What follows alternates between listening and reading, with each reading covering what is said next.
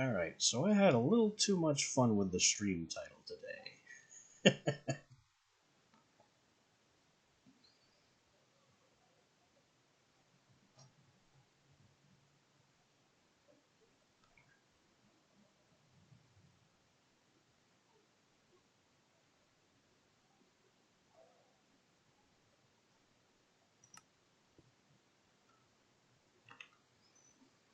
Continuing from yesterday, we've got to have a word with the council,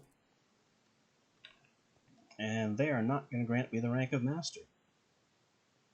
Because I think the capstone is tier 5, and we're advancing to 4. So we've got to do Ritual of the Wizards Council once again.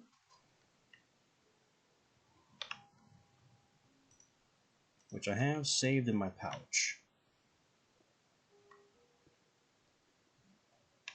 Trouble is, it requires ingredients that I don't have. Oh, we've got the moat, so I won't have to get that. Only emeralds and spellbooks. That's an empty spellbook. That'll do.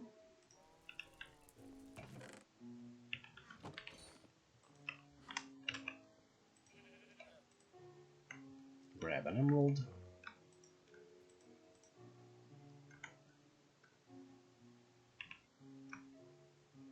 I guess it's more than one emerald. Maybe I should look up how many emeralds I need. Where's my codex?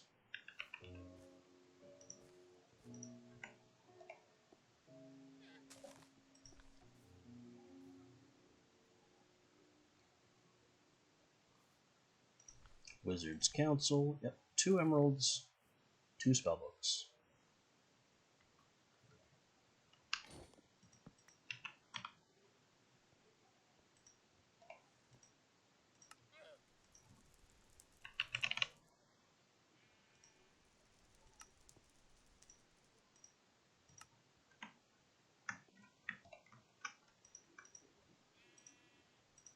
Spellbooks don't stack. And of course we'll need our Mana Weaver's Wand to draw the symbols and finalize the writing. So, let's have a word with our benefactors and actually rank up.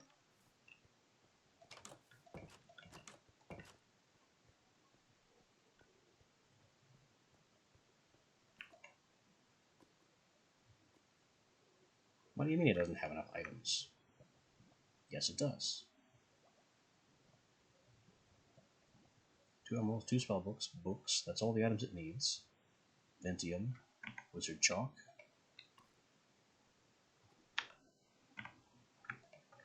You don't get to complain like this.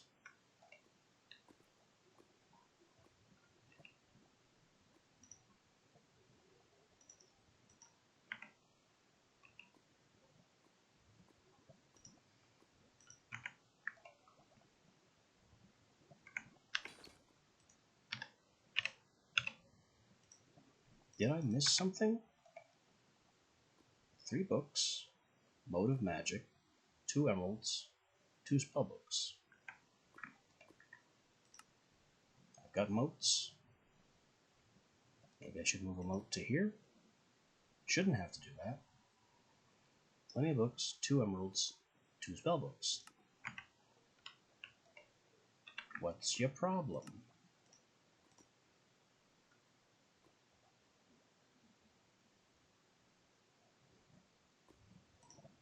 I'm betting it's because the spellbooks don't stack.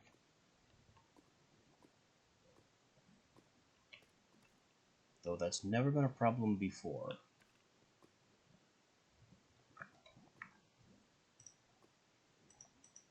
Well, I guess we do it manually. That's why we drew the glyph anyway. That's why we drew this glyph in the first place.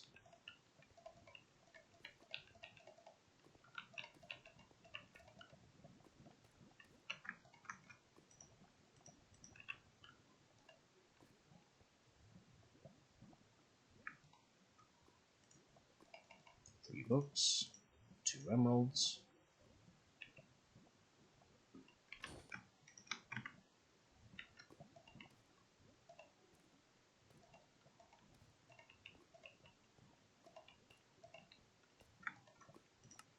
And the moat. There, see? I had everything.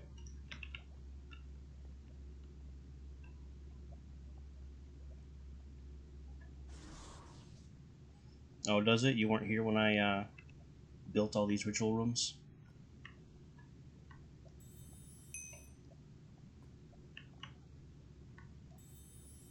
Or do you mean the ritual ingredient set is different? Which is also true.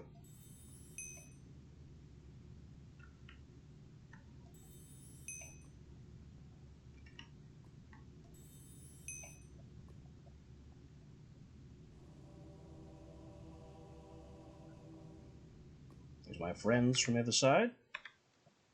We'll step forward and be blessed by the power of Wizard. I see. Well, this is my level up ritual. Every one of the M&A factions has one.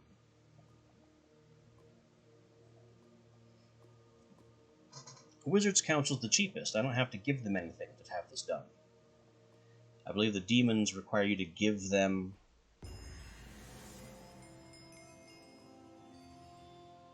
Alright, tier 4.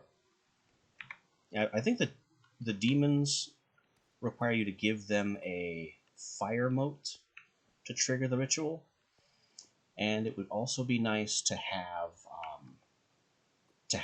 an active fire resistance potion effect. Otherwise, the demon will incinerate you. So, demons are the most expensive faction. Then there's the Fae, which I think require either an earth or an air mote, or possibly both? I don't remember that too well.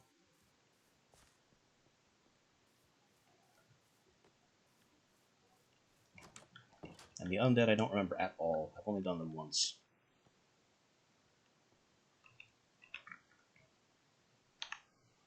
But now, we are a rank 4 wizard. And now we have to worry about those Eldrin Wellsprings. Hooray!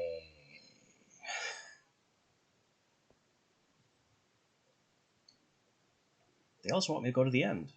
I have to defeat the Ender Dragon, find an Elytra, and collect Dragon's Breath in a bottle.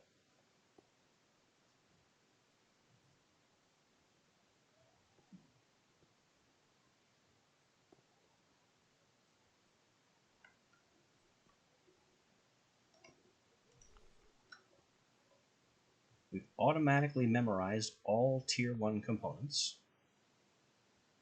as a result of getting level 4. So now I can just make Spectral Workstation spells, I guess. Or conjure water. Place block is actually going to be nice to have, come to think of it.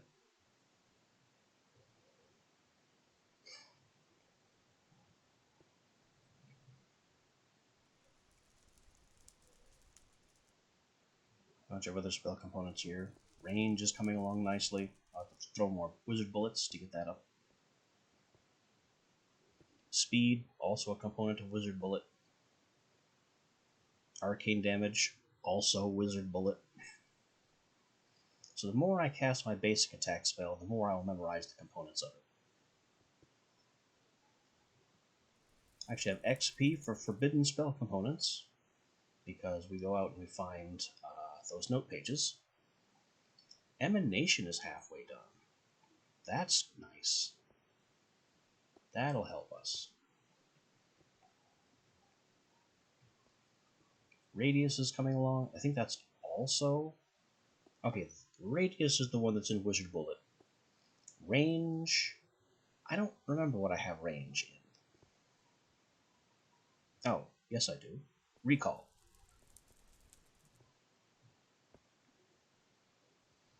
Now we have access to Tier 4, where we get Amplify Magic, the Bolt shape.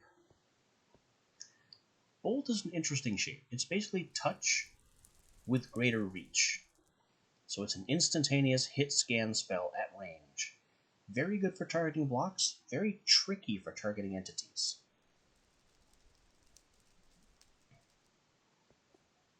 Dampen Magic, which is unique to the Council, and probably won't be much use to us because it's more of a PvP spell.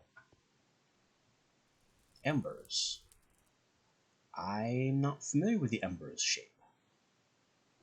And finally we get Entangle. I'm going to want to make an Entangle spell as soon as possible. And make it rote. That way we can make a combat spell that, for example, is a persistent area effect that also entangles. So opponents are stranded in the damaging zone.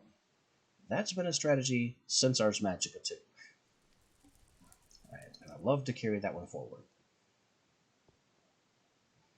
We also get access to Real Magnitude, which helps out Lightning.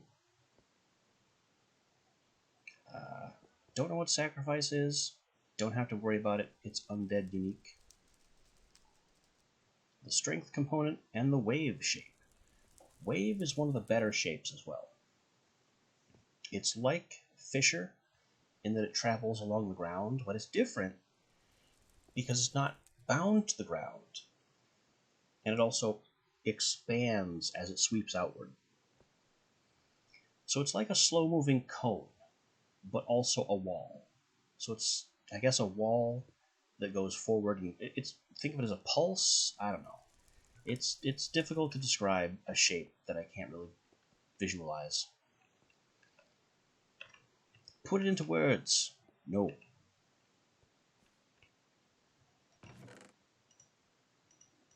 Got my tools back.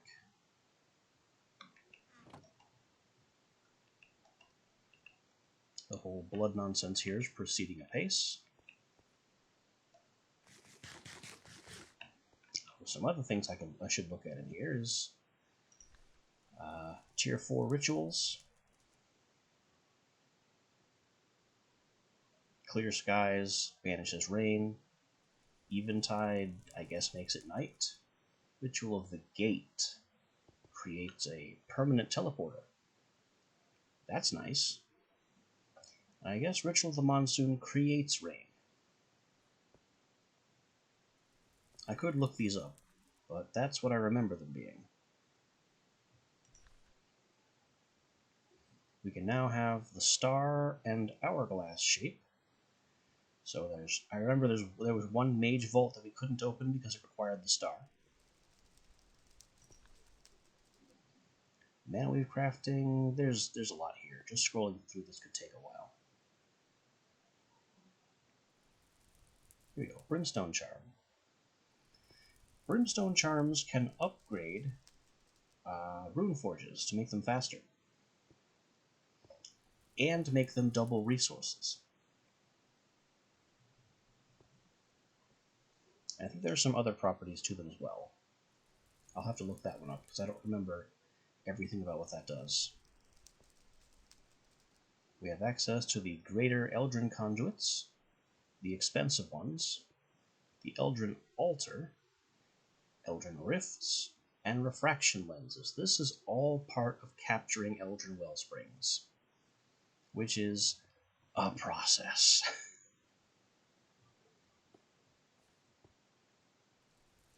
Wellspring Sight Unguent, which is what you use to be able to see the wellsprings. But we don't really care, because we are the council, so we could make a better one a tier ago. There just wasn't much point in doing so.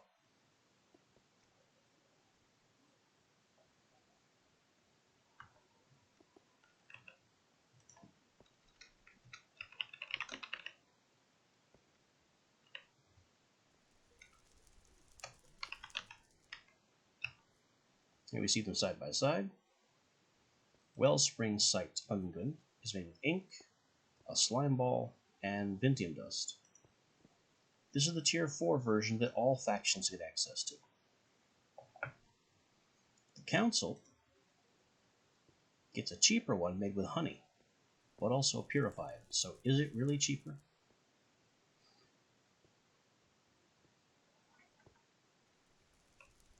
I believe it is actually more powerful somehow, though.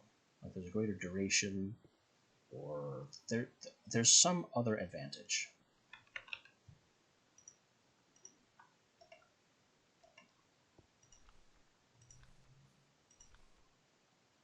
Should be in Finding Wellsprings.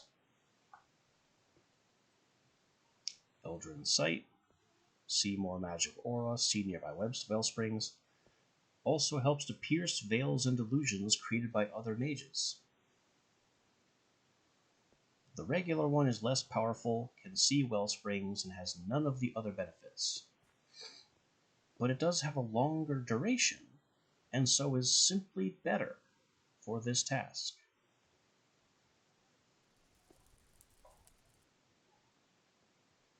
And then there's the Dowsing Rod. If you are not Council and can't use the Eldrin Flight spell, Dowsing Rod is how you find wellsprings.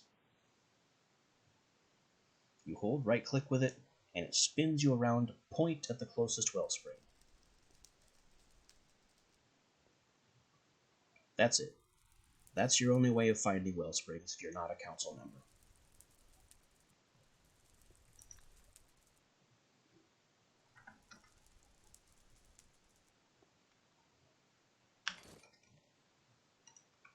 But I guess, since the Tier 4 Ungent is better for the specific task of finding wellsprings, I should probably use that one.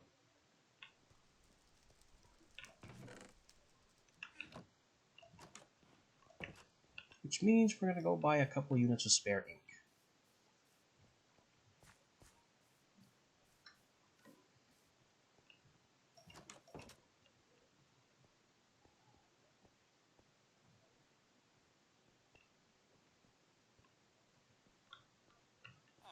This guy. This guy's got the ink.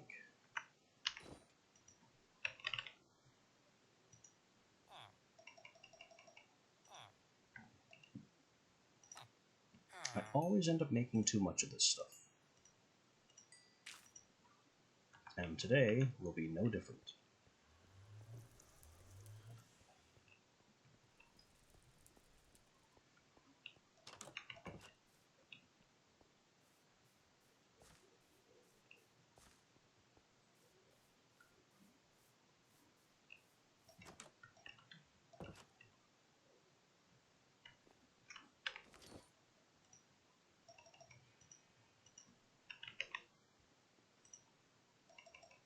We're going to need to go into the swamp again and get some more slime.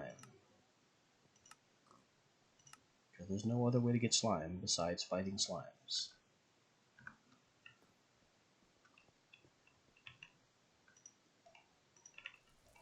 Dust, slime ball, ink. Now we go circle, up slash, down slash. With this.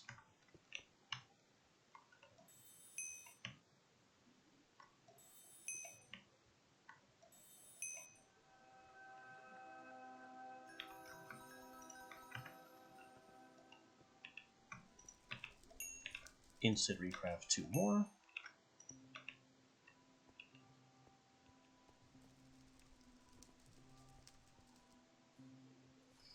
And I'm gonna need a marker block.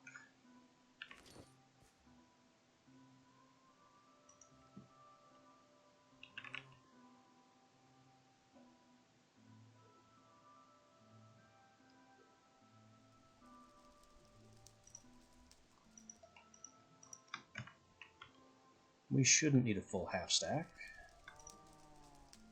I'm sure full half stack is a fantastic choice of phrasing. It's an entire half. A whole part, a whole part. A complete maybe.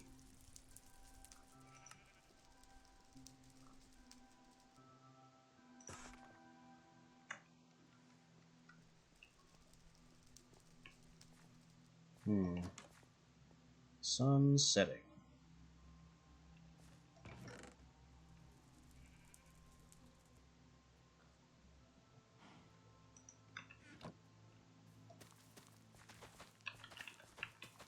I guess we'll tend the farm, have a map, and then begin flying around.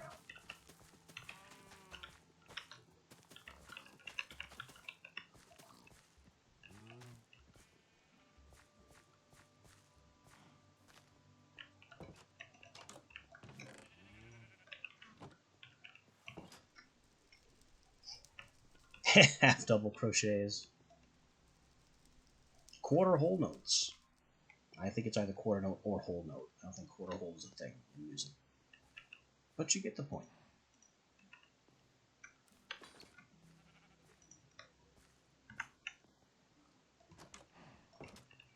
Okay. The way I capture Eldrin points is a two-step process. First, identify them, then after, capture them. So we'll be flying... Where'd the particles go? I had particles. Whee!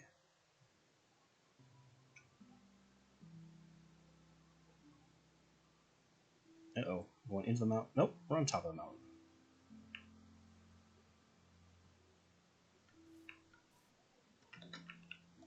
So we're back here again with the mystery of why are we here?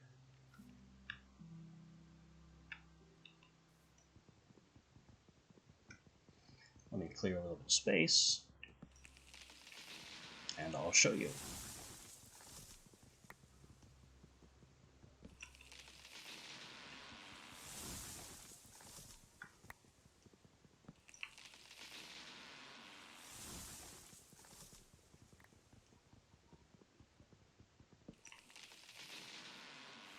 Because the Eldrin flight spell does not lie. It has taken us to one of the Eldrin well springs that we need to capture. We just can't see it.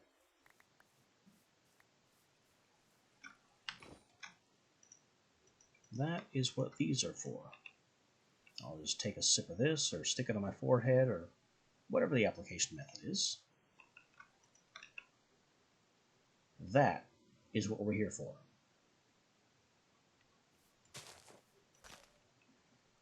Because it's brown and covered in leaves, this would be an earth wellspring. So I'll just put the block right there so I know exactly where it is. And that's all I'll need to know when I come back to capture it later.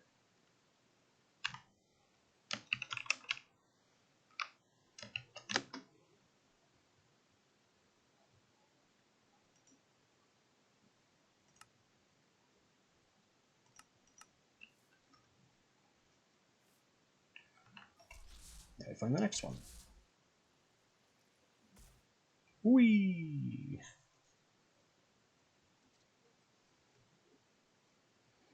Now imagine doing this manually. Having to use the dowsing rod to walk and find these the normal way. Ooh, this is a good one.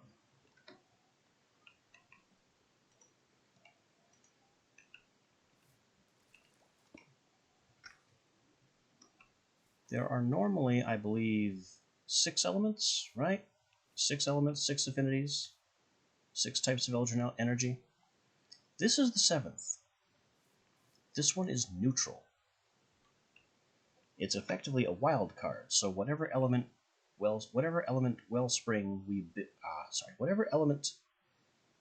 site or structure we build on top of this to capture it, it will tune the energy to that type.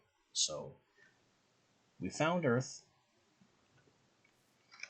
Now we found one of whatever we need.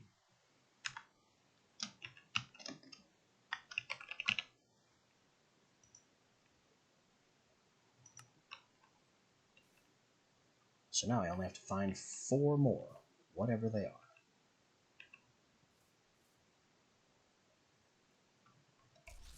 Let's go this way.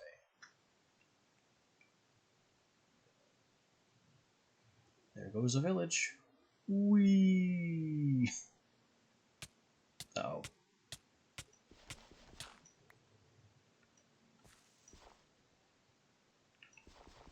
That's not supposed to happen. But I suppose it does sometimes. This is another Earth.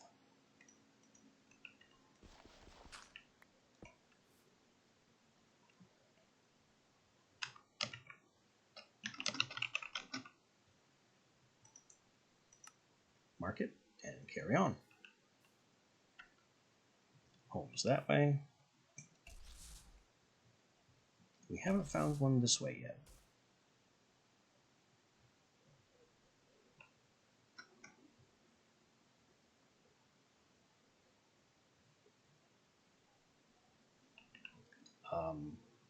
A third Earth.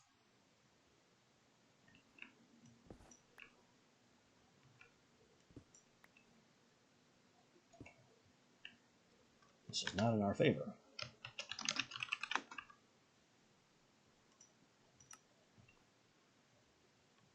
I would like to find some other elements.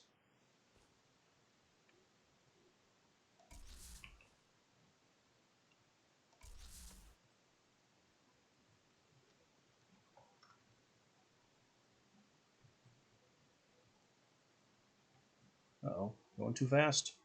Too fast for map res. What the heck is this? Ow.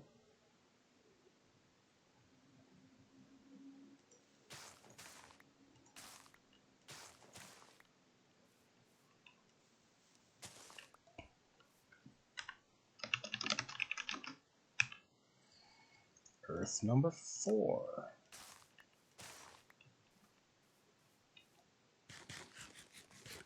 I guess I'll take this little find as kind of consolation prize.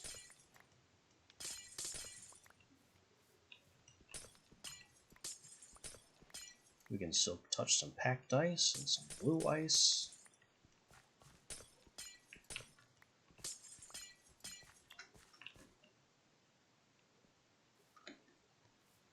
Murder a dog for his teeth.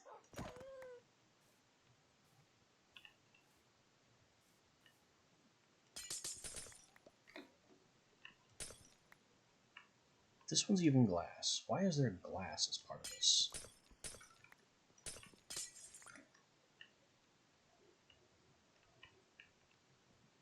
I get it's for the artistry, but it kind of throws off the theme.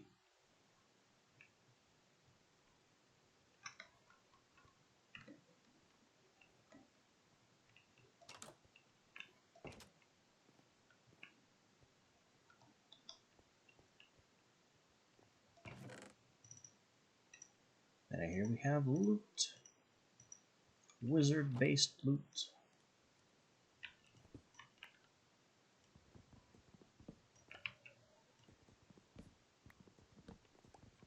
Which is going to include more books.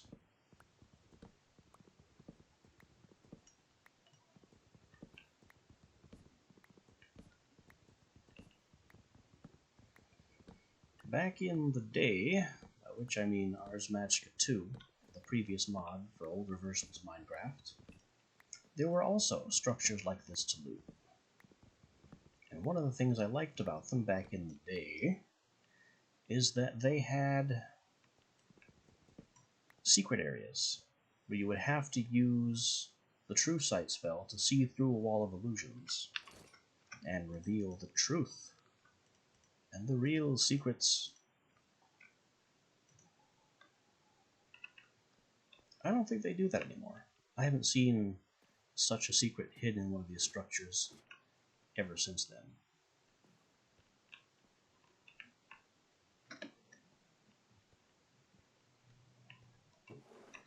Empty barrel, 2 more bookshelves. And that's a nice amount of dust. Also a potion 2. A couple of potion 2s. Those can go in my belt.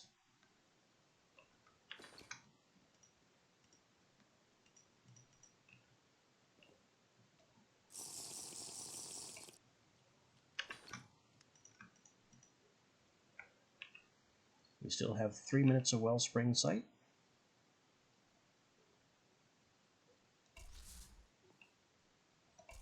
So let's strike off in a direction we haven't yet been.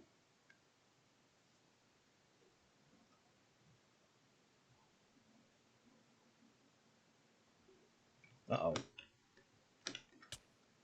The flight ended very early and decided I need to just drop.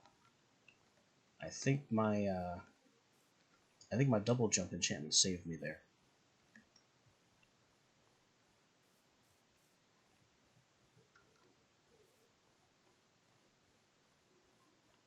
This looks like another neutral one. Also, pretty nice stuff here.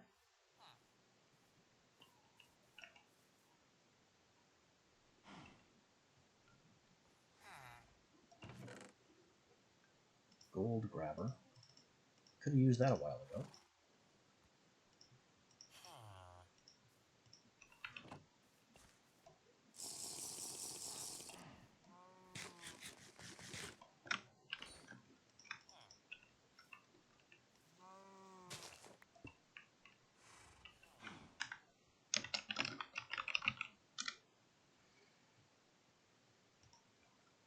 I won't bother numbering the neutral ones. It's not really important to know that it's 1 or 2 or 3, because neutrals can be whatever you need them to be.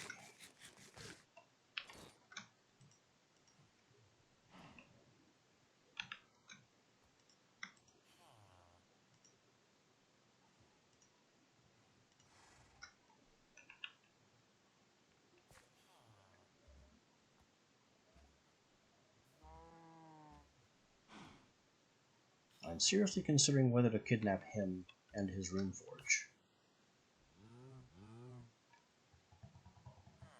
Because he might have different... he might sell different things from the one that we have.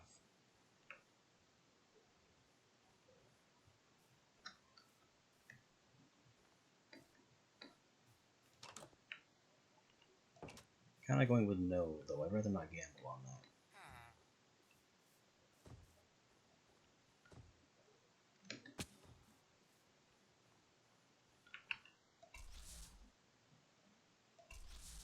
Let's check this way. I guess broom at the ready in case it drops me off a cliff again. Whoa! Calm down.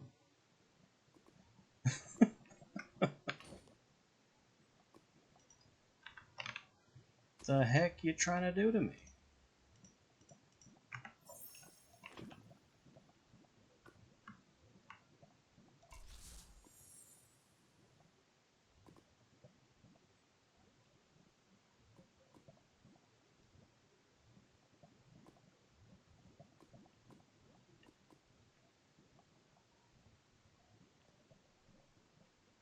And my sight just expired.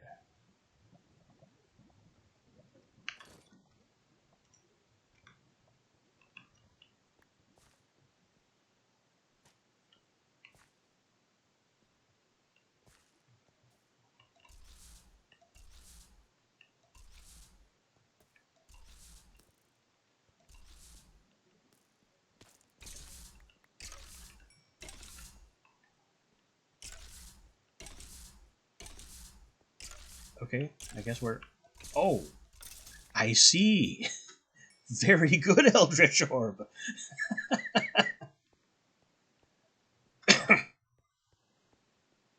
My little wizard turret was just blasting nothing. Because there was a black assassin skeleton just sitting there invisibly. It saved our life. Those can one-shot.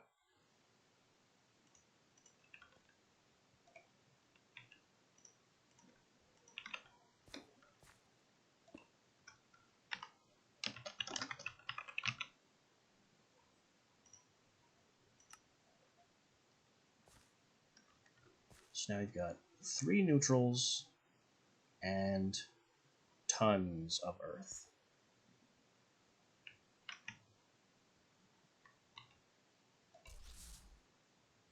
I guess we'll check one more and then get back home because it's dark and dangerous. Oh, this isn't neutral.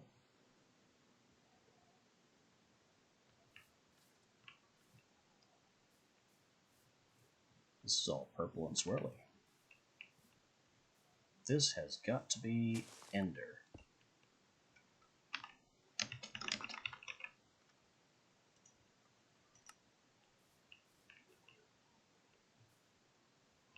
So I think that's technically all the ones that we need. We have 2 known elements, and no, 3 neutrals, not 2.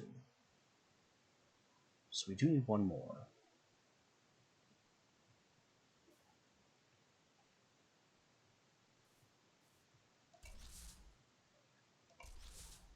And away!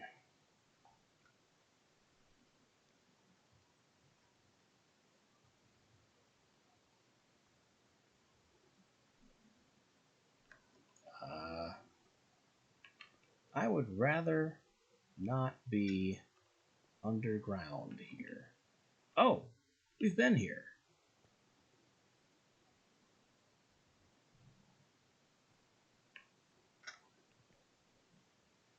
This is the messed up pocket that we got dumped into.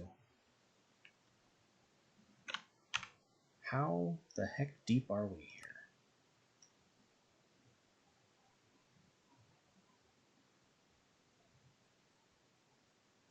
I don't know. We have no knowledge of the surface from here.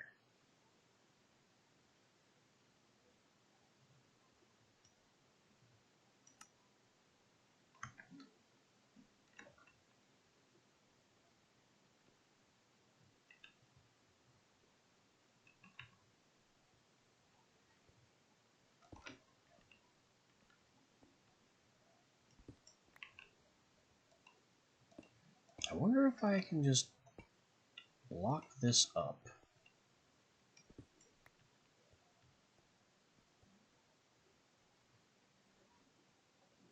And then go up to the surface.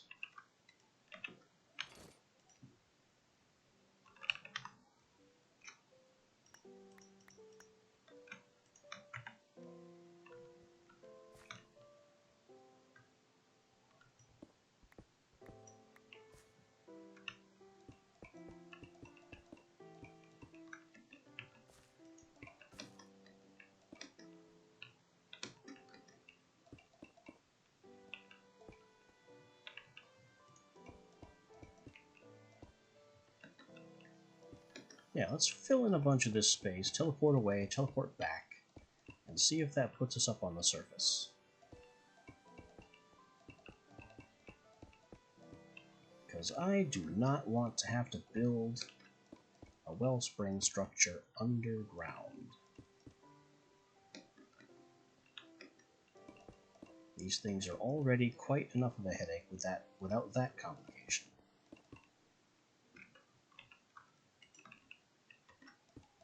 On the plus side, this one's fire, which we didn't have yet.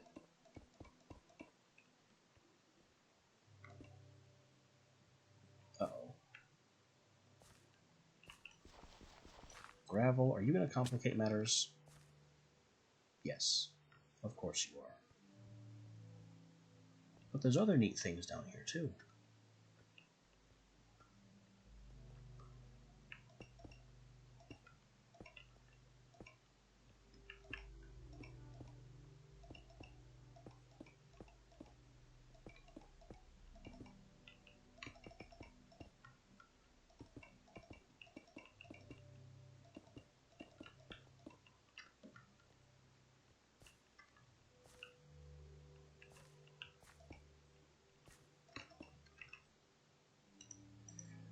We need more stone.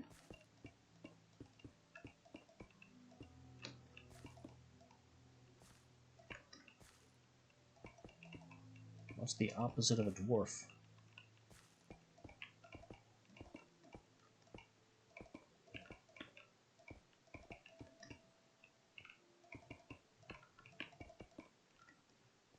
Whoops.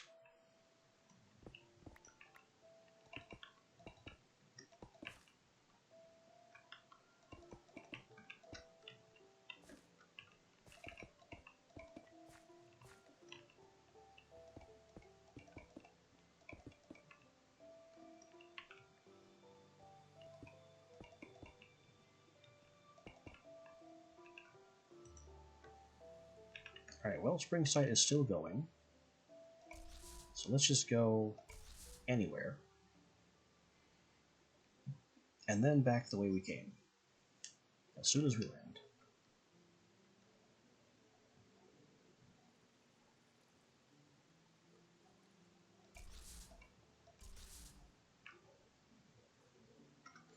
And hopefully this won't put us underground again. Bingo, we fixed it.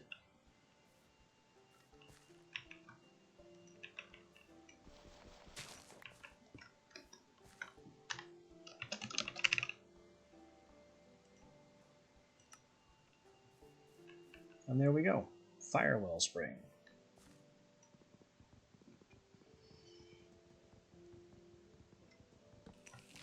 I told you I always make too much of this stuff.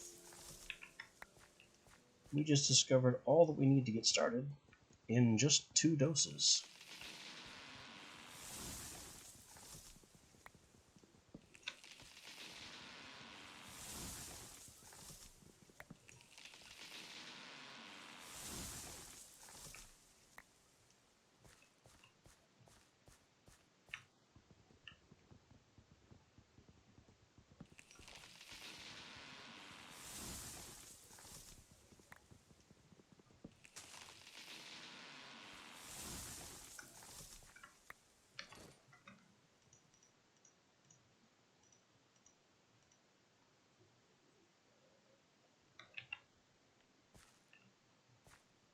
The next step is to build structures to capture all of these points. At least 6 such structures.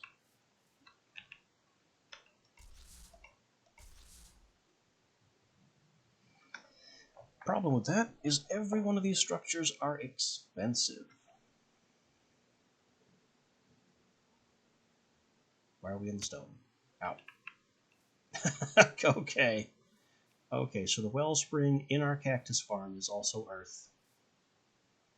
Good. I don't have to care. We have quite enough of those. But it also means that I can use Eldrin Flight to come home from greater distances than teleport normally allows. And speaking of teleport, maybe I have a high enough complexity cap to increase its range now.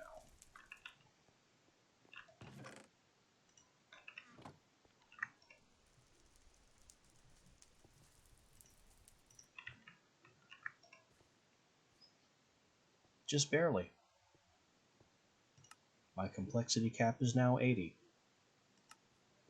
That almost doubles its mana cost. But now my recall spell has a range of 1,000 blocks as opposed to only 500.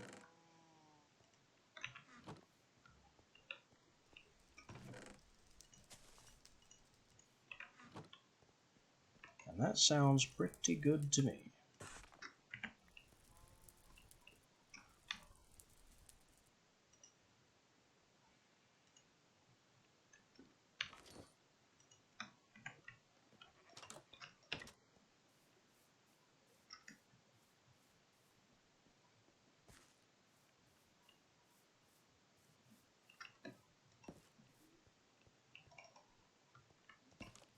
Alright, put away our fleshy resources, ignore him. And I am actually going to need to take a slight pause here. But when I come back, we'll start making the capture structures for those well springs. I'll see you soon.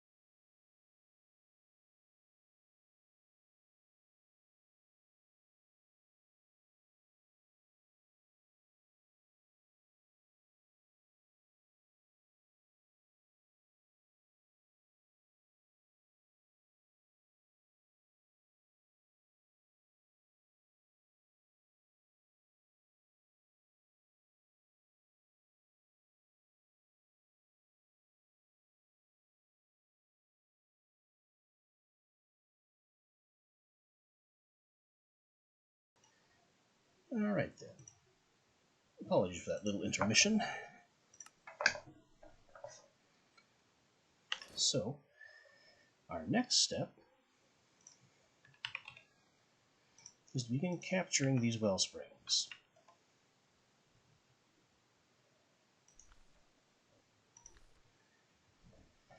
That involves building, let's see, wellspring prisms, which are made from all of these resources. These blocks aren't all that bad. It's just mage stone infused with chimerite, metal chain, pretty vanilla. The expensive part is these wellspring pillars and also the refraction lenses. Because the lenses are made with purified Vintium, specific stained glasses, and a mote of each element.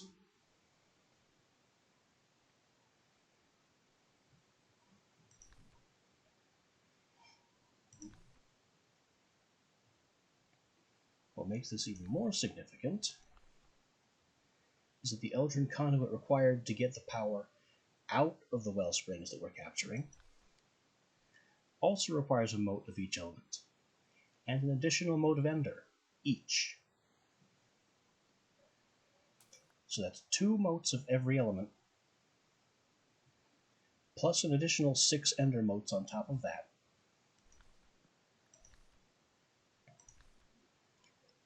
Plus, I believe a bunch of these Eldrin Rifts, so a whole bunch of Ender Pearls, and Wellspring Pillars. Yep, an Eldrin Rift per pillar, 4 pillars per structure, and each pillar requires 4 ritual rune metal, which is why I had our friend make a whole bunch of these.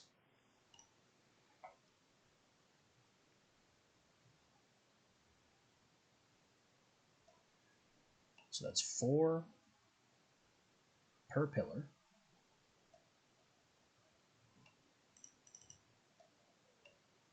Two, 3, 4. That's per structure.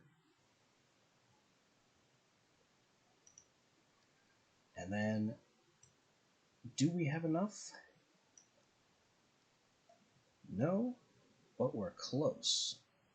4, 8, 12 more. And that's enough.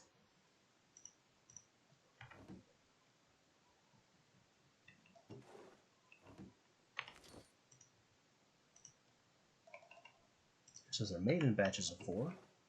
I only need 3 more Vintium. So we can put this guy's runic patterns back, give him 3 bars, put him to work, and he'll have that part ready for us soon. That's why I made him, to take care of those ritual runes in bulk.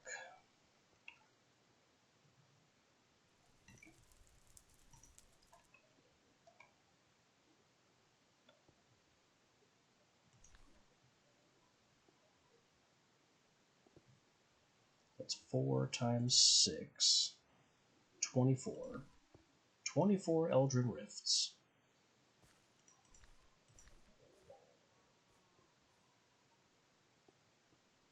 What a mess. And then the 6 specific lenses, and that doesn't even get into all of this stuff. But once we have the pillars and the lenses, everything else should fall into place.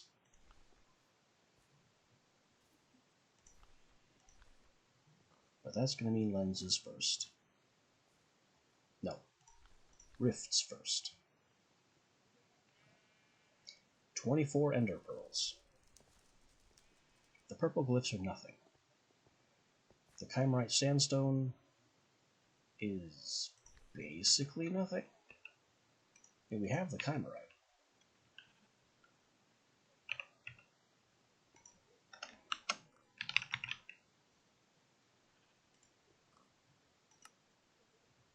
Yeah, Chimerite Sandstone is Arcane Sandstone infused with Chimerite. 1 gets us 8. So that's hardly anything, and it's a major decoration block during this phase of the mod.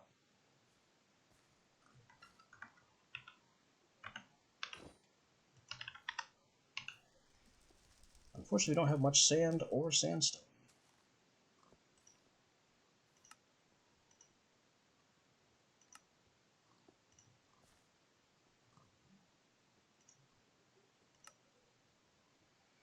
We can grind gravel into sandstone, or gravel into sand, and get gravel out of most types of stone. So it's time to make a grinding golem.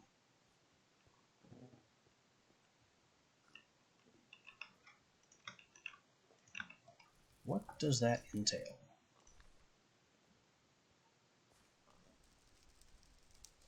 Command crush. Uses a grindstone, looks up the crushing recipe, uses the item in hand. If found, he will crush everything in hand. The output will be placed in hand, with the remaining being, and it uses a hammer arm.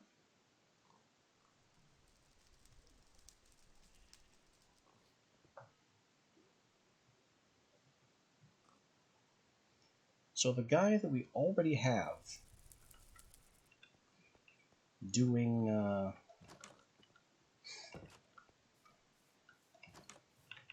our buddy here that's already doing forging, who I think is already done.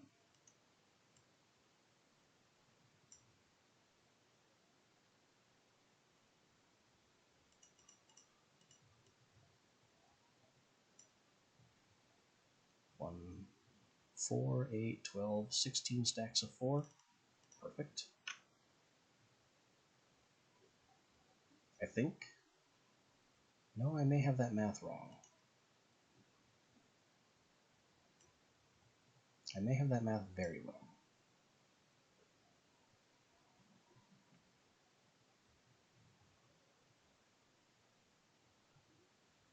Four per pillar. 4 pillars per structure. This is only 4 structures.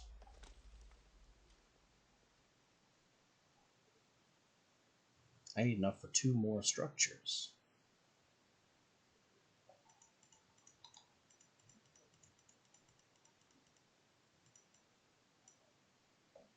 Which is going to be another 8 Vintium bars worth.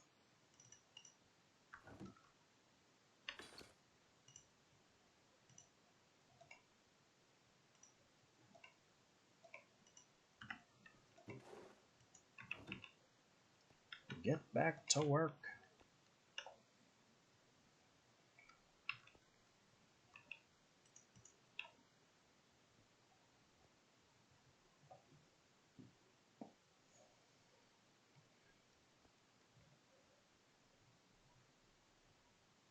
I guess I could modify his program and give him a grindstone and have him also do crushing.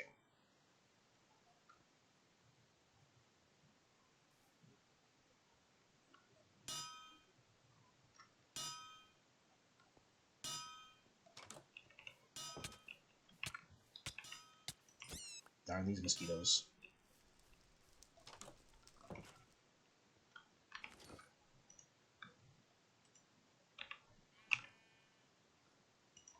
I don't already have a grindstone.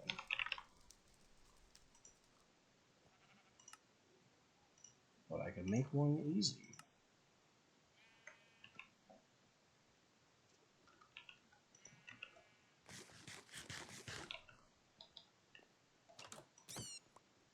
Second mosquito.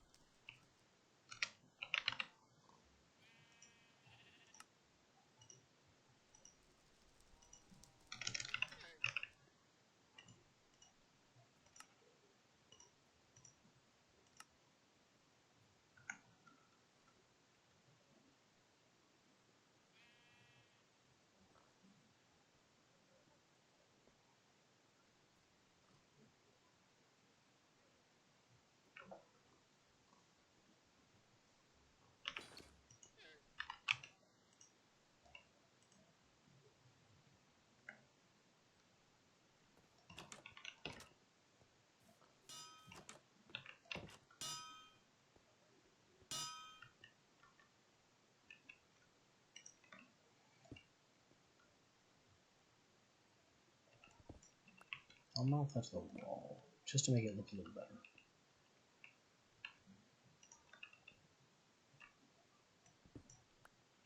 Put a barrel in the floor.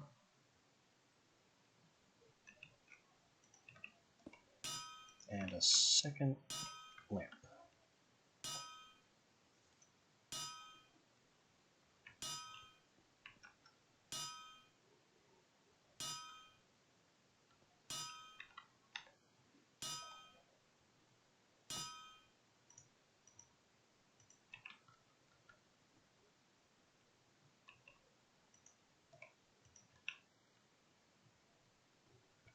Good marking runes for the barrel.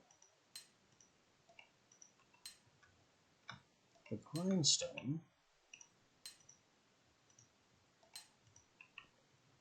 This lamp.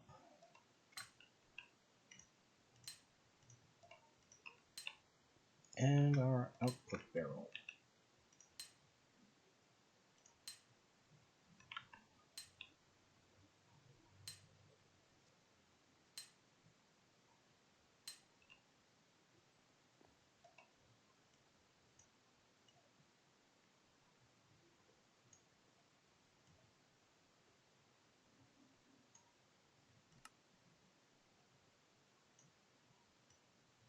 So we're going to have a whole second branching task here.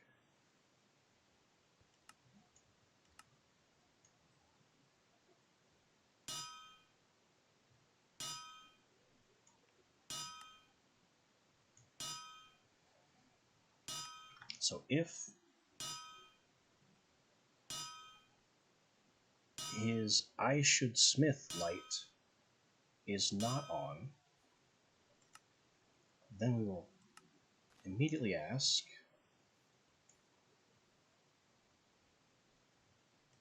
is the crusher light on?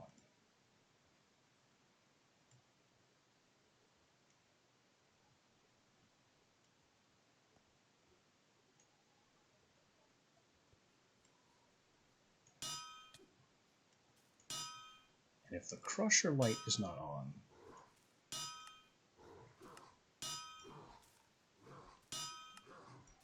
then we go into idle state.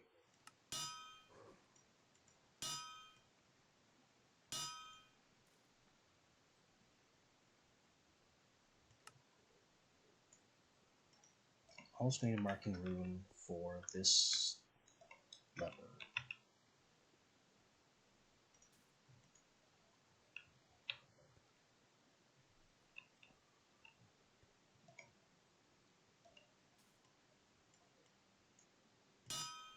If the crusher lamp is on,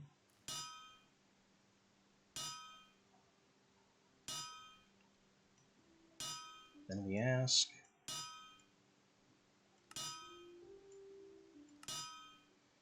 is the crusher input barrel empty?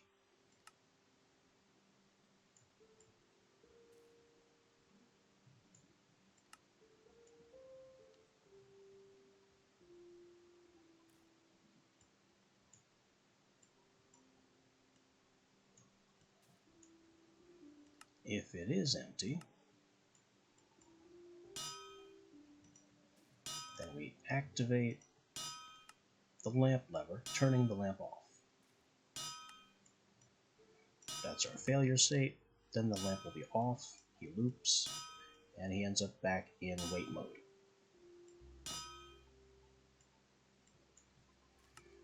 But if the crusher input barrel is not empty,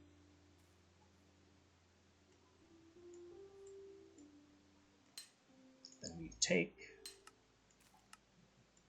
from the crusher input barrel whatever you got.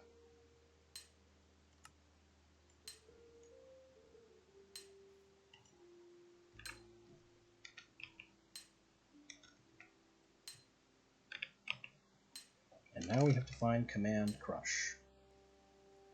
There it is. Why wouldn't that show up in search?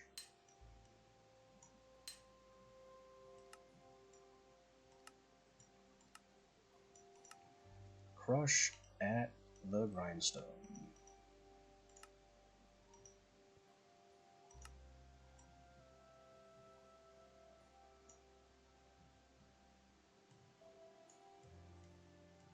and then place the results of that crushing in the output barrel.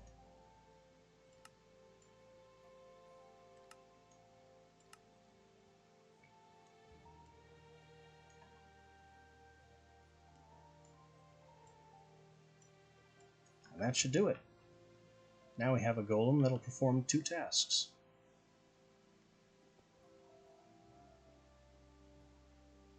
So now I kind of want to move this lever for parity.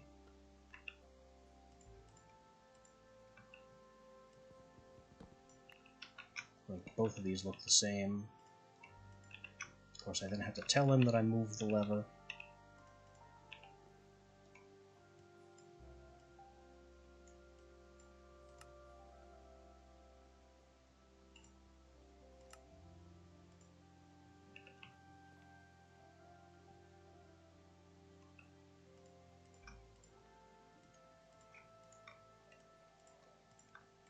Destroy all the marking runes. That should be enough ritual metal runes. Hopefully. Hopefully we're finally done with these for a little while.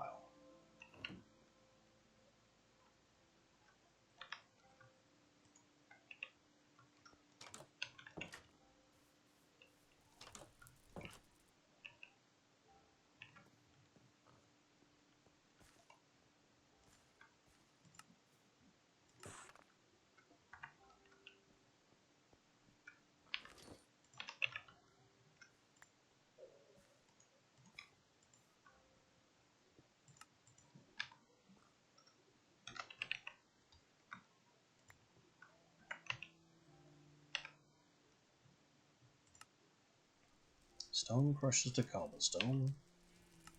Cobblestone crushes to gravel.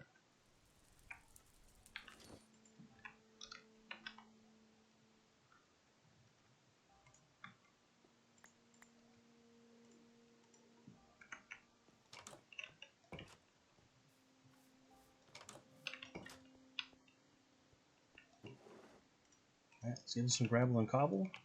Put them to work.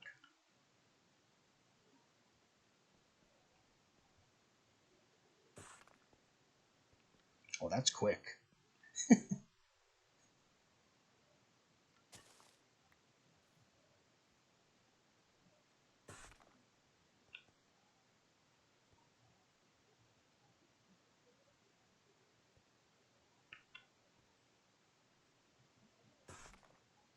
don't know why he's wandering around like that. The program should be fairly straightforward.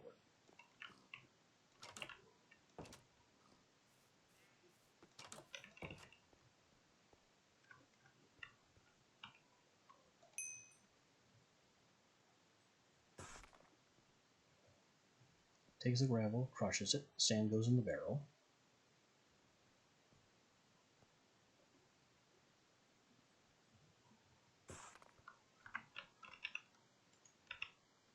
What have I done?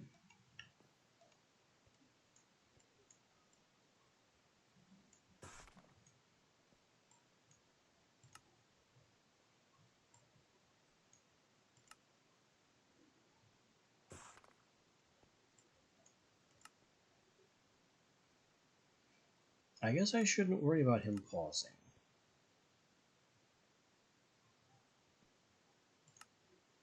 Because everything is going according to plan.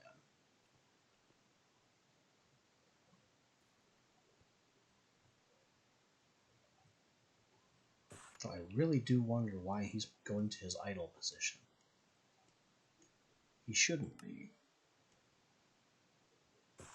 He should only be hitting this move instruction if his crusher lamp is off. 10, 7, 3, 19. 7, 7, 3, 19, yeah.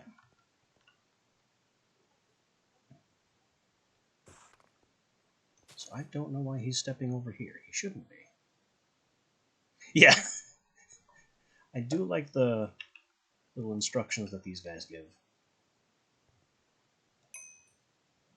I can actually pin this too, so I can like keep track of what he's doing over there on the left side of my screen. I don't know how useful that is. But we can now have his diagnostics anywhere and watch him progress through the program.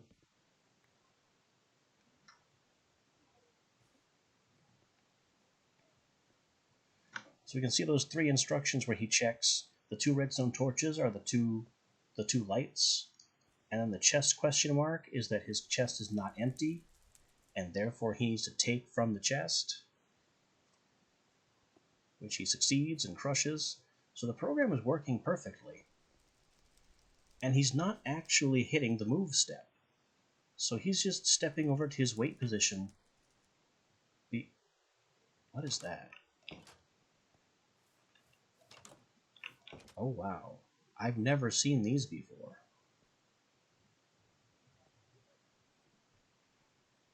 So you've got the green highlight on... That little green square is like, oh yeah, this is the lamp I'm checking to make sure it's on. This is the lamp I'm checking to make sure it's off, so there's the red square there. He's examining the barrel to make sure it's not empty. Crushing there. I love these little square markers. I've never seen these before. We have an honest-to-God debug mode for Golem programming.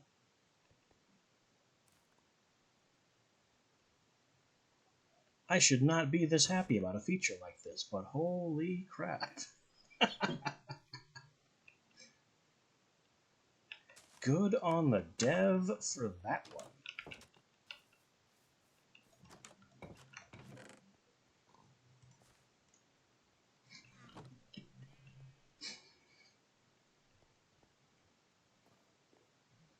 Okay, so he's making us sand. While he's making sand, I'm going to make sandstone. Sandstone continues to have an awful conversion rate.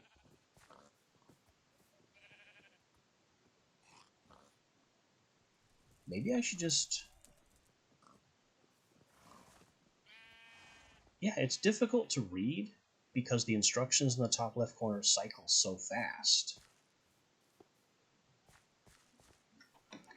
But the little squares at the locations that he's checking, those are incredible.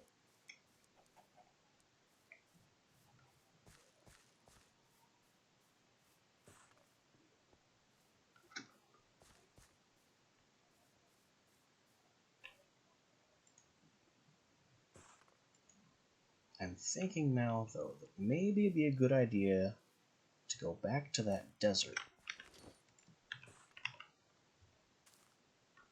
and see if we can harvest some sandstone directly.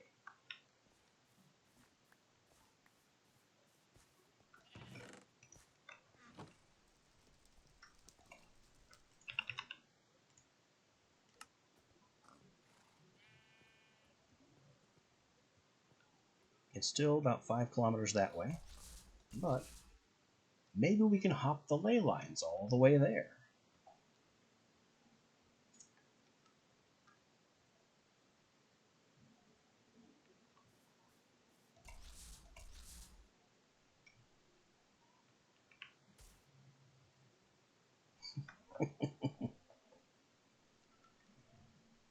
Who needs flight when the world has a ley line network that we can just jump all over?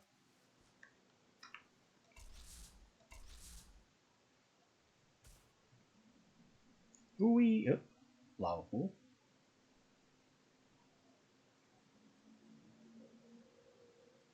Uh-oh. Ow. And that's why this is not the greatest of travel spells.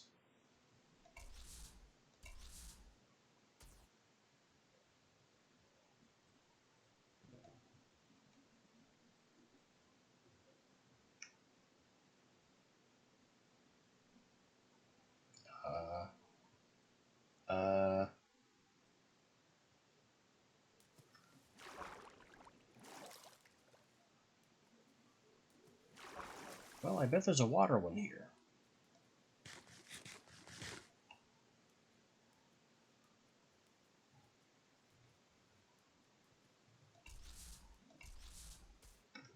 I'll worry about that later.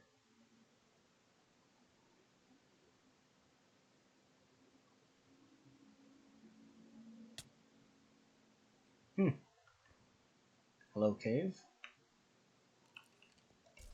Don't really care that we're in a cave. I'm still flying. I would like to fly before he gets here,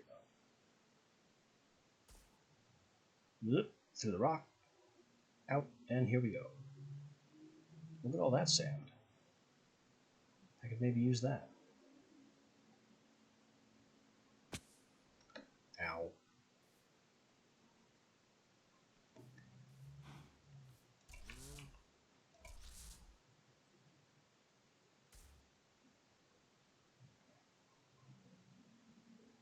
So yeah, not the greatest travel spell, but functional.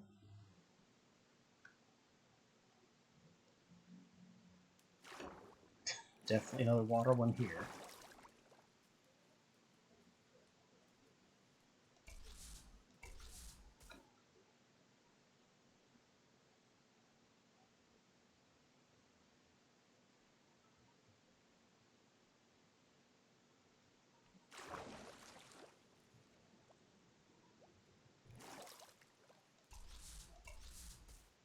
Will it stop plunking me in the ocean?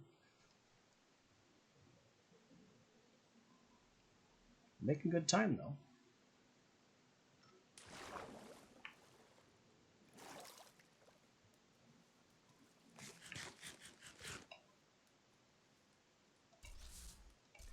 And there's another one right in the direction we need to go. There's the desert.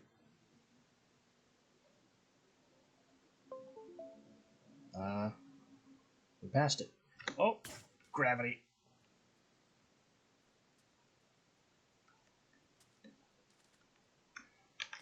And that was our bone feather charm snapping.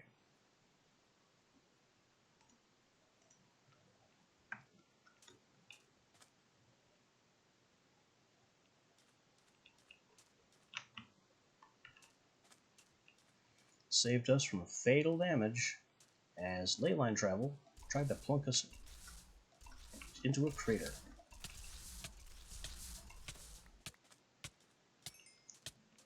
Damn, they poison hard.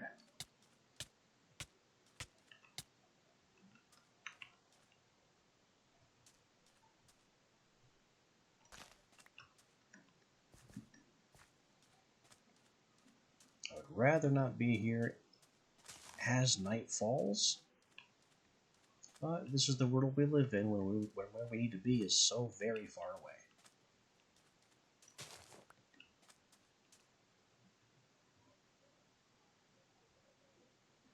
I'm also wondering what those lights in the water are, because that doesn't look like the kind of ocean that has coral and sea pickles in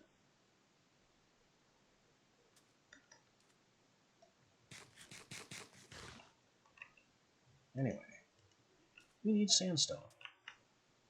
What does Ore Seeker say about sandstone? It's all under the stand layer. Just what I needed to know. Let's take that off because that's ridiculously distracting.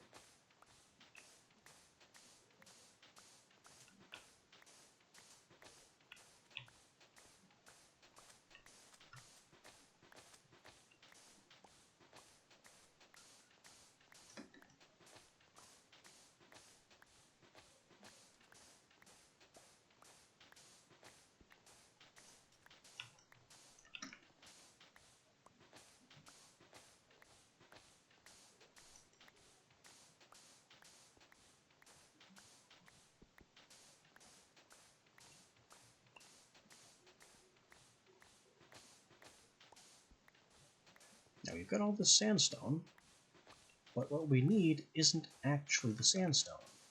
And this sandstone is already conveniently placed in the world. So that actually saves us a step. What we need to do is to cast our little transmute cone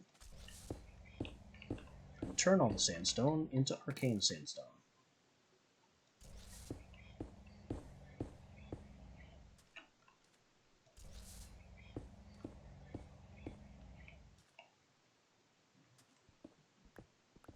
This stuff is what it's all about.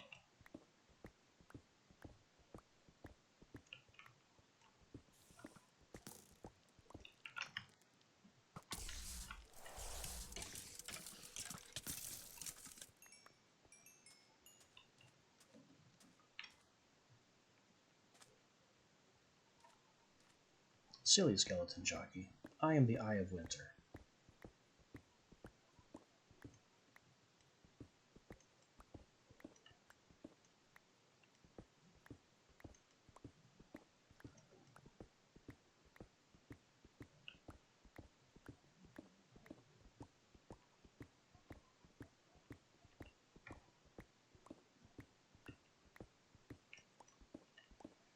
Now the amount of this arcane sandstone that we need for all the tasks and the building needs to be done is pretty vast.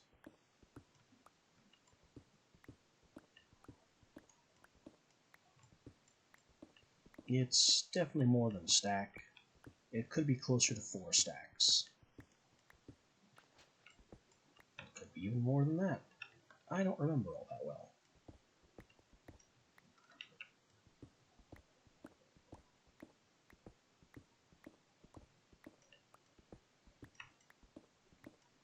And the math to figure it out is more effort than I want to go to right now. With or without a calculator.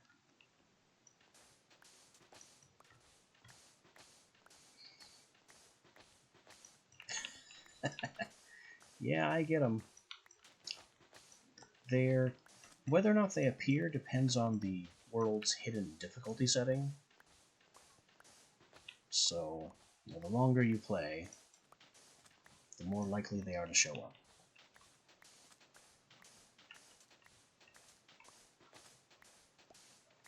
Well, the longer you play and the more likely you stay in a specific area. And I've been to this region a lot.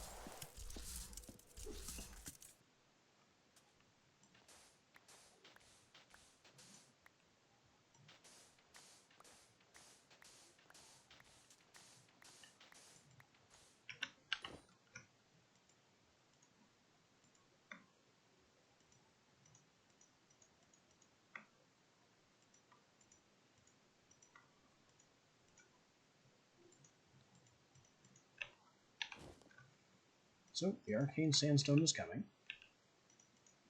That's the important thing here.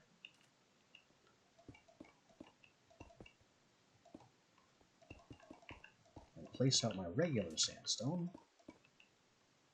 so I can convert that too.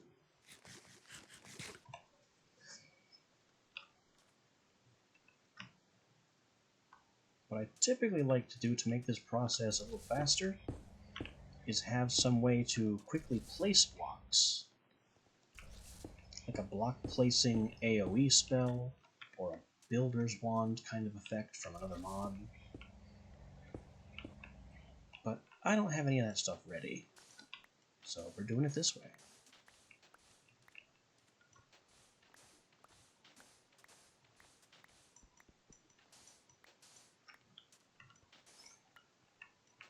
You go to task with the tools you have, not necessarily the tools you wished you had.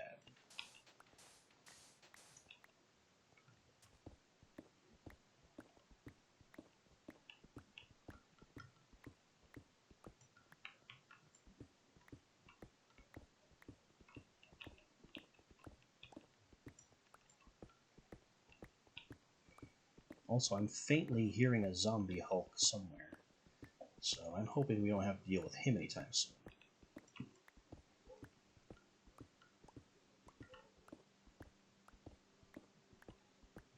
Because I'm busy shoving magic into the sandstone.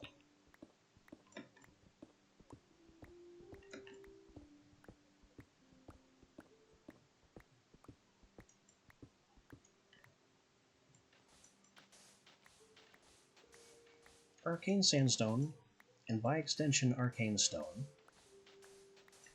adheres to one of the great rules of Minecraft that I follow, in that there are only 2 quantities that make any difference when talking about resources. Not enough, and I'll never have to think about this again. There is no in-between.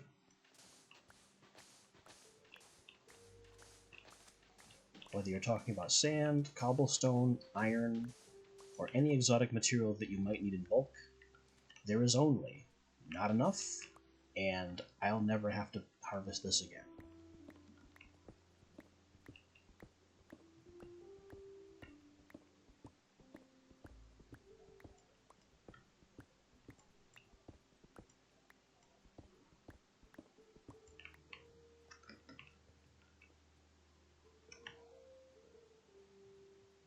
kind of like to do the sand trick here, or the torch trick here, but it doesn't work with the light spell. I need an actual torch.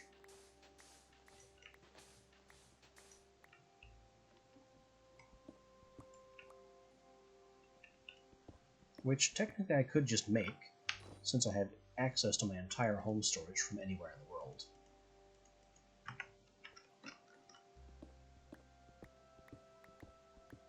But I don't wanna.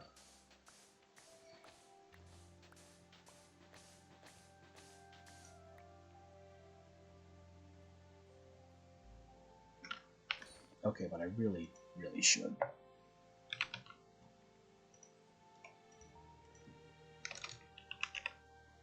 I don't even need to do that. I have torches in the system.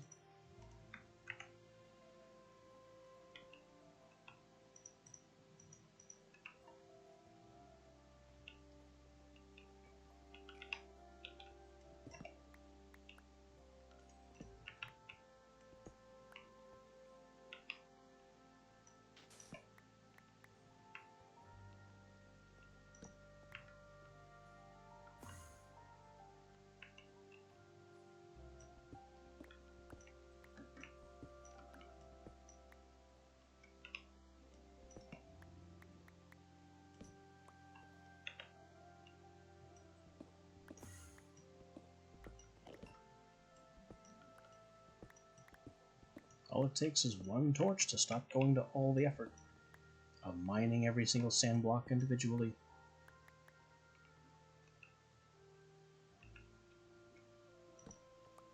Should have done it a long time ago.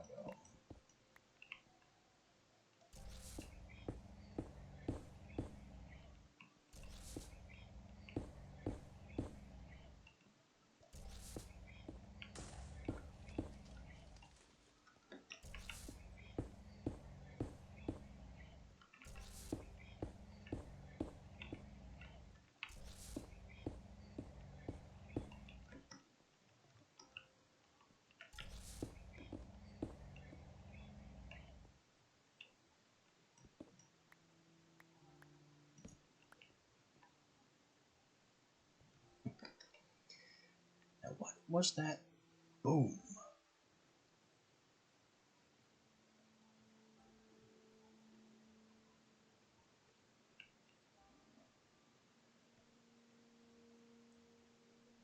I keep hearing random explosions, always off in the distance.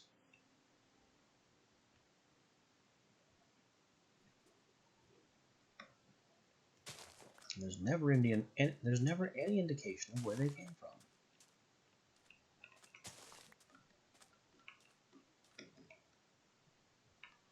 Maybe it was a creeper doing creeper things. Maybe it was a freaking meteor, which do exist, and I need them. They're just not happening, apparently. But I can open this.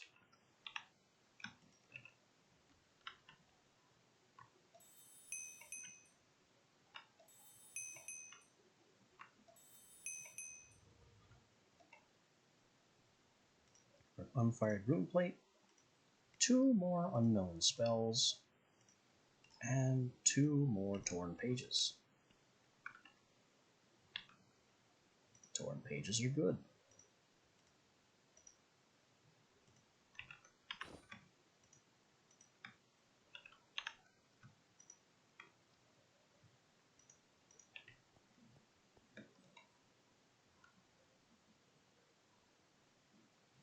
I wonder if my golem buddy is still working. Probably not, because I left him so far away.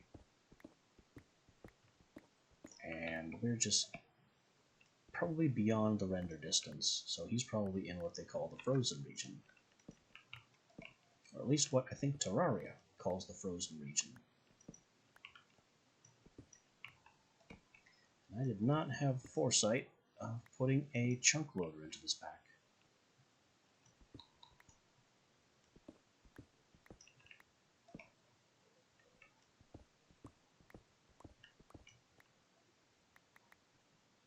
Then again, we can access home storage from here just fine. So there must be some chunk loading in effect, somehow. Unless it follows some kind of Ender chest rules. But now we're just speculating about the nuances of code that I have no basis for.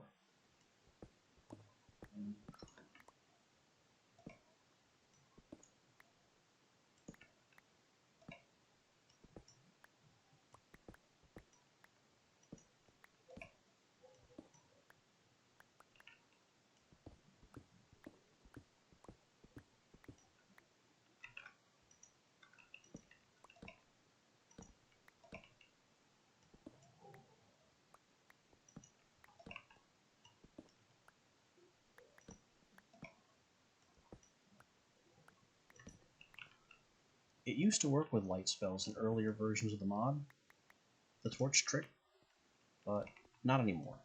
Sand squashes light spells in the current version.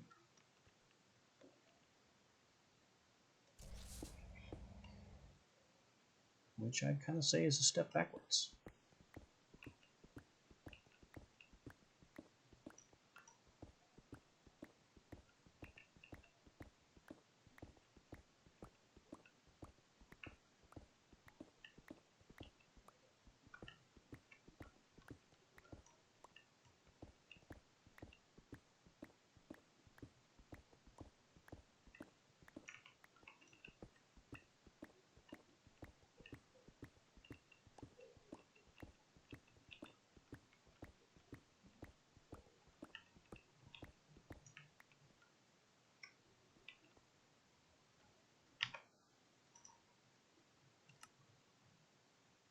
I suppose I could just do this with regular sandstone and a mana weaving altar, which might arguably take less time, but I'd still need the base sandstone to do it, so maybe not that much of a time save. I can definitely do that with the stone, though, which we will also need to do.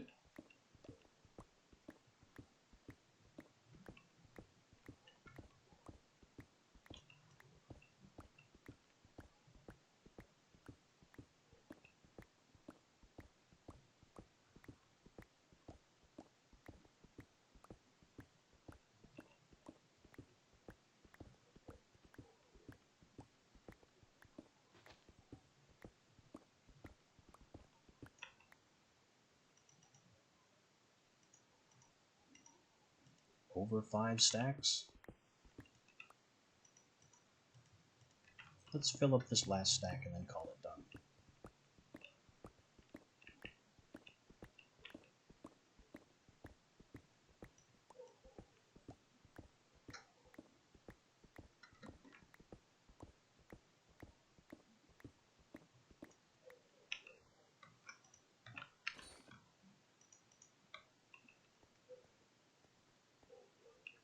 Now, what are these spells we found? That's a nice looking staff. Is this what it looks like when you put amethyst on a staff? Ball fossilize.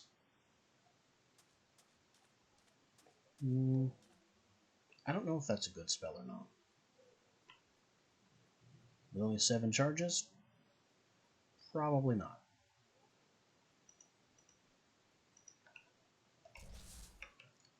Fisher's Spectral Web again. We already have this one, though this one has fewer charges for some reason, and is much shorter range, and much smaller. So we have a significantly cheaper version of the same spell. Fisher is still a fun looking shape. Just runs along the ground.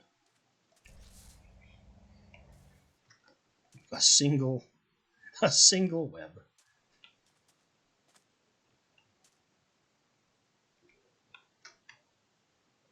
What happens if I shear it? It is not nearly as vulnerable to shears as the tooltip suggests.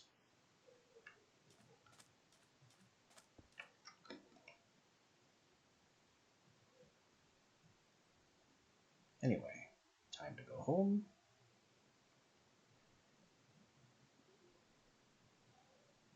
We are still way too far for the recall spell to be useful, but we'll be able to recall home sooner than before. I've definitely looted that ship multiple times.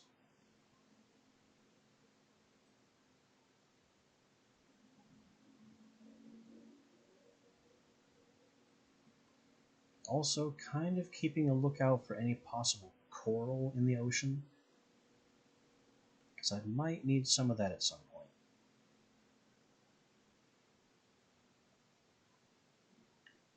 What's this? Just sand. It was an odd formation of sand, so I thought it might be a structure. Turns out, not the case.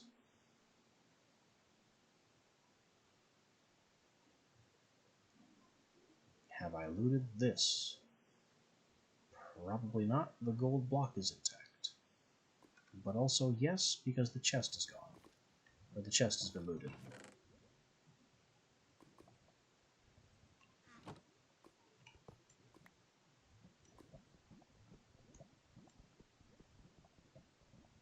Yeah, I'm not doing that. Break ring.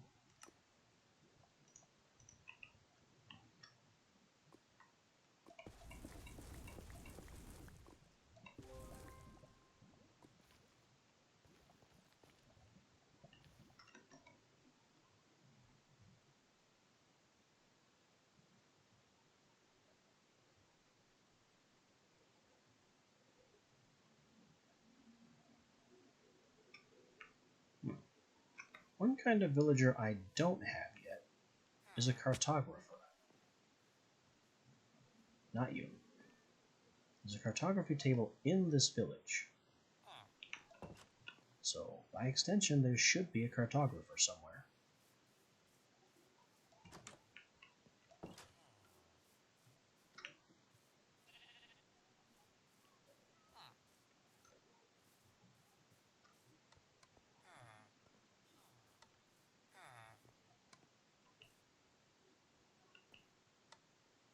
We just have some unemployed and a nitwit.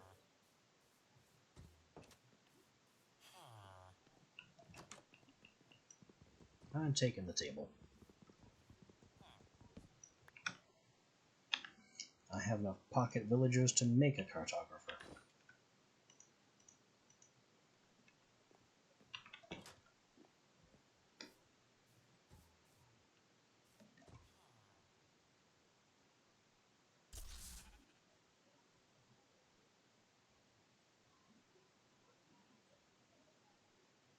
What's glowing over here?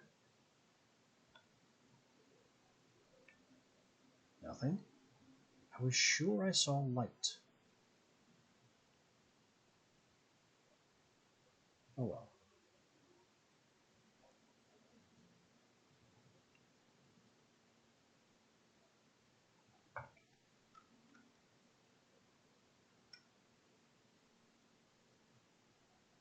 Oh yeah, this raid is still going on.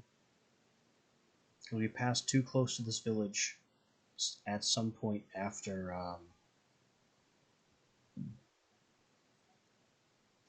no, it was at some point after dealing with some pillagers. Maybe I should do something about this raid.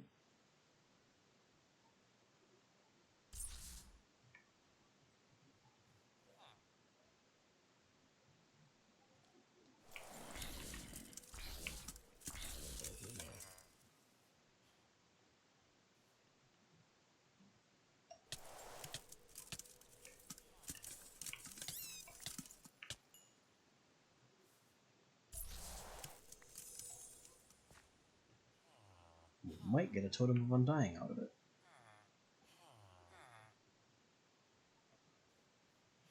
But first we'll have to find the missing raider.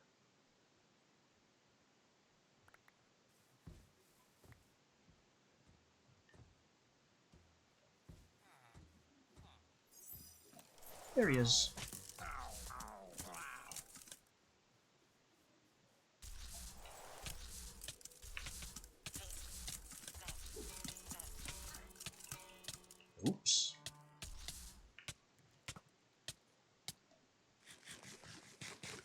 villager got a little bit too close to my Eye of Winter spell.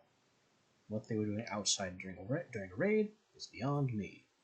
But that means the Iron Golem is no longer our friend.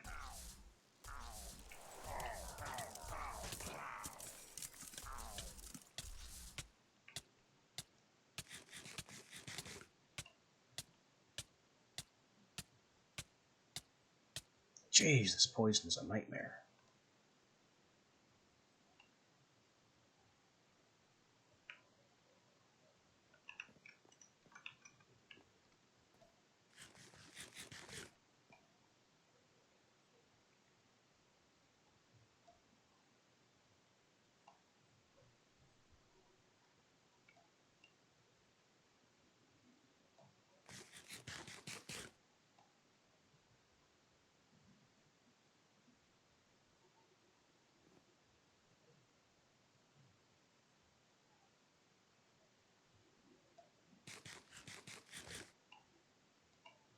Alright, back into the fray.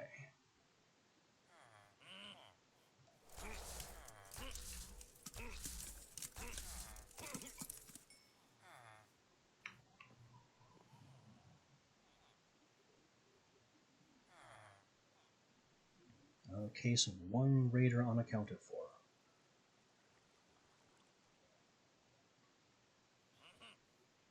There he is.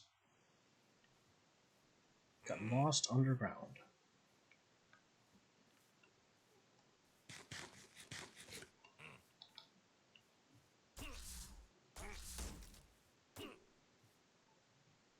Get him, Spellbreaker.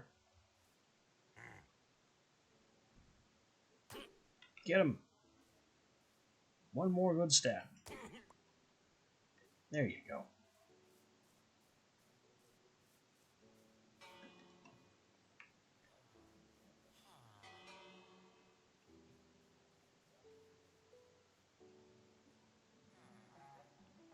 Next wave, they have a Ravager.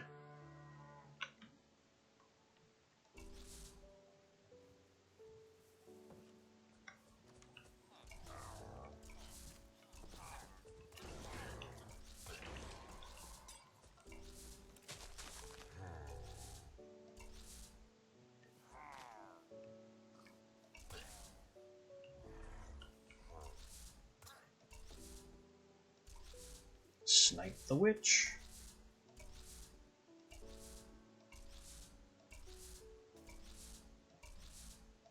I think the witch is healing too fast for me to kill him this way.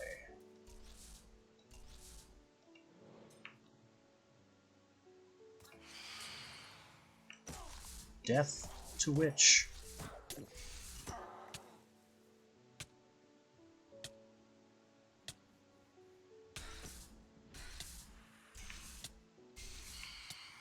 Also, how am I poisoned again? Must be another one of those mushroom things. And my inventory is full, so I can't take my broom.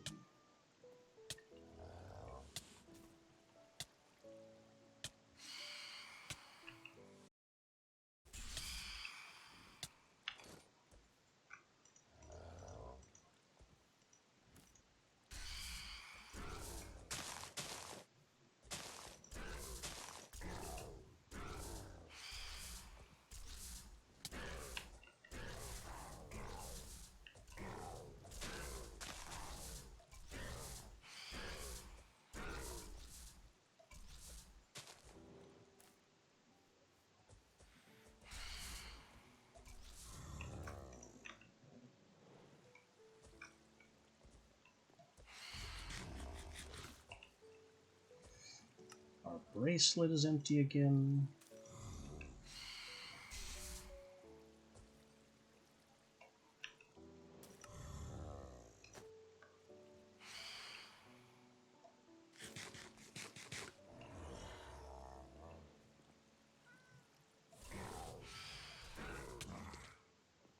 Ow. Somehow the Ravager hit me from down there. Twice. And hard. We don't ask these kinds of questions, we just relocate.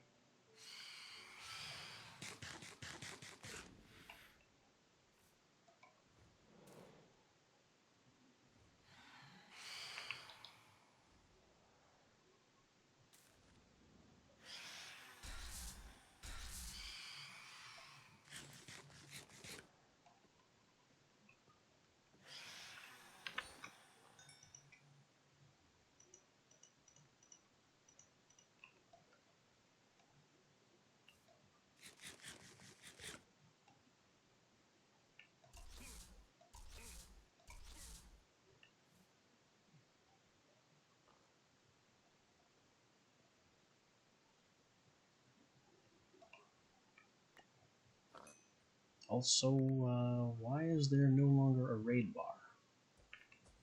Did I lose? Are all the villagers dead?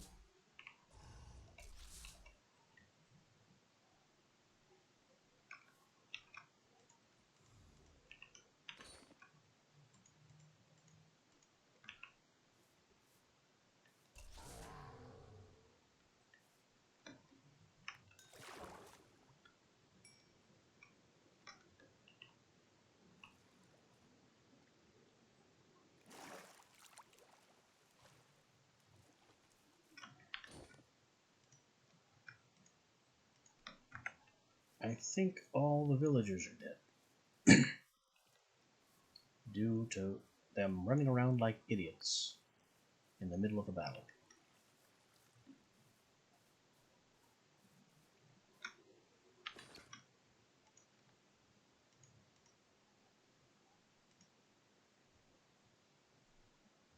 Whoops. Give me that.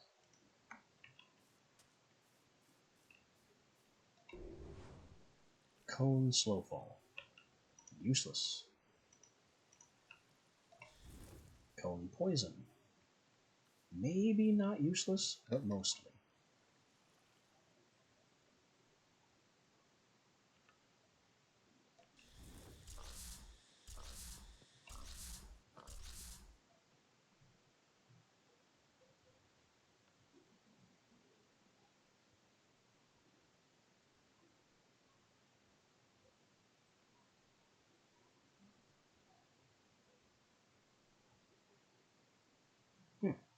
Another one of these to open.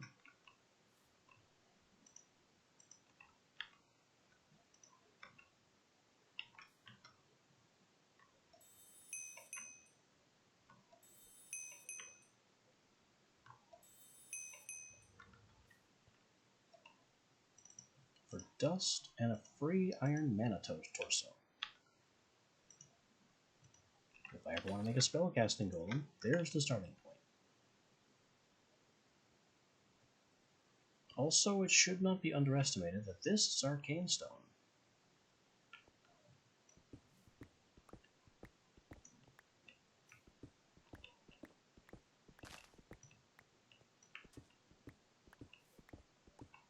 Which I expect to need in surprising quantities.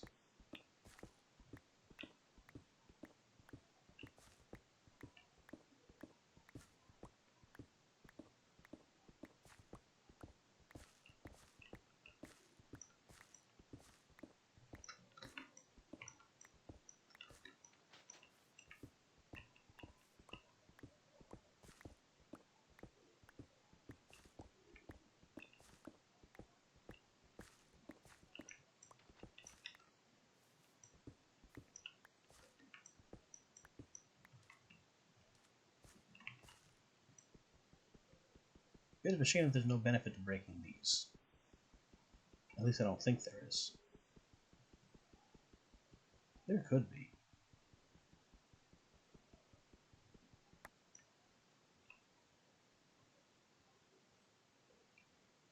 Did it just throw spells at me that weren't in there previously?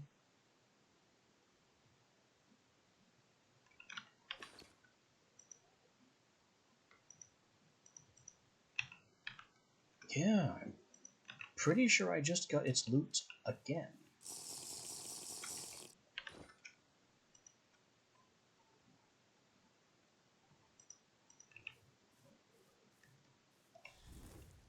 Emanation, Haste, Briarthorn Barrier. Weird. If I had a lot of minions to boost, to buff, maybe. But this is not a spell that helps me in any way.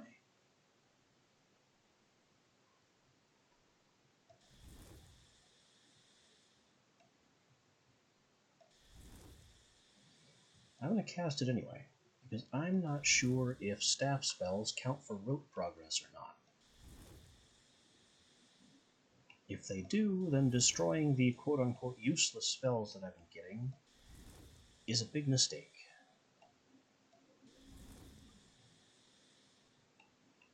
And I think the easy way to find out if it's a mistake is to check my rote progress on spells like Spectral Web. Maybe not Spectral Web. I think Spectral Web is tier 1 and therefore automatically mastered. But, oh, that's Vintium. I'll take that.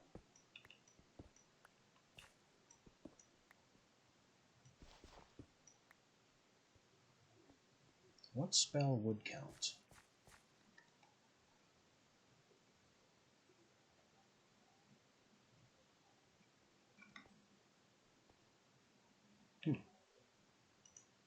This is another gaggle of useful loot.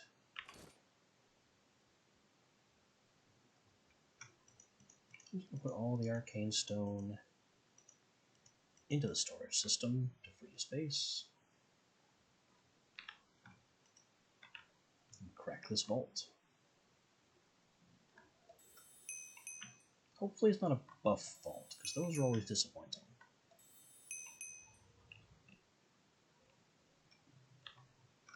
Not a buff vault. Just has 4 dust in it. Now, let's test that theory about breaking this, giving more loot.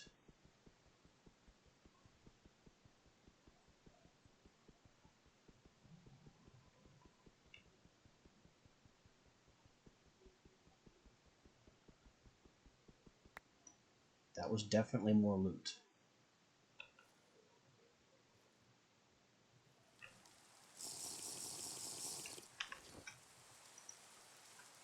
So I don't know what's going on with the more loot thing, but you know what they say about gift horses.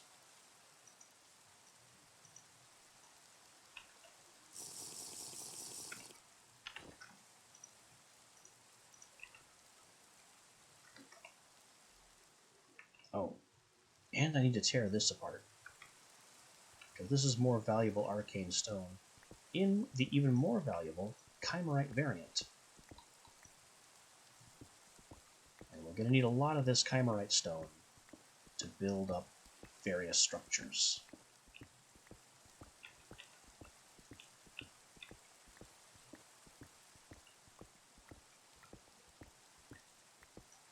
I know it's not all that valuable, and technically I could just make it fairly cheaply, but I'd rather harvest this than go to all the effort of making my own.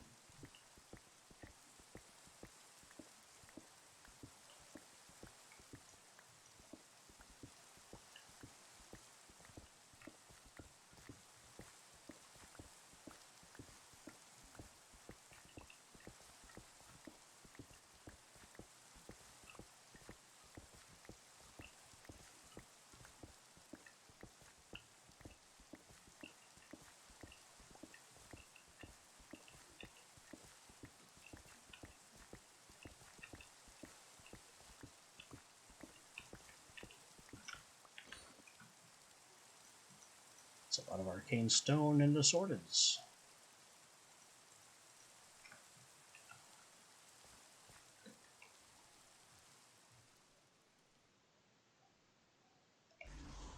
Yeah.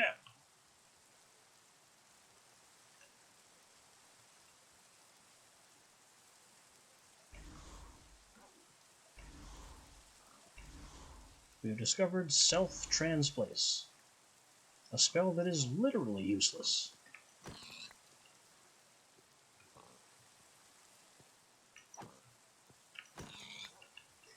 The purpose of the Transplace spell is to swap yourself with another target.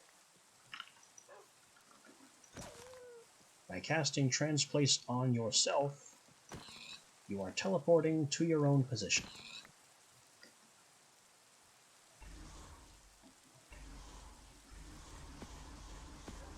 I shouldn't need to explain how useless that is.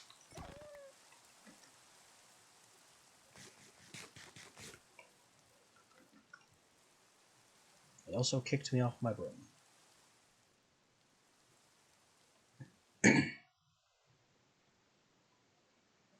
With how weird and pointless some of these discovered spells are, frankly I'm shocked I haven't found a self-damage spell. Just There you go. Have a staff. Casting it kills you.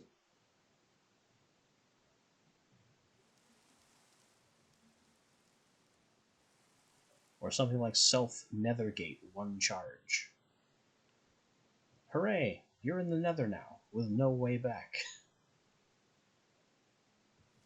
Ah. We are now within a kilometer of home.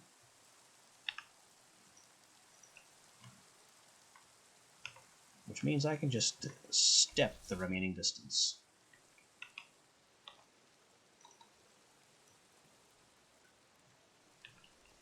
With my wizardly might.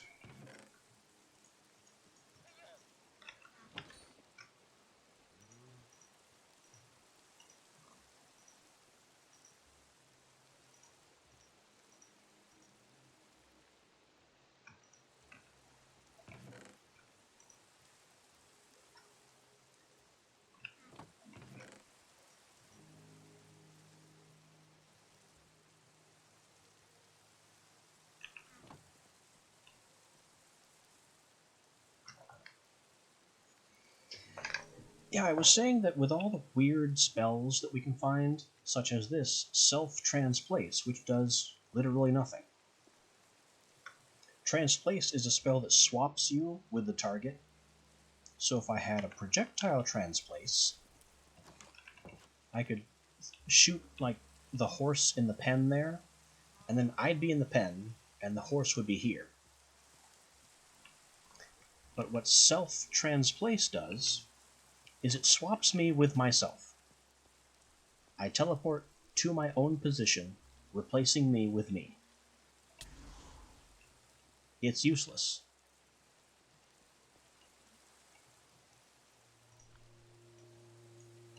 Unless it counts for rope progress.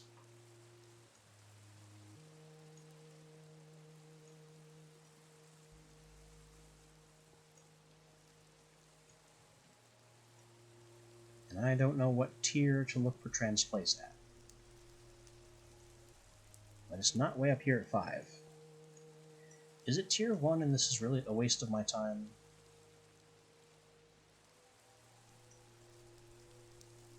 No, that's exchange. Where is Transplace? Transitory tile.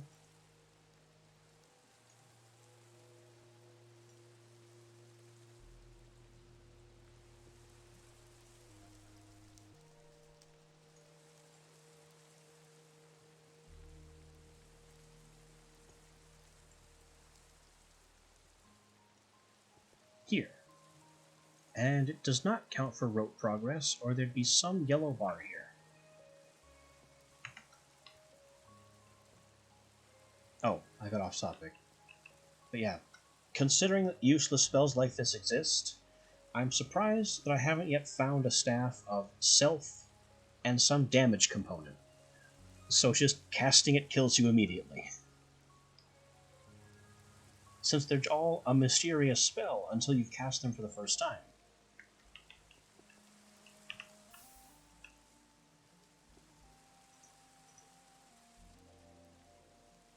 Alright, this is useless. This doesn't have enough charges to be useful. This is a bad one. That's useless. This, I guess it's useless. Into the fire they all go.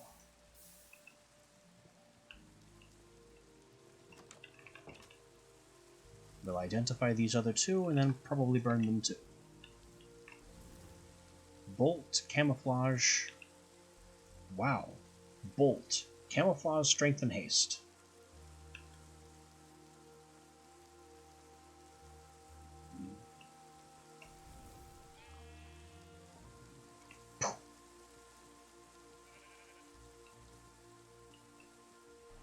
He's now so invisible I can't see him. With strength and haste.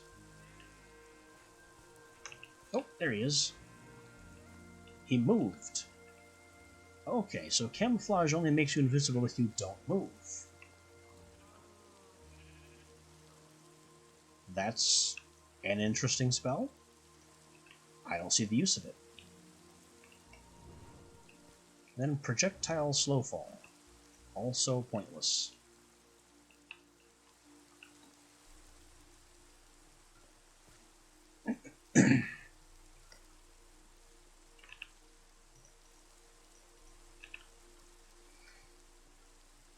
At this point, I don't know why I bother looting spells at all.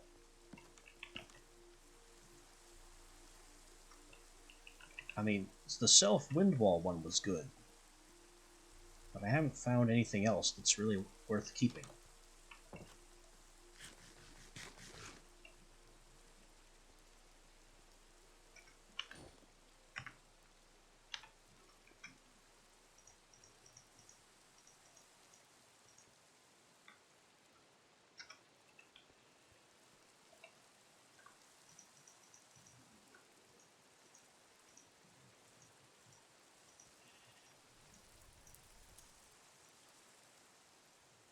We finished Break, that's why that's over there. Fire the Rune Plate.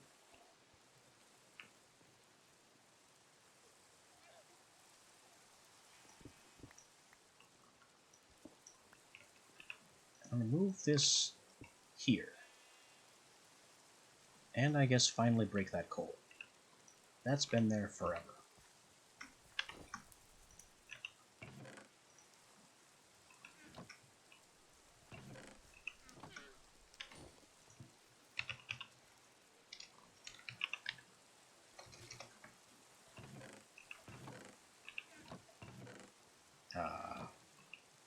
I know they're called pedestals, aren't they?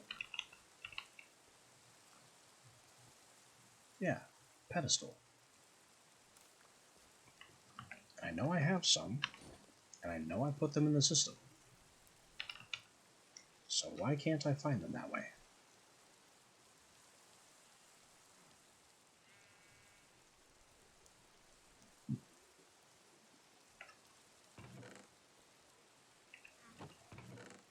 They're not in the... Oh, I didn't put them in the system. They've been here the whole time.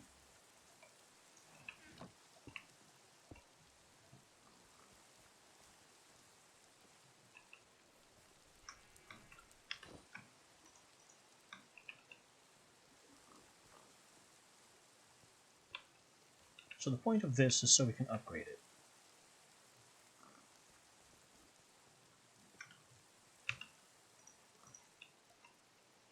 That has to do with the Brimstone Charm.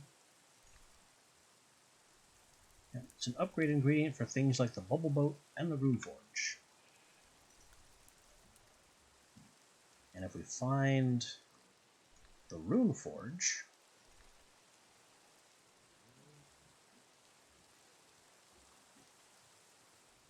yep, the Rune Forge does campfire recipes in half the time. Okay, so it's better at food. I didn't know that. Furnace recipes in twice the time. We kind of figured that out. And blast furnace recipes in twice the time. It accepts up to 16 items at a time. Total cook time is multiplied by the number of items in it. And eventually you can upgrade speed increases or doubling an item repair. Are you going to tell me about those? Because I'm at that point. Aha. Rune Forge upgrade, Brimstone Forge. Just stick a Brimstone Charge in there and a Brimstone Charm in there, and it gets faster. Ooh. But it requires greater motes, which we can't make yet.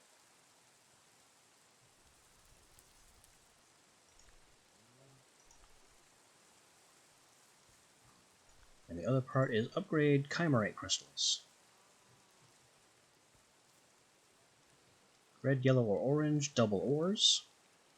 White, cyan, blue, and light blue will repair items. Purple, pink, or magenta greatly increase its speed.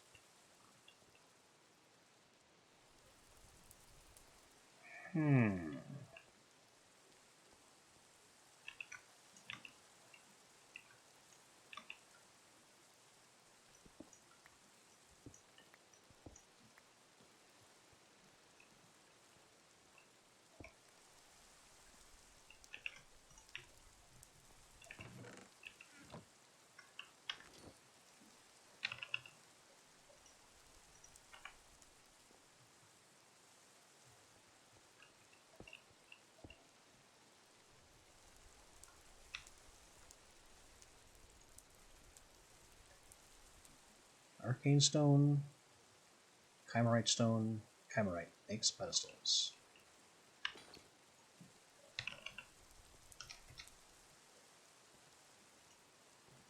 I should have all that. I don't have Chimerite Stone.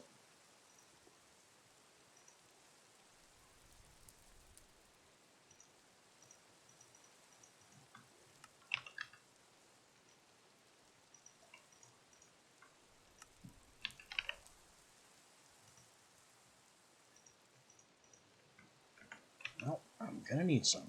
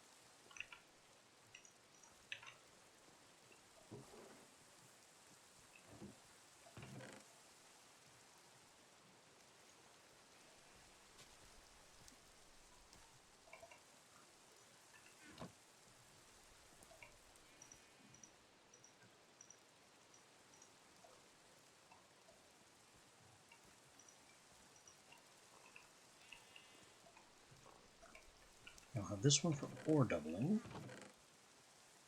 And we'll double our Ventium. Only way to do it.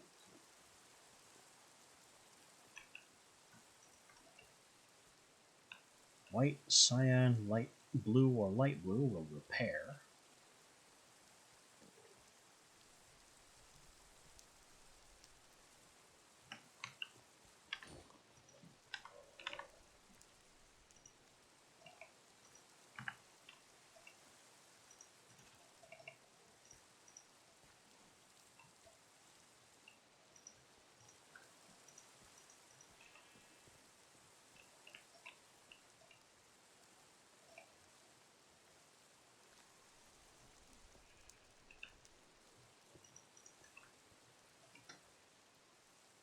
And then purple, pink, or magenta increases speed.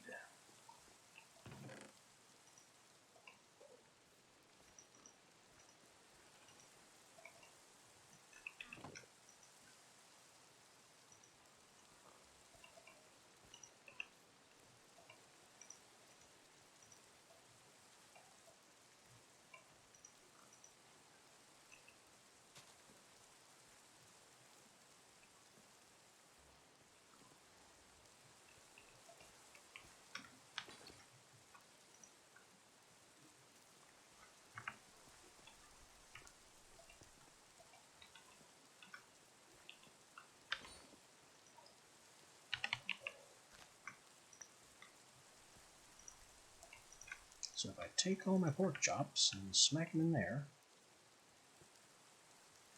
this should be at like 4x speed.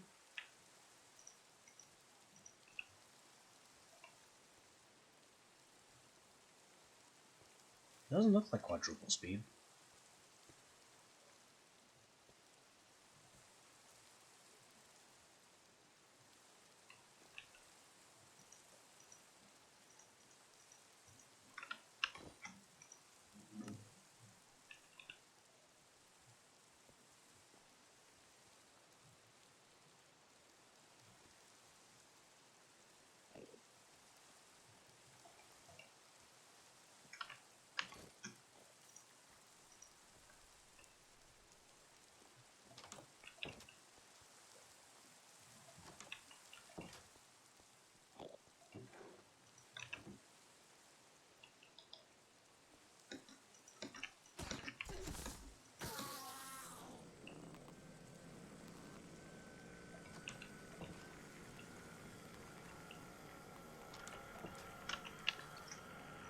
Free ender pearls are free ender pearls.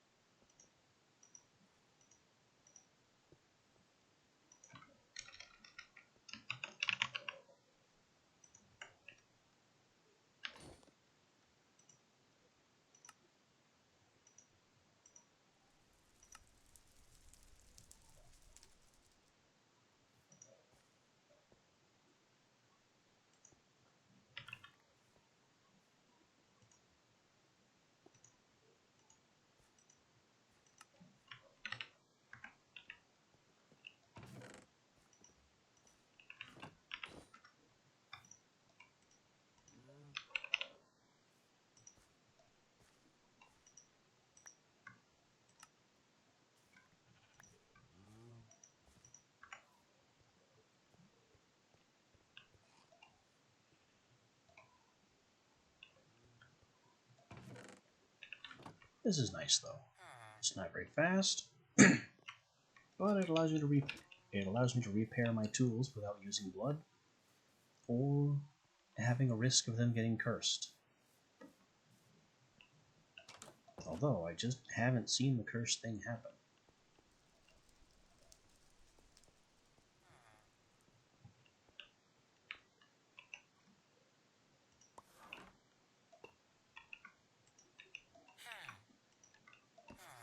You are now a cartographer.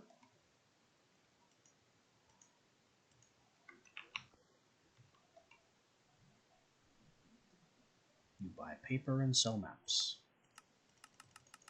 That is all you do. Let's throw you in there for some better prices. And while we're at it, maybe we can get even better prices out of one of these guys.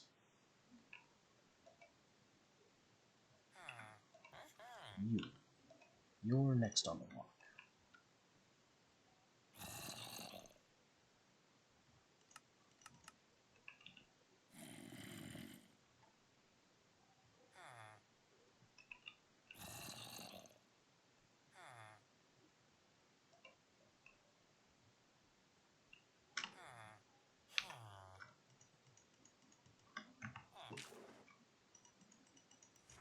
Stuff all these villagers into the barrel. I'm sure that's not unethical or anything.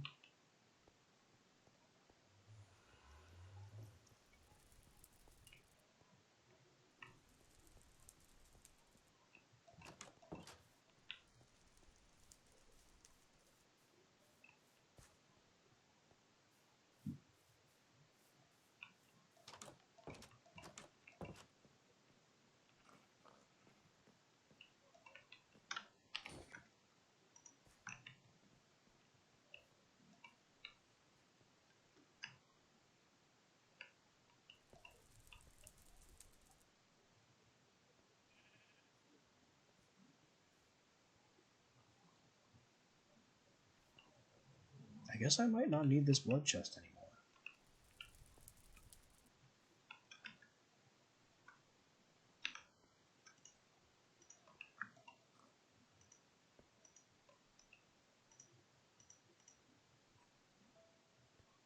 I wonder if I can use it for occult chalk. Well, I kind of doubt it. Occultism chalk does not like to be repaired.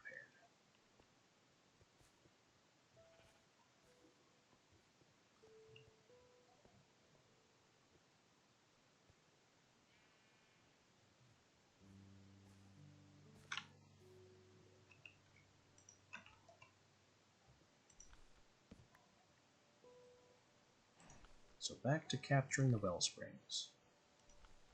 We're going to need at least 24 of these rifts.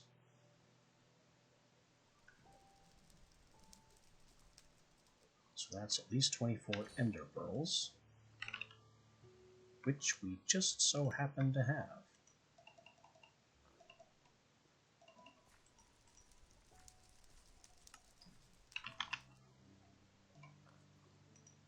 This also involves arcane sandstone. Oh, that's chimerite sandstone.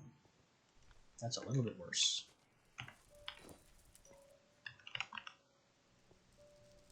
I don't have chimerite sandstone.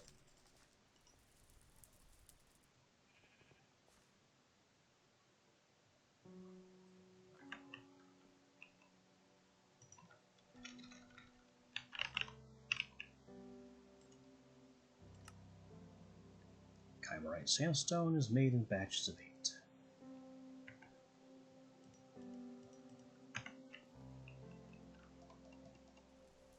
And not like that.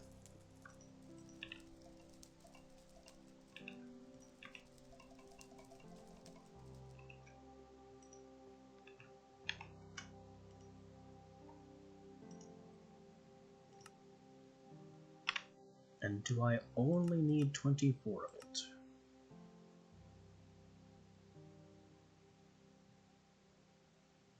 I guess. It only seems to go into this.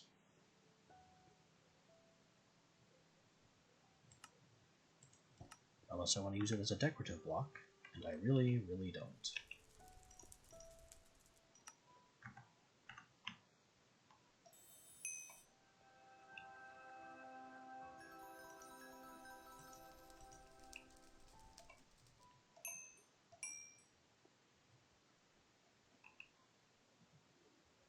There we go. 24 chimerite sandstone.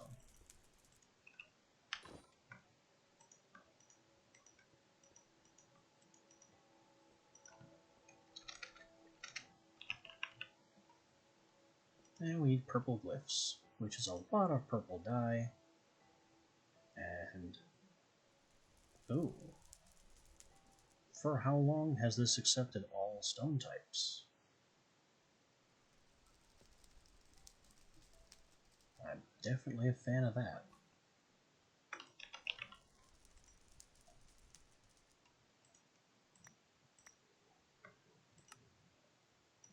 Let's go ahead and boil away all the granite.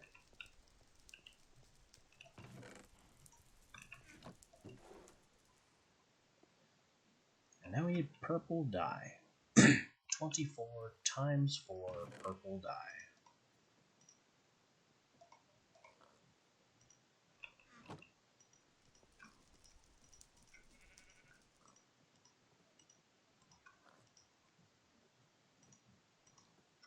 There's 20. It's a start. Yay, 21.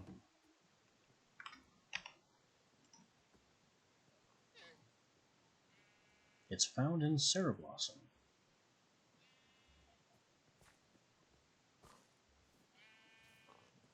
I don't think I want to waste that much Cereblossom on dye.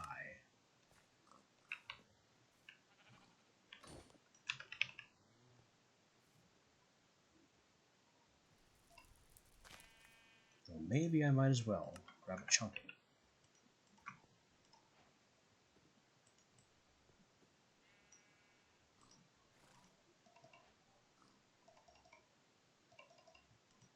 That has certainly given us a lot of progress.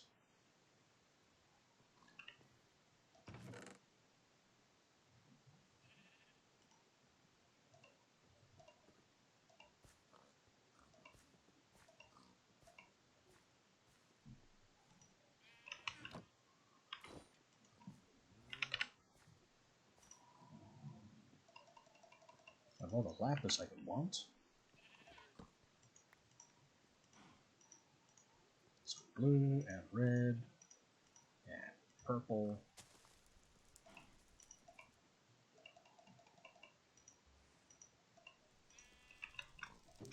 One extra.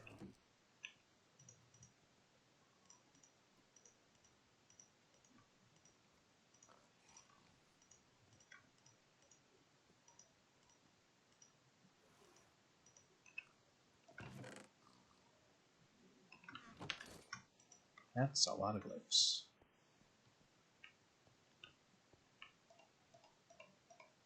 4 of those. 1 of these. 1 of these.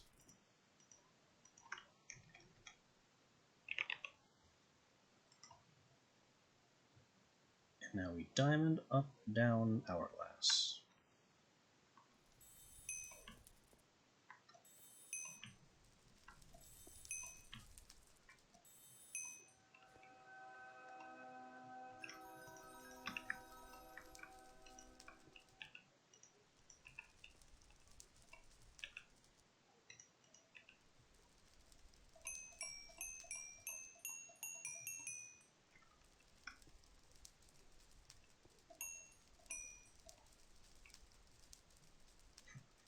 Now it's just a matter of mana consumption.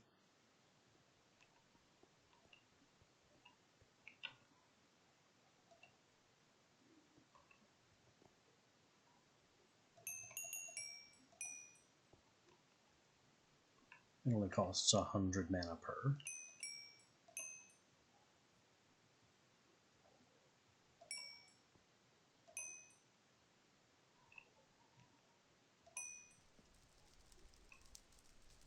There we go. 24 Eldrin Rifts. The only thing the Eldrin Rift is for is the Wellspring Pillar.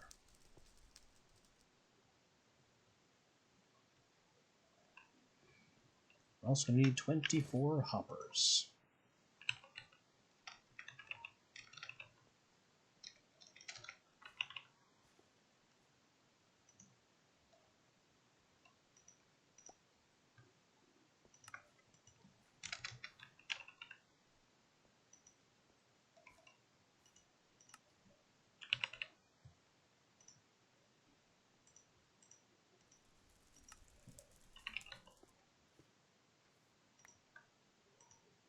That's a lot of iron.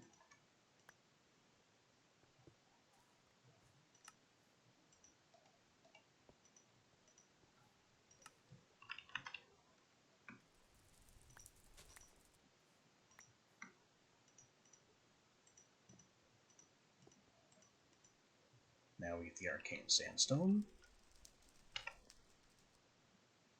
which is 2 Arcane Sandstone walls and 1 Arcane Sandstone normal.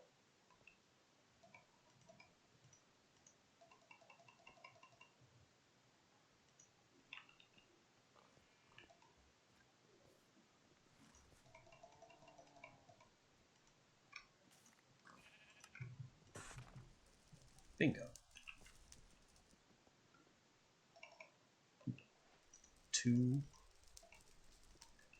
add 1, add 1, add 1. But let's not forget the last piece.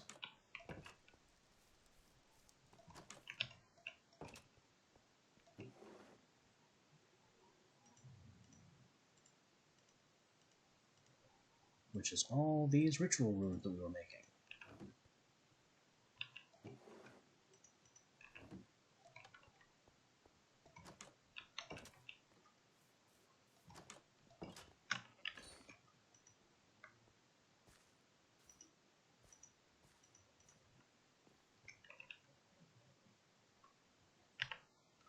So it's also 4 of those.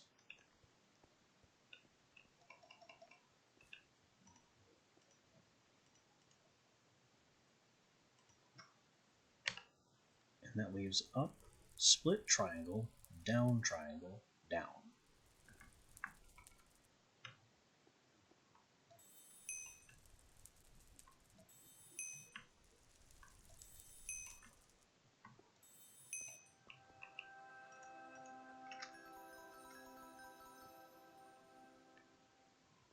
And there it is, our first Wellspring Pillar of at least 24.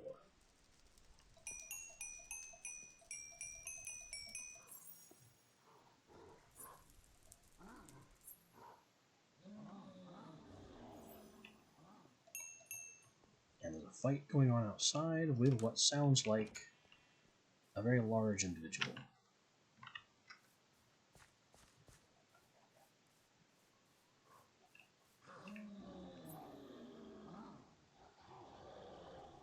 Oh yeah, he's mad at a pixie and the sun.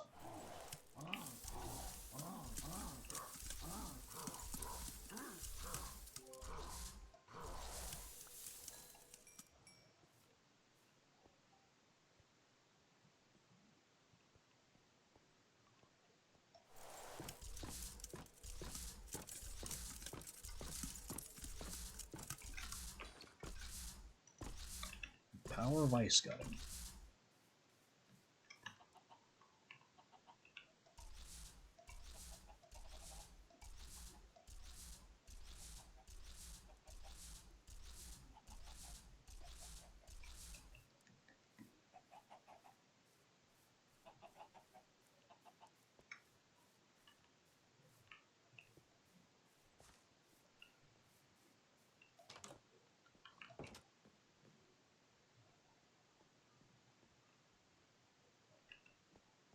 Anyway, back to this.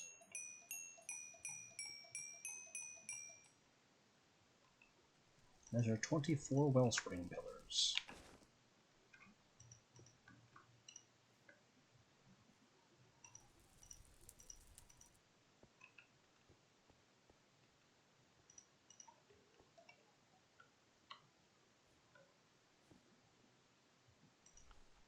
Now we need our 6 lenses. We're just going to take a mote of every element.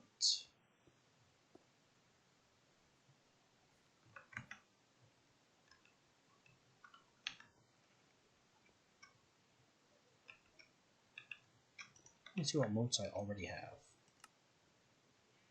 Magic, Ender, Fire. Well, that's half.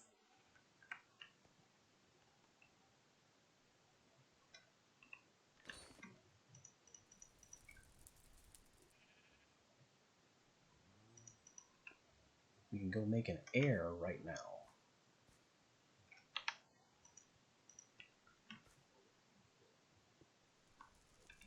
And an earth.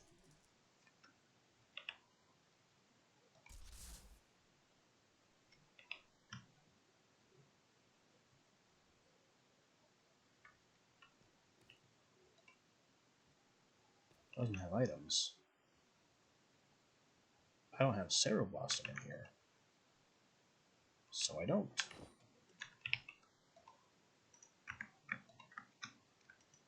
That's okay. We have some in the storage system. Problem solved.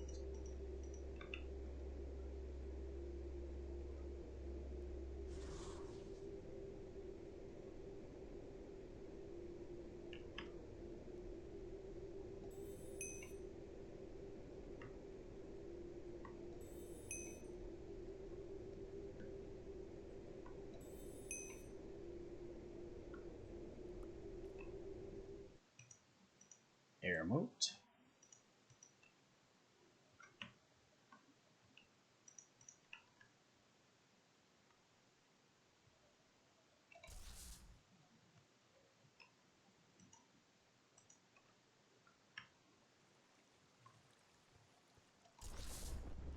Snap down to our earth area for the earth mote.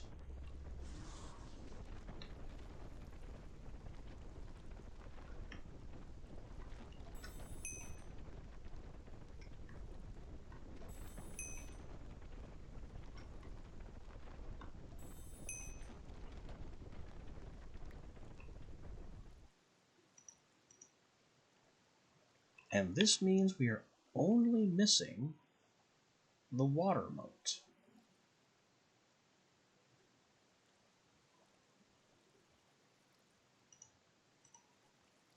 Which we have not yet made a circle for.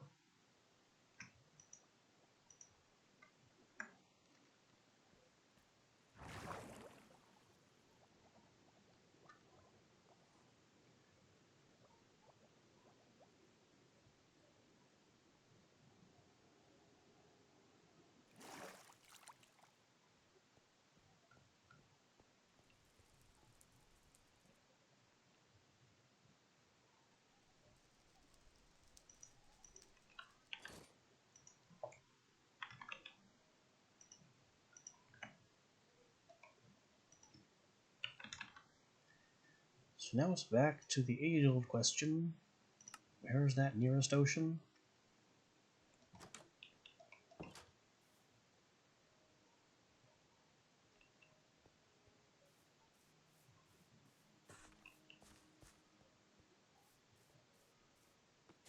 And what is our block palette for an ocean ritual?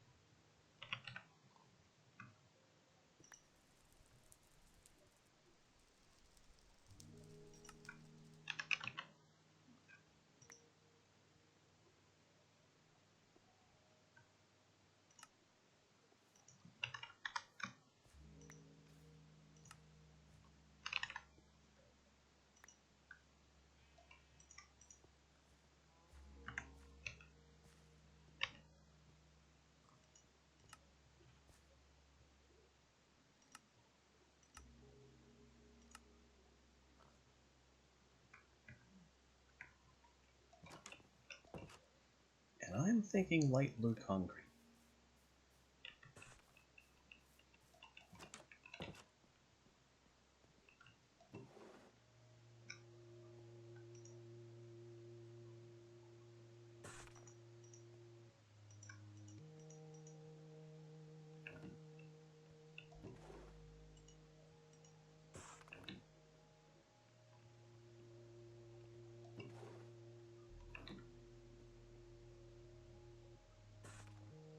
Oh, the bone meal's giving him a bit of an issue.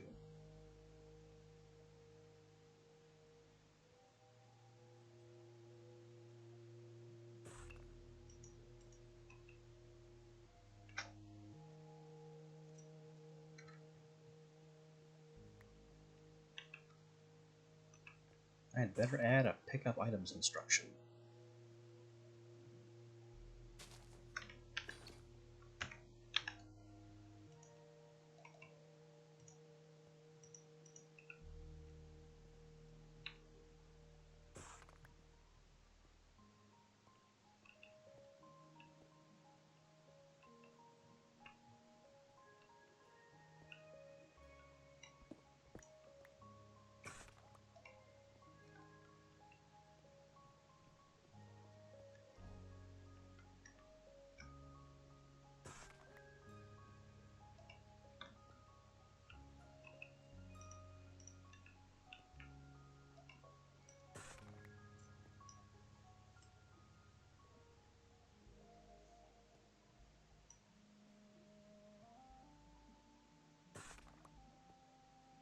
So he crushes, puts away.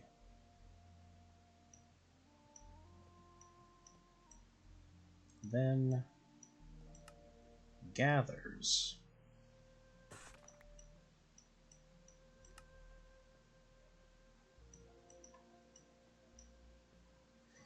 On a successful gather, put away. And then only on a failed gather does he return. And the gather is between these 2 points we just marked.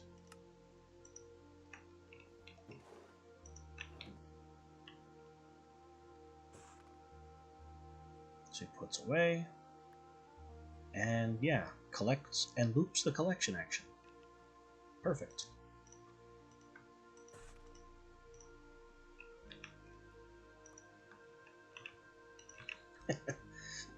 Every time we come back to this guy, his program gets a little better.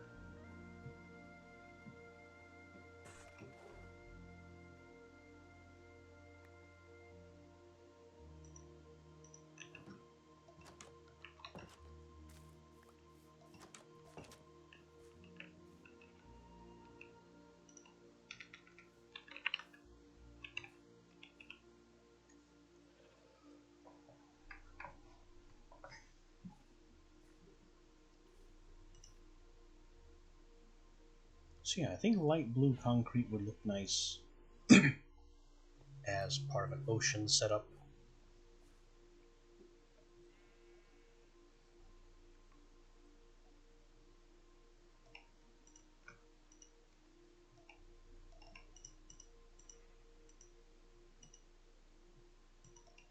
This is probably far too much light blue dye for that.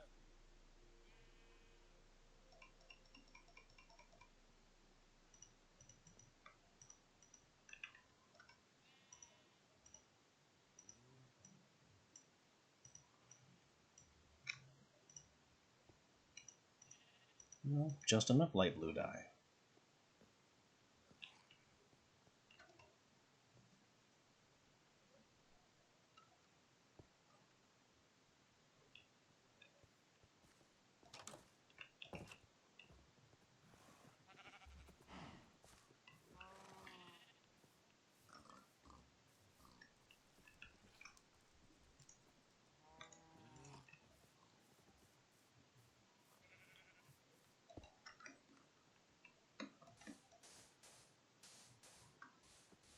Time for, once again for the mighty tower of concrete.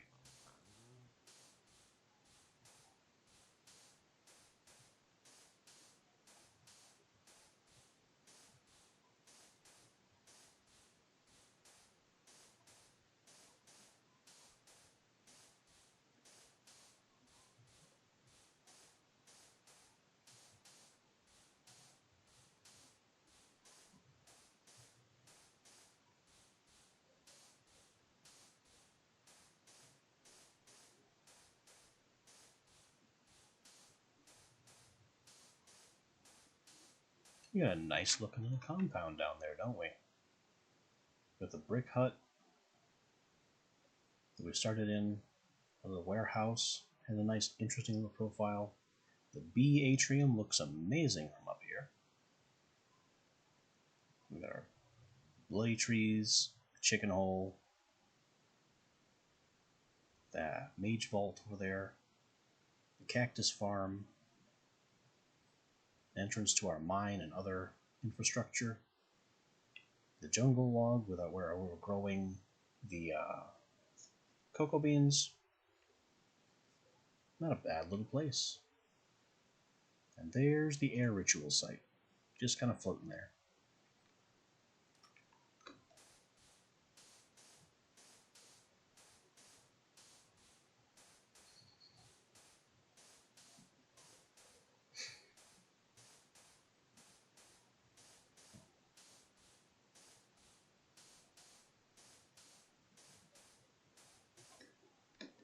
Geronimo.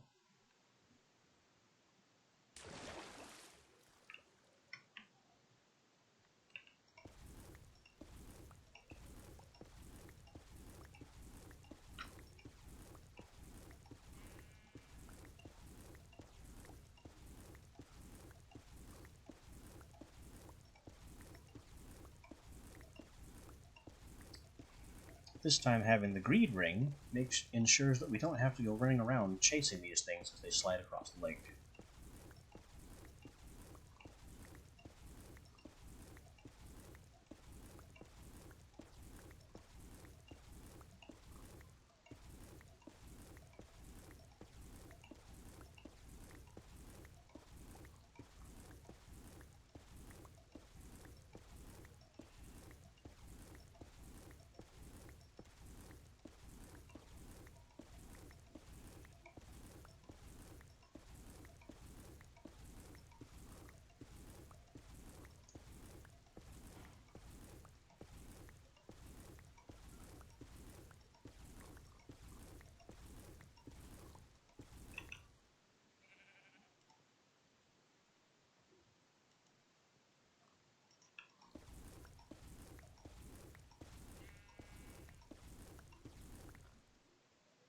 Still a little ways to go, not far.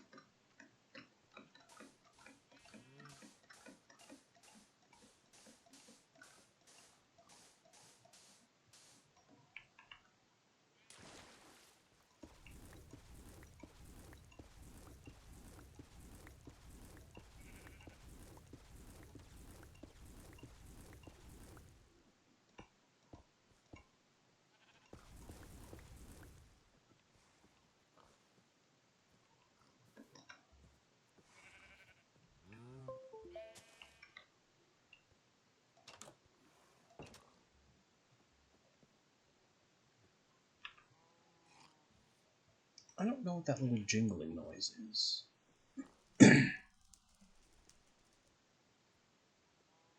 Something is making noise like I've just plugged in a device, and I haven't.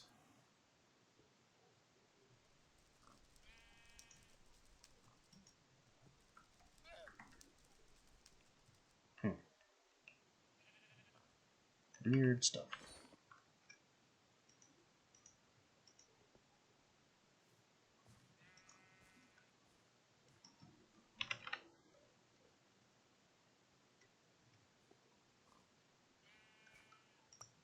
I think we have enough pure lapis blocks that I can use them as... I'll use them as the positive blocks where you put the runes.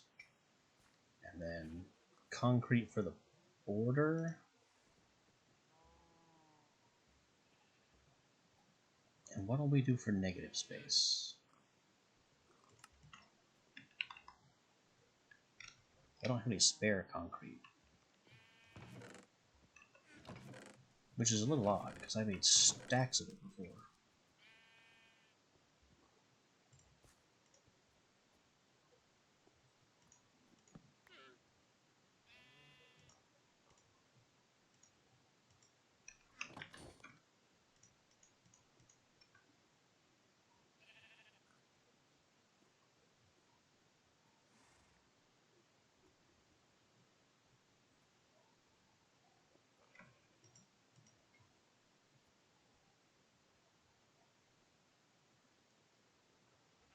Ice doesn't seem appropriate.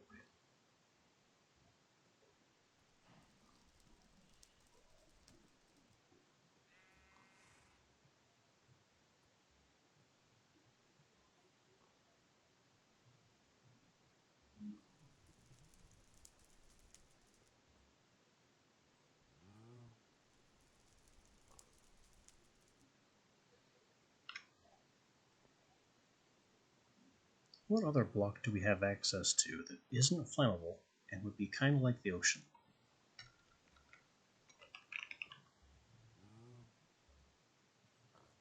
Blue terracotta is definitely a dark purple. And glazing it gets weird. The glazed terracotta has a 2x2 pattern, usually. Magenta is a notable exception. And that there's no guarantee that would work with what we're trying to do here.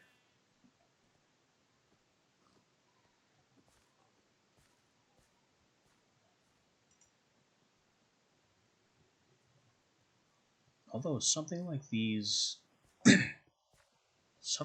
really bright tiles might work.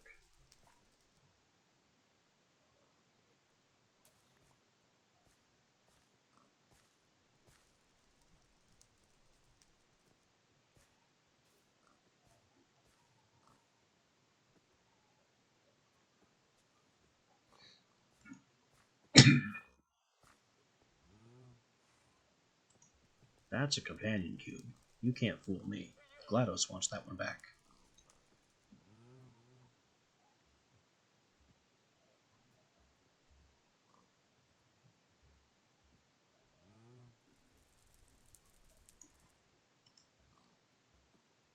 That's even more companion cube. The colored corners on it.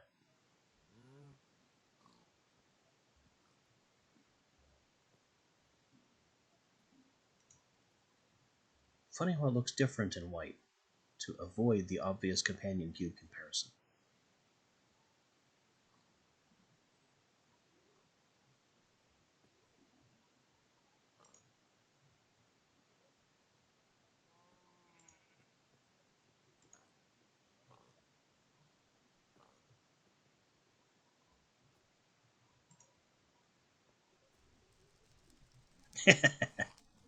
She may well. Maybe this is where it retreated to.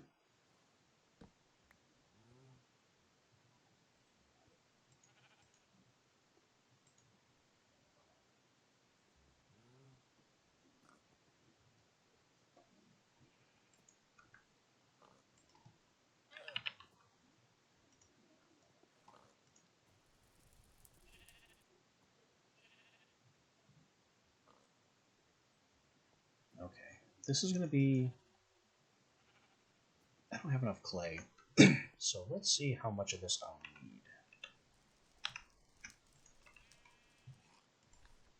need. We're talking rituals. We're talking ritual of the deep ocean. 1, 2, 3, 4, 5, 6, 7, 8, 9, 10, 11, 12, 13, 14, 16, 17, 18, 19, 20, 21.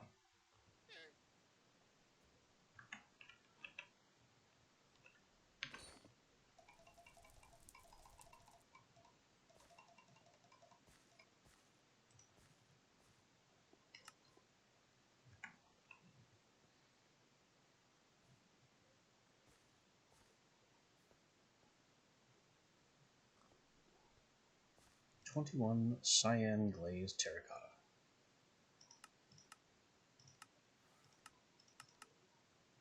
How do we do the cyan terracotta? First we cook the terracotta, then we dye it. Also, what is a pitcher plant? I've never seen a pitcher plant in my life. At least not a vanilla Minecraft pitcher plant.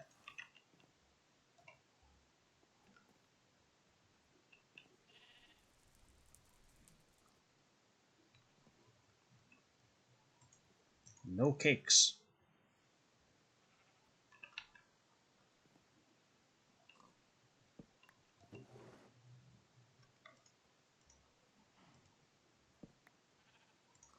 Oh, pitcher plants come from sniffers?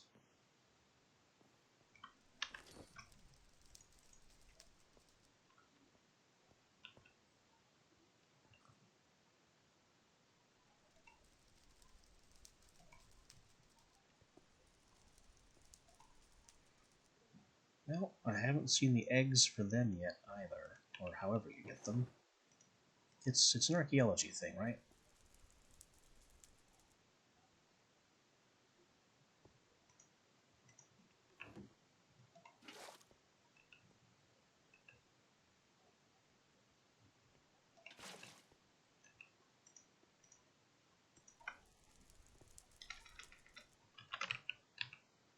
No, I'm a little behind the auto crafters. But I have golems for that, so it's fine.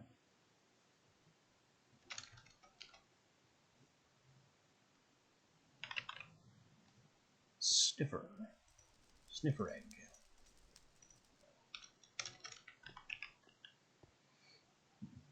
Well, there's the archaeology brush.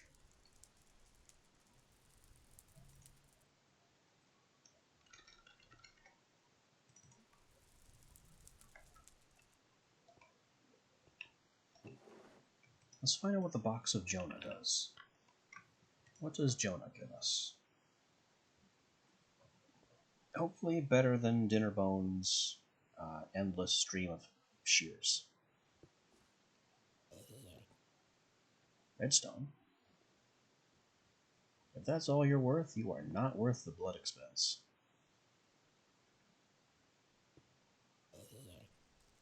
Player head. Jonah's head.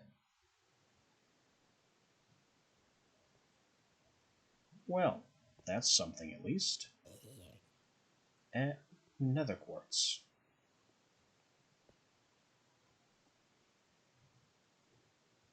Anything else in there?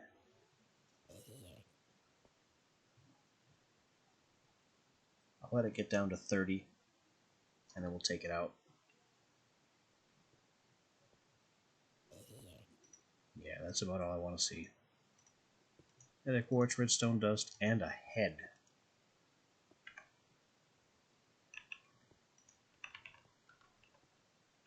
So I guess we're letting Jonah out of the box. Spooky dude.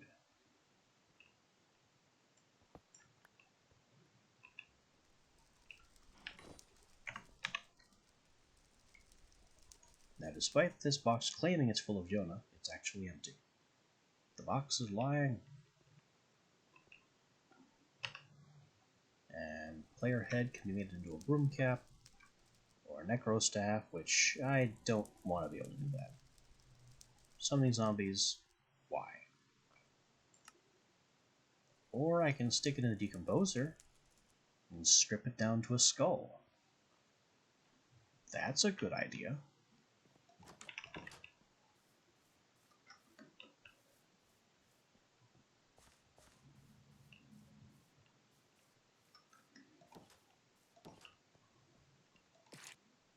There you go.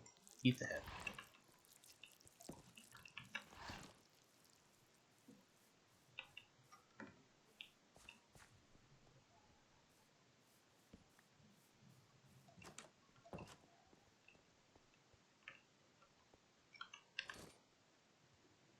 $85 dust is a okay amount of dust for now. But we're going to be low on pearls, so let's get some more pearls by infinitely cooking an Enderman. There's that jingle again.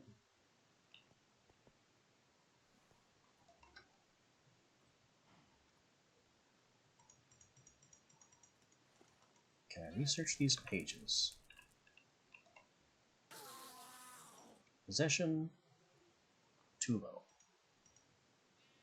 Flame cloak, too low. Explosion, got it. Embers, that's a shape that we can use. Trans tunnel, I did see that one at tier 5. Wind shear, a couple pages of magnitude, and drown. We're working through our page backlog. This is now done, and it doubled. It doubled the terracotta.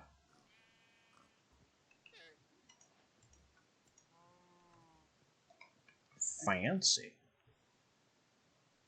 Is there anything it can't double?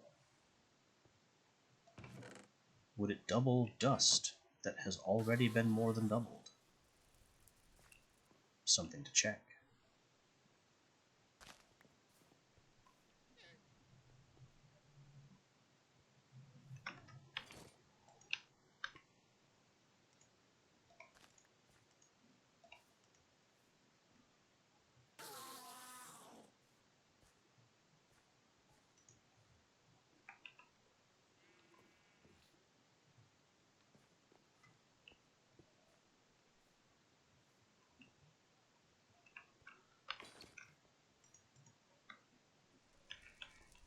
I need this clay to cook, because I've already forgotten how much terracotta I need.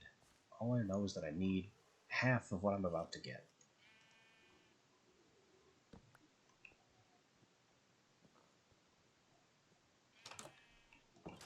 How's the grinding going?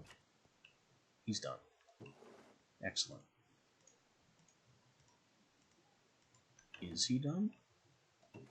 Yep.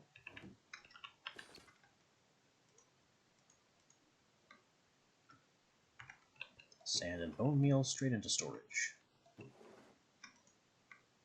That's a brand new rune pattern. I'm not upset, I'm just a little puzzled.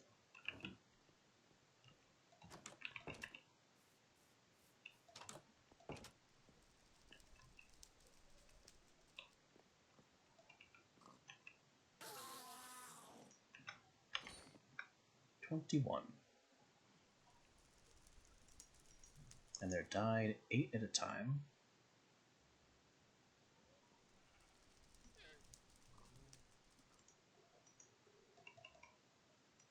So a little surplus is not a problem.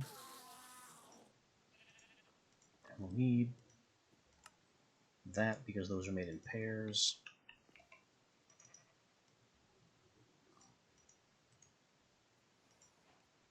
There's our cyan terracotta.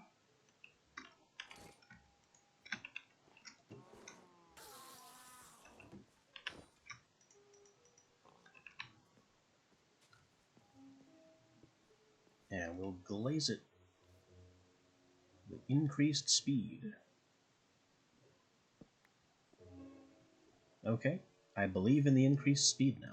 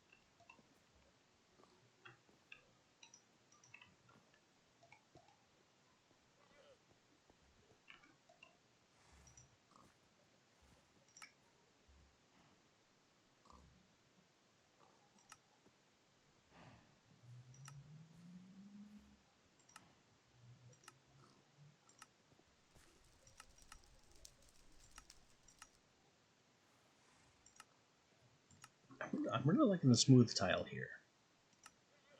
But this glaze is also not bad.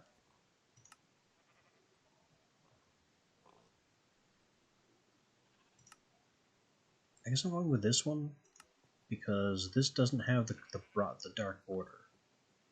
The dark border is only on these two edges. If it was also on these two edges, then I'd use this tile.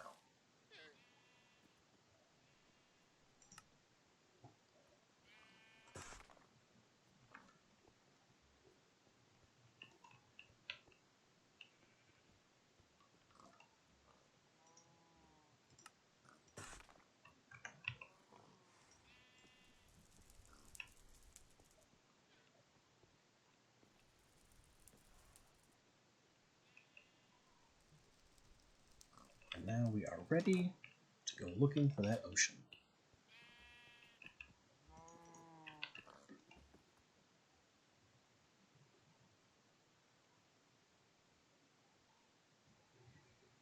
Sure would be nice if I could just build it here over all this water.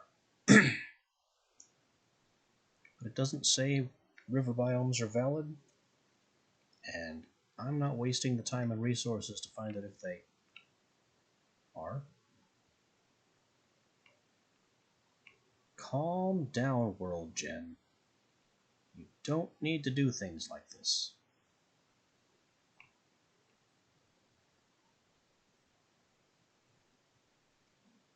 It's a big angular cliff sticking up out of everything.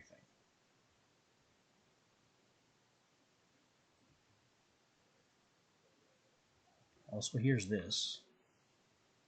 I don't know how I didn't see this before. And it took looking for a wellspring to come across that. It's so close to home.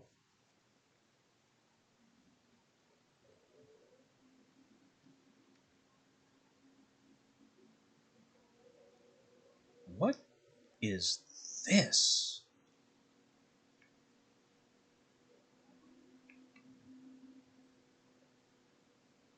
I mean, if anything was going to be an undead stronghold, it would be this kind of place.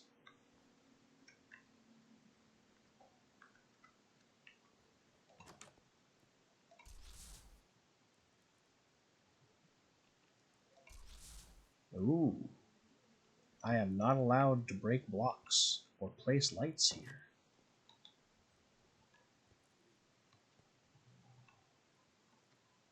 Interesting. Well, that door goes nowhere. And so does that one. So,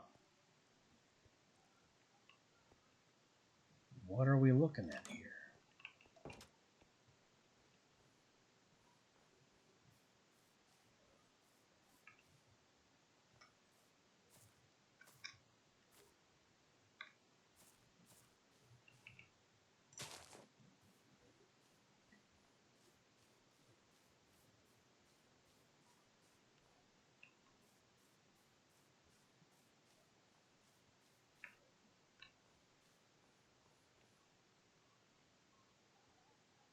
I may have to look into true sight spells and see what can be done with this. Unless rituals, endless void, no. It's one I kept accidentally selecting.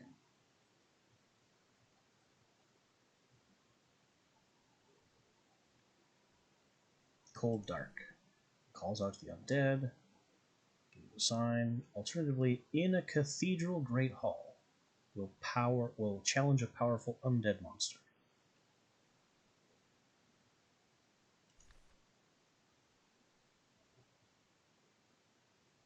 I don't think the inside of this room is big enough to draw that ritual.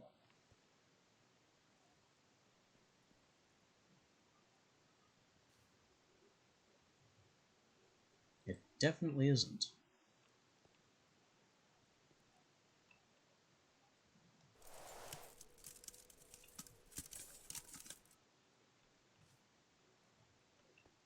Oh, there's a lever. It's a clever place to hide a lever. What does the lever do?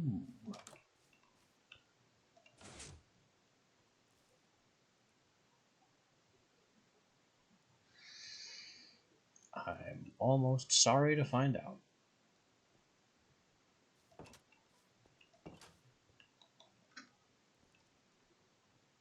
Ice spell at the ready. What are we getting ourselves into here?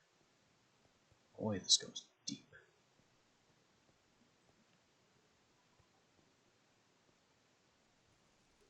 Redstone spell trigger.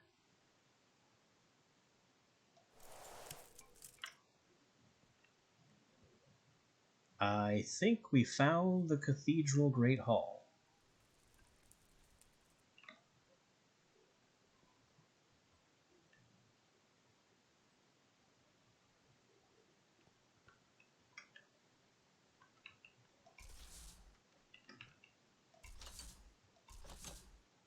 Oh boy. I could do that. I thought I'd specifically need the redstone spell component. Okay, I can still leave if I want to. What are we looking at here?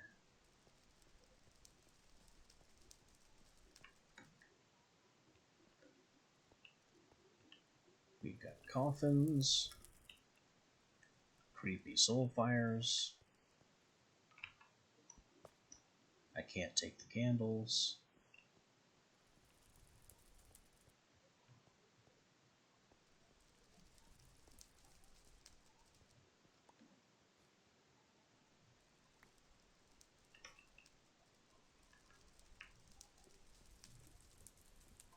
I want this. But they won't let me take it. That brimming urn is kind of a valuable item.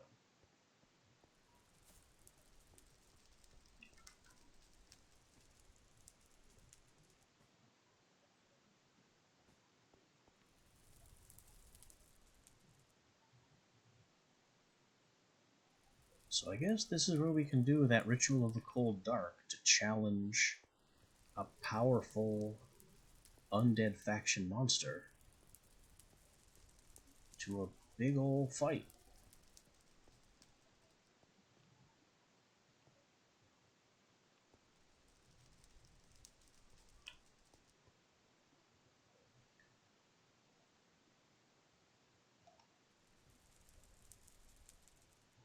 Two motes of ender, ice, lots of bone ash, and a warding candle.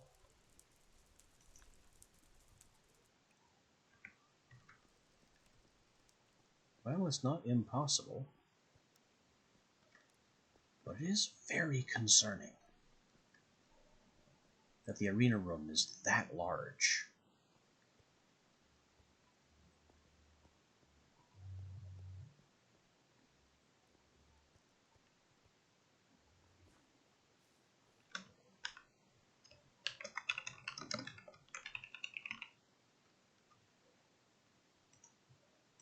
We will save that one for later.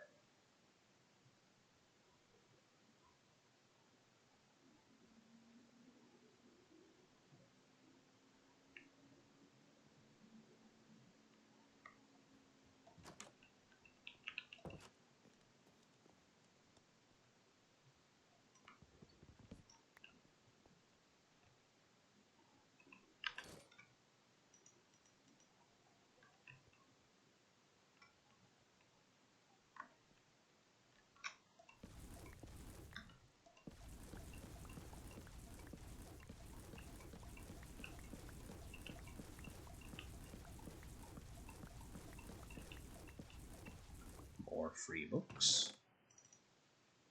Dust. A stone tank torso. That could be fun. 2 mana potions I can use. 2 new spells.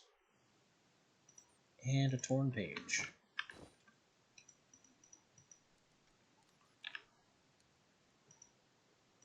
Not bad, some good stuff here.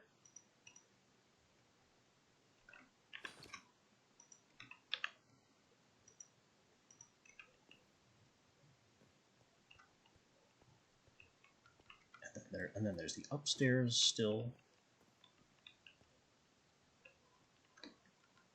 Getting dark though, so we're going to start seeing problems.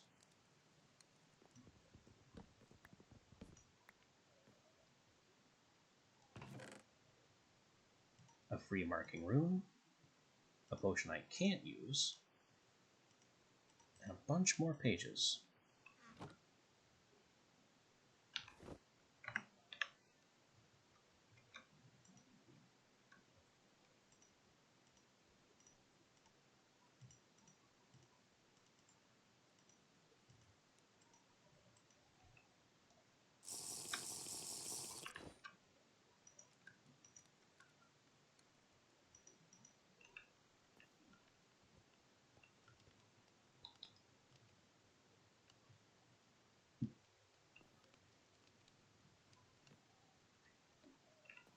Also, this is all packed ice and blue ice.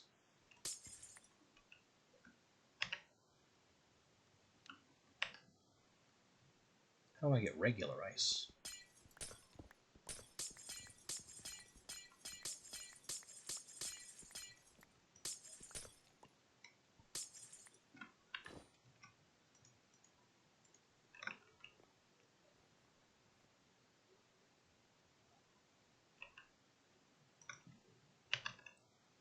Is there a crafting recipe for ice?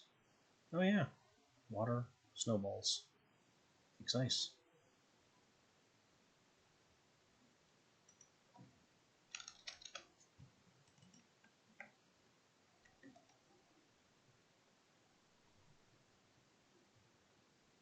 We got this igloo to check out.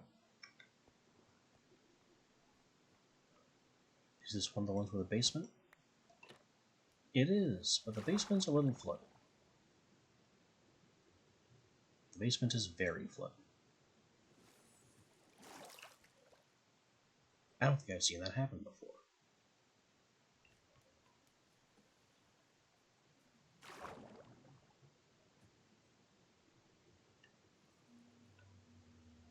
Getting down into this flooded basement is so slow, it's a death sentence.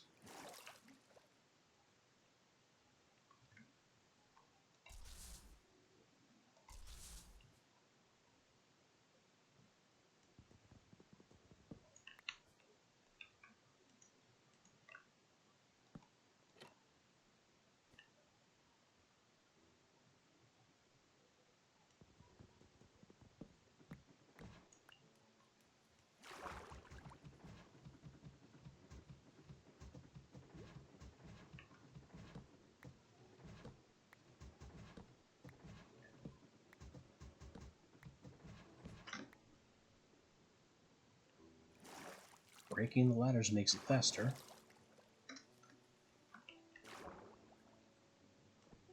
And is actually faster than just slowly climbing down.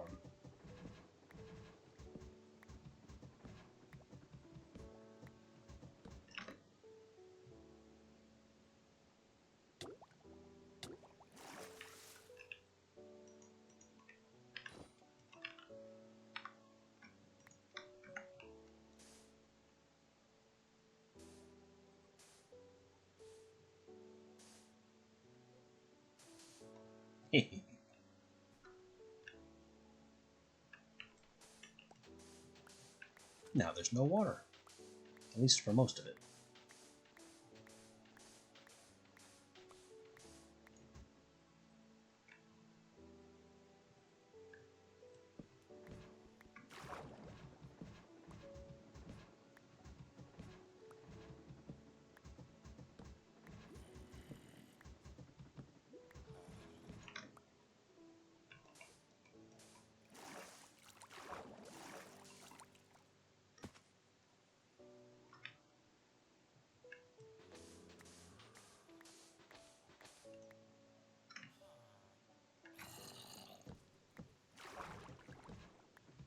This is the most awkward breaking into an area has ever been.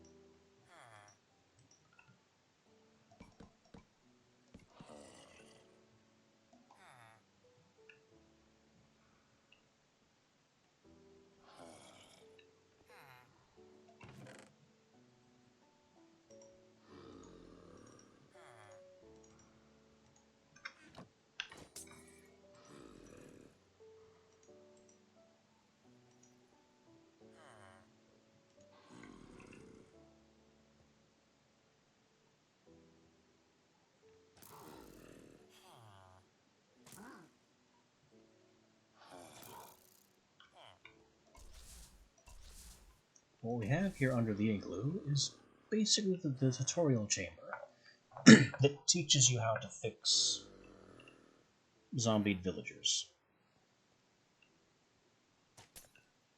It's not very good at it, because it just provides you the ingredients and doesn't give you an explanation of how they work. But an effort was made.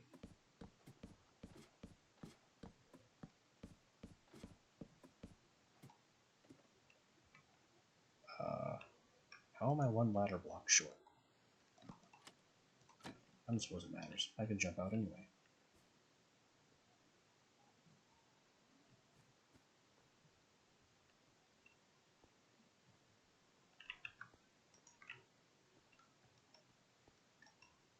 Good use of time. Maybe the dawn will come faster.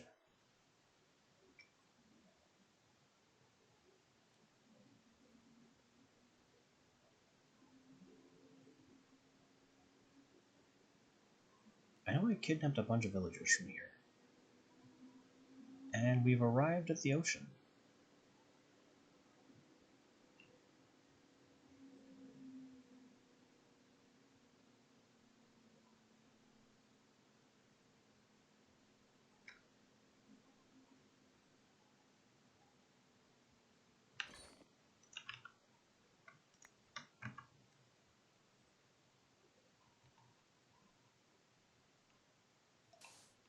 I thought I could do that.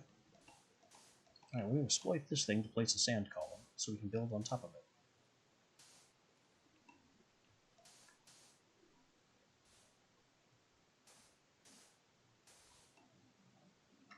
Perfect.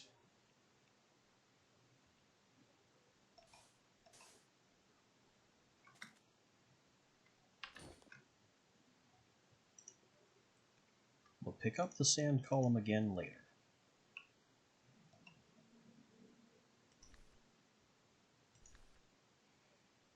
For now, we're building Ritual of the Deep Ocean.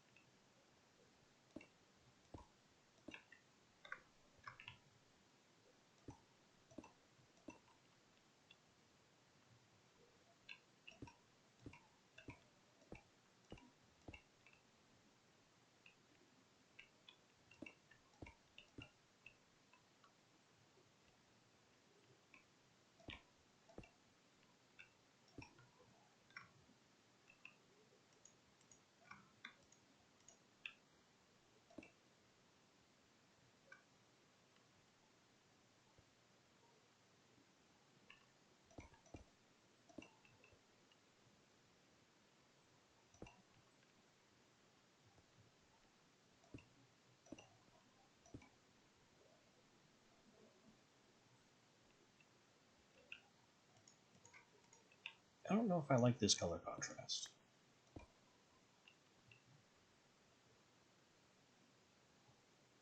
That's a better one.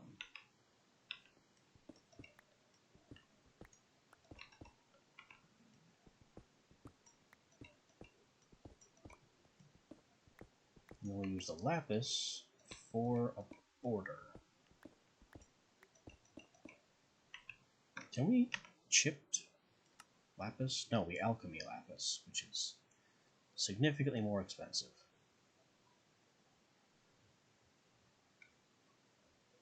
And I don't really like any of the variants I've seen.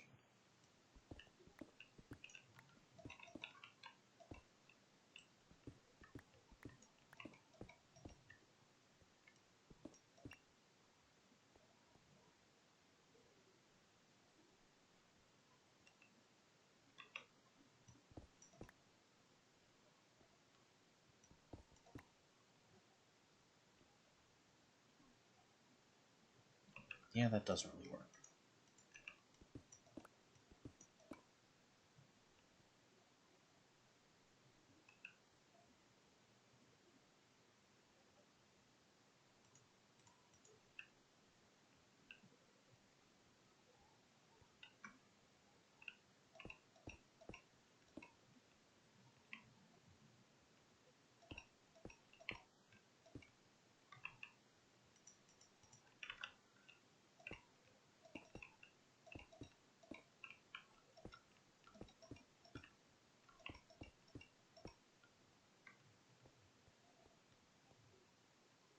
There's our Ritual of the Deep Ocean.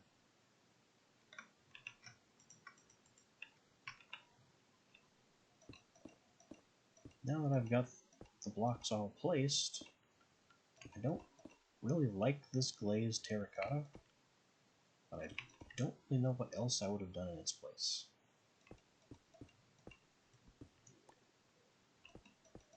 Because the lapis doesn't really contrast well with it either. I think this is our ugliest ritual site so far.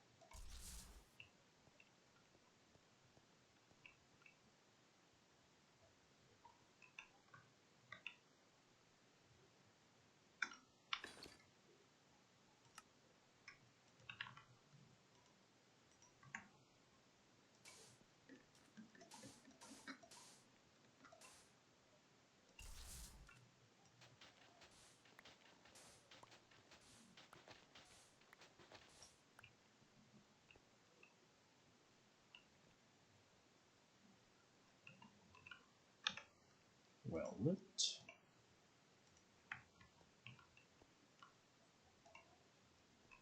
Markered.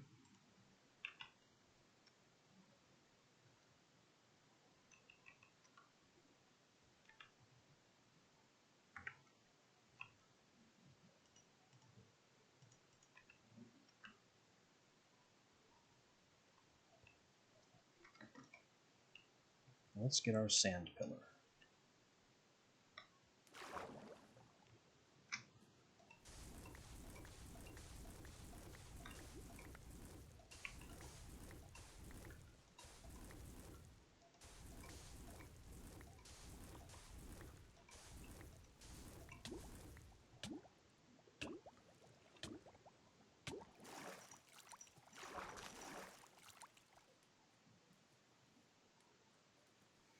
I missed a couple of break shots. I was sure they would have hit the floor up here.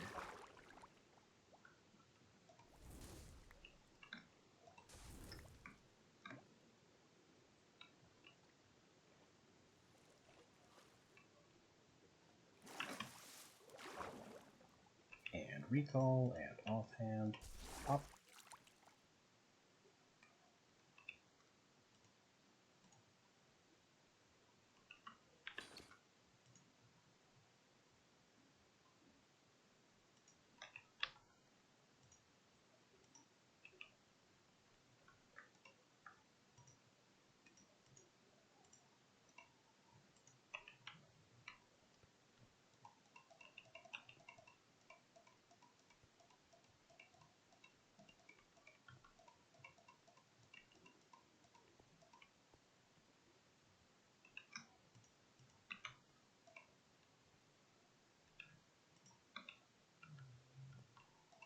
Sand, easy.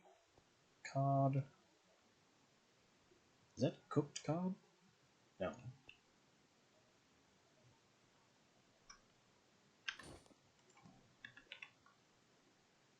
Could be cod, could be salmon.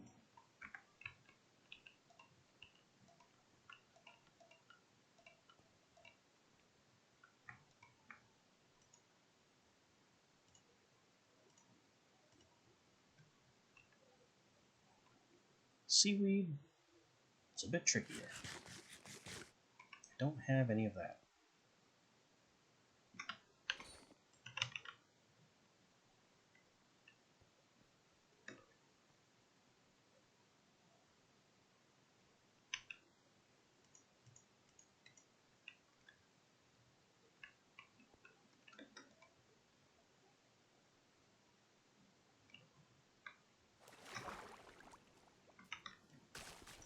But that's an easy enough problem to rectify.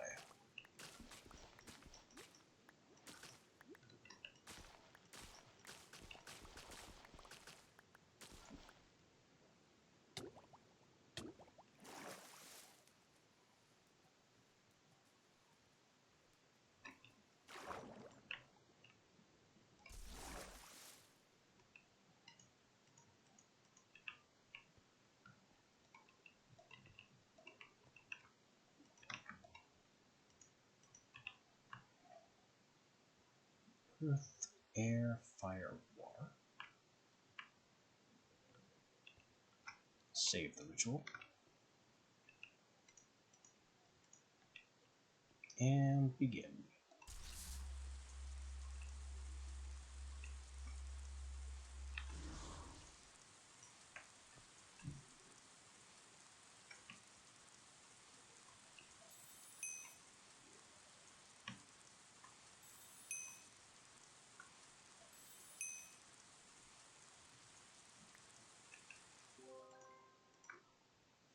And there's the 6th moat. Now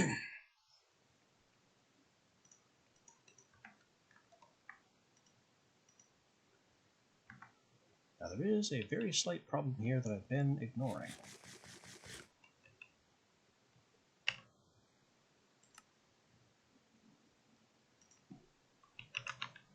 We don't just need one of each moat. One moat goes into the lenses. A second moat of each goes into the conduits. So we need 2 of each moat.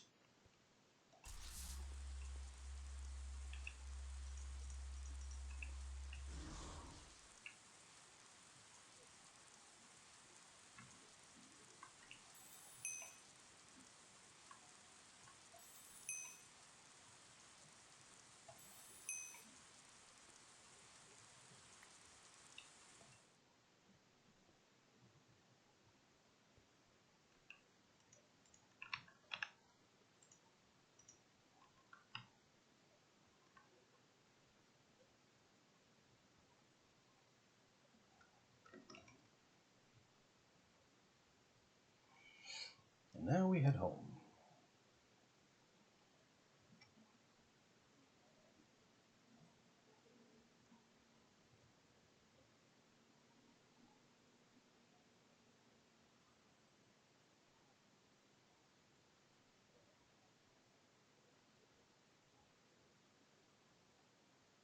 As I bend over here to check out this light.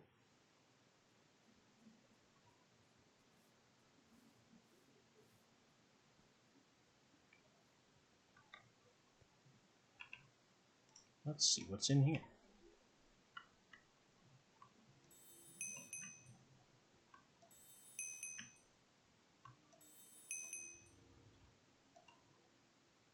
Gold tank torso, mana potion 3, and another page. Ow. What? Huh? Oh dear. Stuff is happening that I am not happy with. The mushroom. It just showed up. We got every faction on us. Undeath, Fae, council members are helping out a little.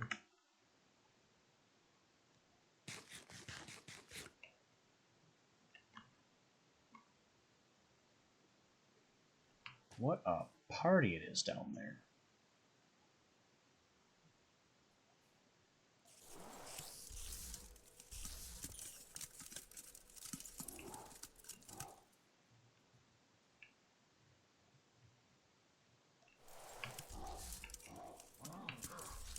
This guy's an elite undead. And that red lantern spirit floating around is an elite demon.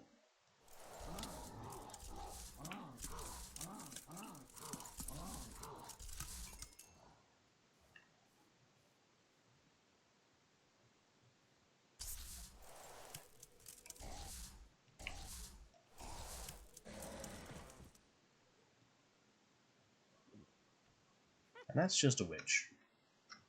Perfectly normal witch.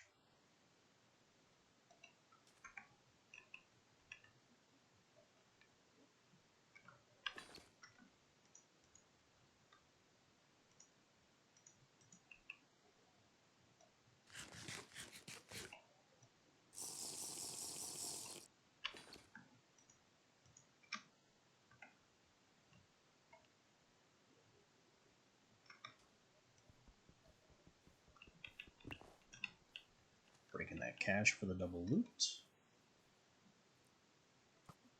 Oh, and we're close enough to teleport home. But before we do that, this place still has the lights on it. Which means I haven't stripped it down.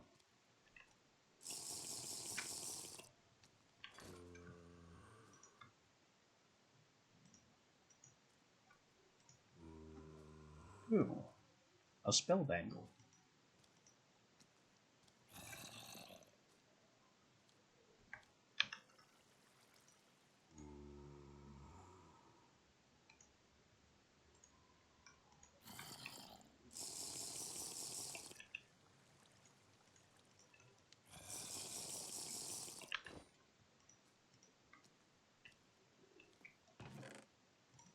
More dust, another spell bangle. A wood smart head, that's funny. Potion for our belt.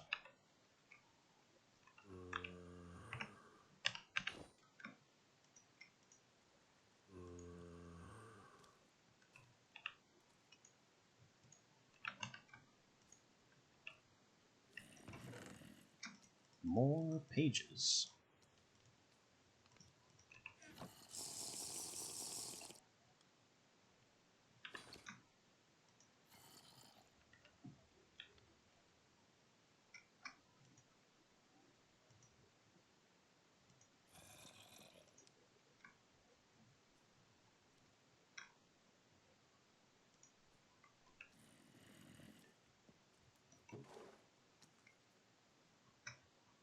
And even more parts and pages. And spells. Just everything.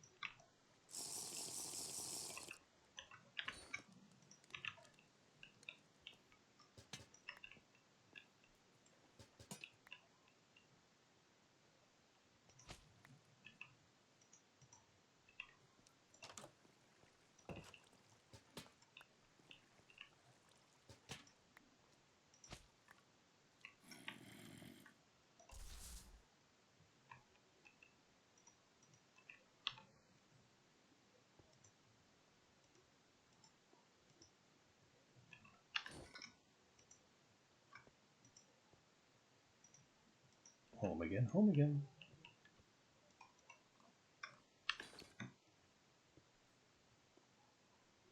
Oh, I didn't double the iron. Well, good to know. won't double already crushed iron dust.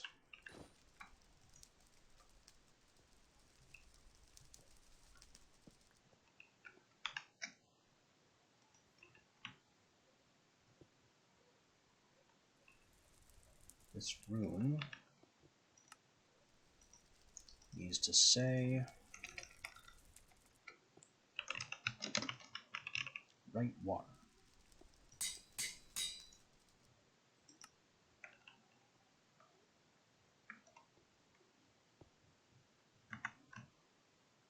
Earth, air, fire, water.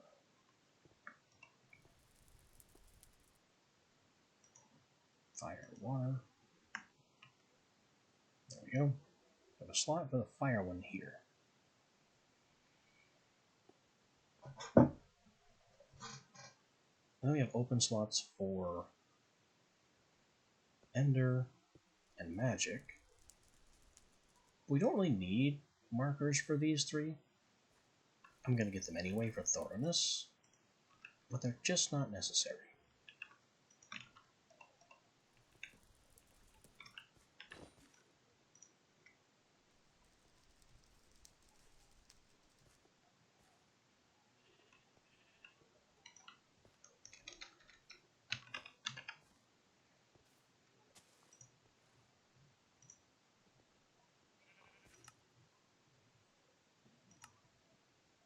Villager Mana Weaver. There's a magic villager that we haven't kidnapped.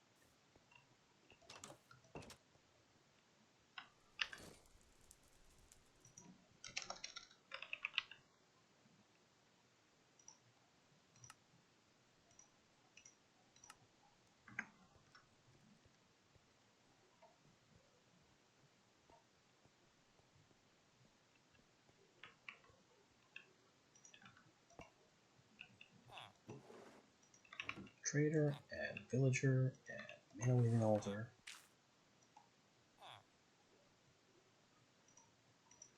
Our Spellmonger has been through the treatment.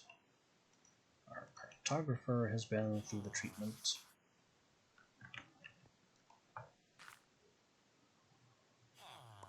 Spellmonger's prices are now 1 for a lot of things. He's been traumatized. Traumatizing villagers for fun and profitability.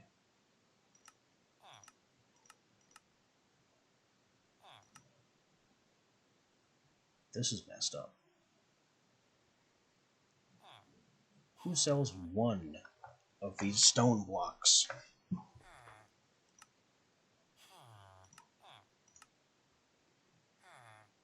This is almost acceptable. It's at least in bulk.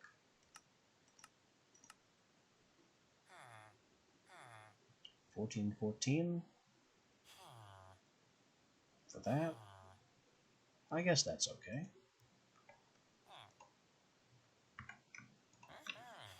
But we're still putting him through the ringer.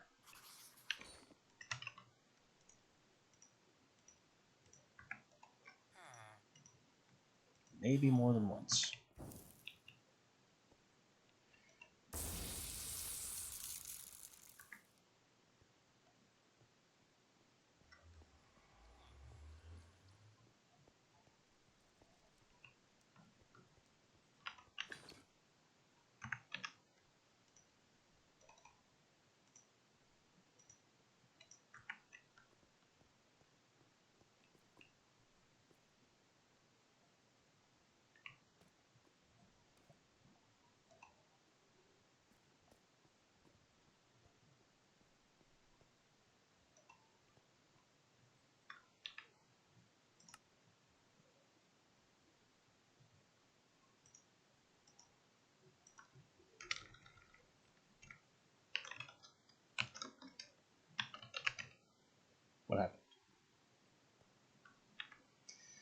Oh no, magic has the letter G in it, and that's my backpack hotkey.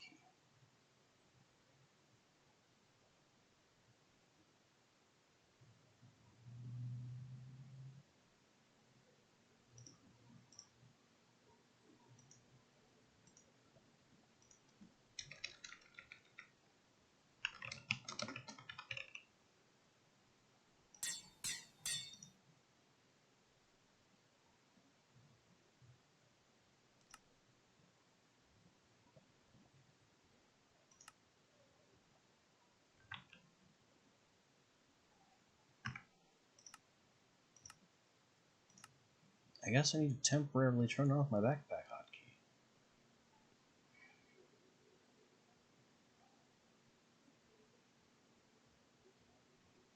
Or move it somewhere.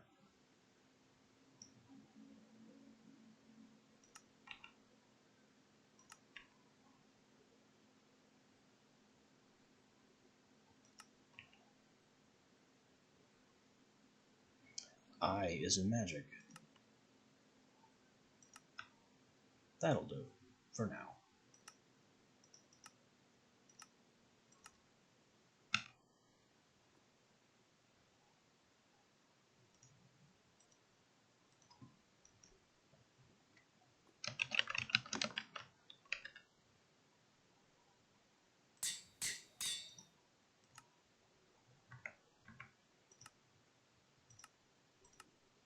And now we change it back.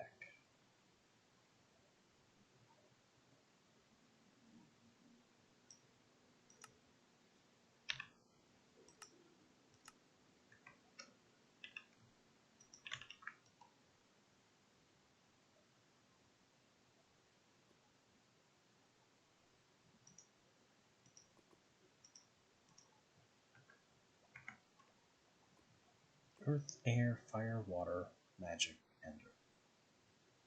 Home, the Amethyst Geode. Plenty of empty spaces here for other teleport points.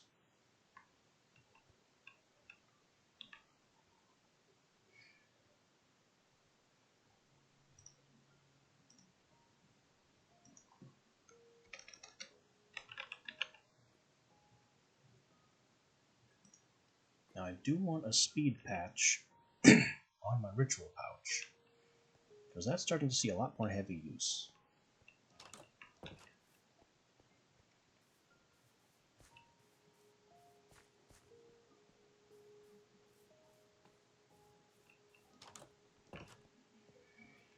Yeah, the only thing that could make it even better is a rift patch, which we can't make yet because that's Eldrin stuff.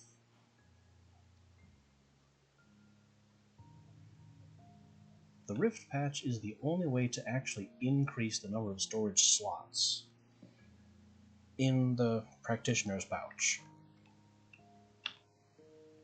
Because this is just a chest's worth of materials. And there's a ton more sand in it than I thought there was. The sand aside,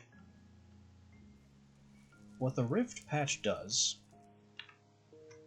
is it also allows the practitioner's pouch to pull from your rift storage, which is yet another inventory. I haven't made a rift spell yet, but that is certainly coming if we can get a rift patch.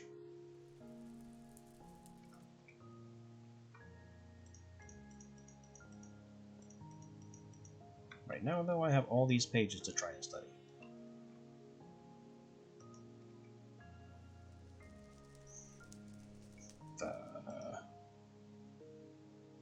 Tier is too low for Flame Cloak.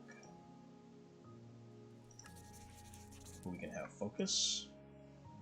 We don't need Spectral Workbench. That was automatically mastered.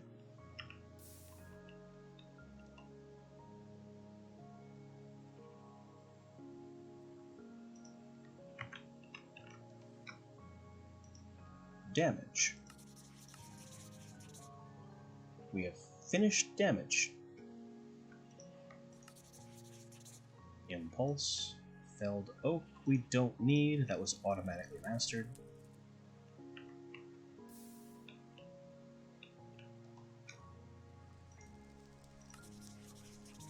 Camouflage, wind wall, grow, and disjunction. We're not ready for disjunction.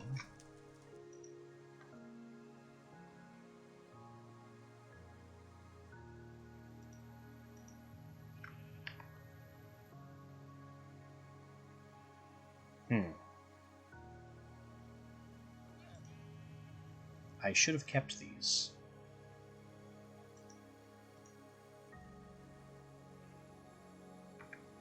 I forgot I needed those. Oh well, there will be more.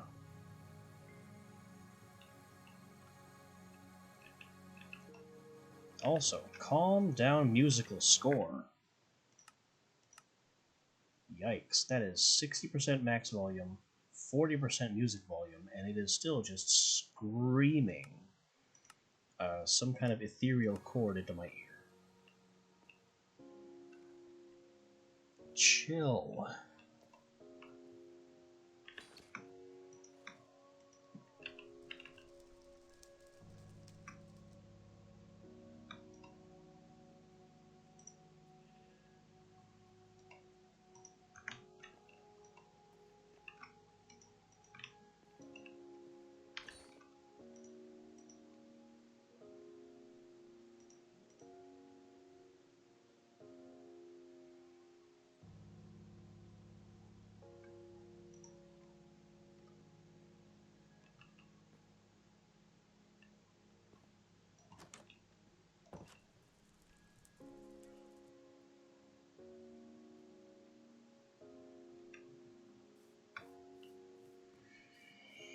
Right. Working on the speed patch, which means working over the Mana Weaver crafter, or the Mana Weaver trader, so maybe we can get Arcane Silk a little bit more easily.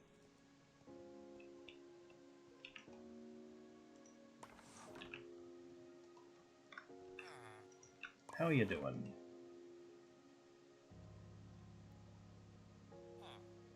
I think you need another pass.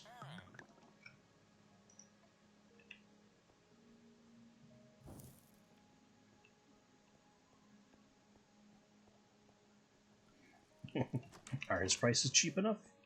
No. Back into the zombie box he goes. Traumatizing villagers for increased profits.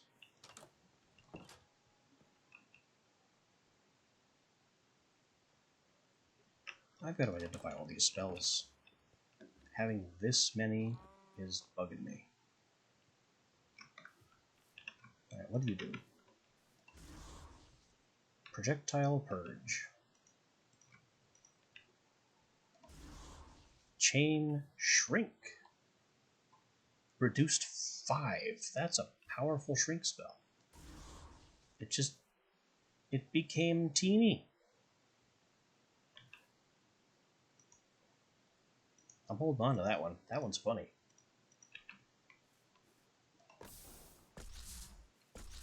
Projectile fire damage. The sheer simplicity of it all.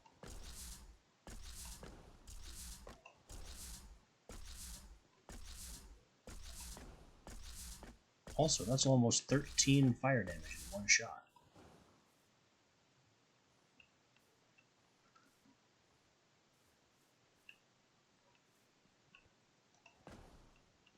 Kind of an impressive firebolt spell.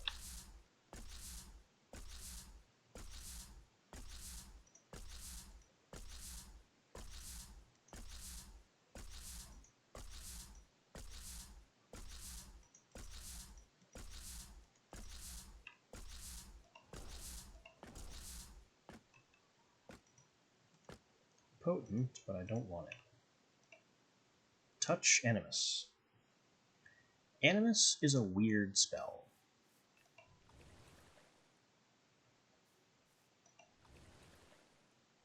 That apparently doesn't work how I think it does. Oh. Or it does. We have animated a dirt block. Where it's going, what it's doing, I have no idea.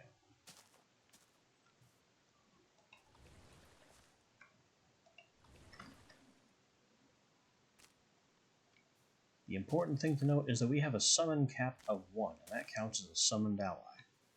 So I can only have one block animated at a given time. Are they useful? Not especially.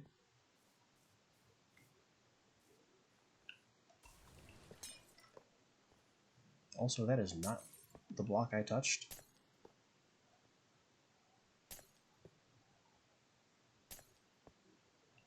But now that I'm thinking about it, I do need ice.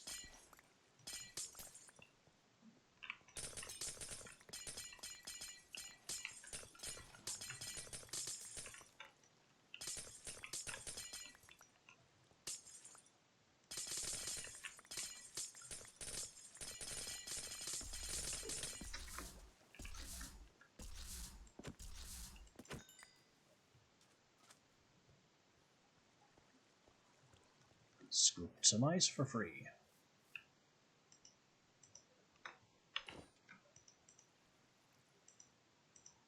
Another unknown spell. Embers, Spectral Stonecutter.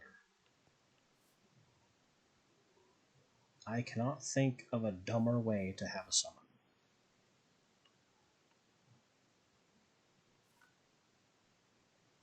So the way the Embers component works is it summons a little swirly around you. And if that swirly impacts a valid target, then the spell takes effect.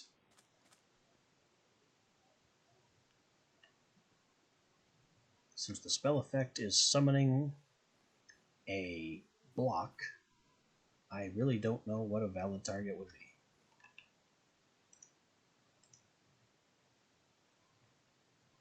So we have yet another case of some weird magical apprentice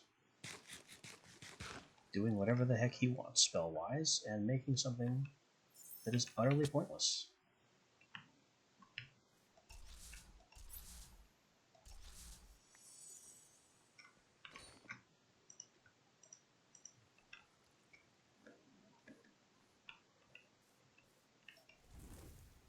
Touch Absorption.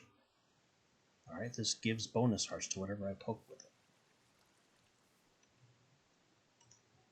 Not super useful. And the last one, Focus Wind Shear Frost Damage.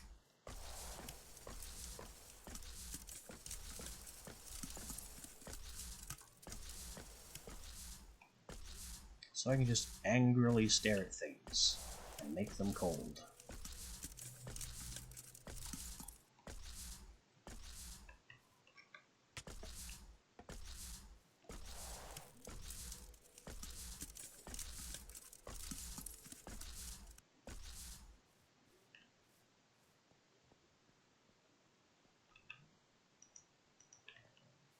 Well, we've identified all the spells. Now I can destroy them.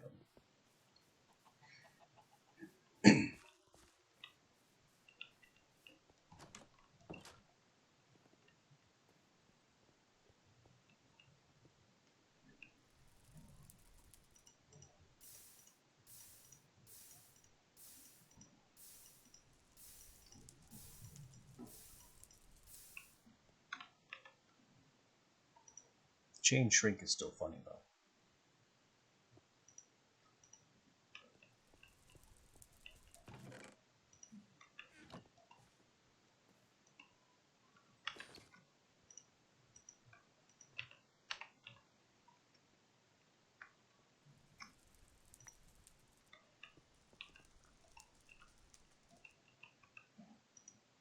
We'll get some more dust cooked.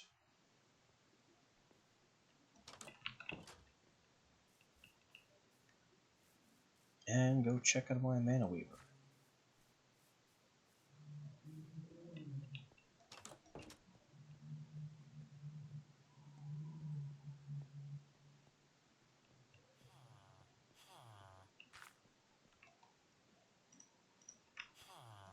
How are your prices now, buddy?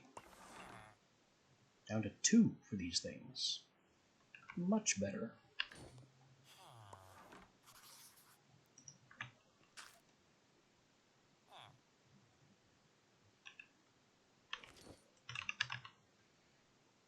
Definitely have more sandstone than stone, so let's buy some stone.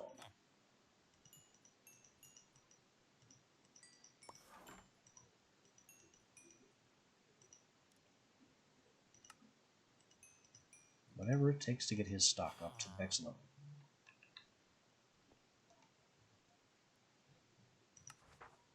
Weaver's pouch.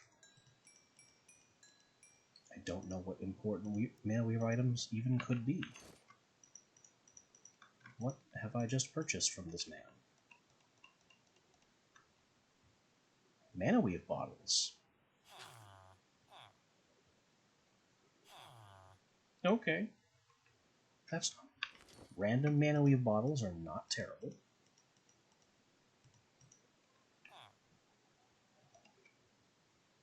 And now he's selling infused silk, which I absolutely want as much of as I can get away with. That's why we kidnapped this guy.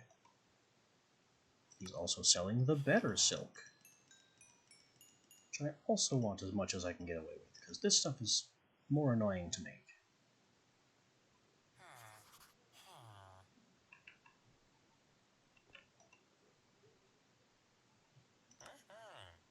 Do I need Living Flame?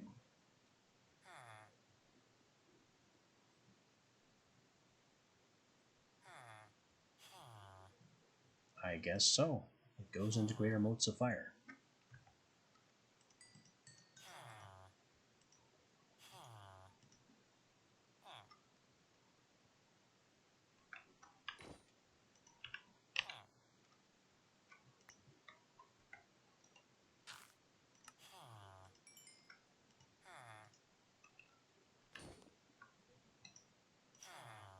And we need more Motes of Fire.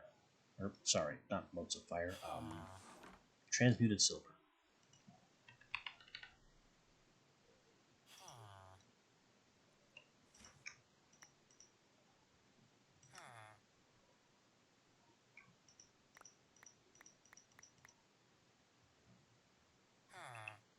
Which in turn means we need more copper cooked.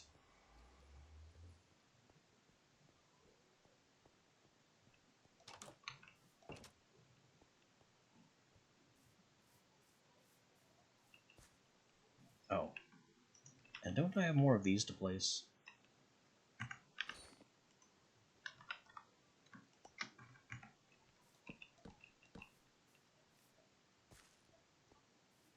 How many of those does it take until they get the message?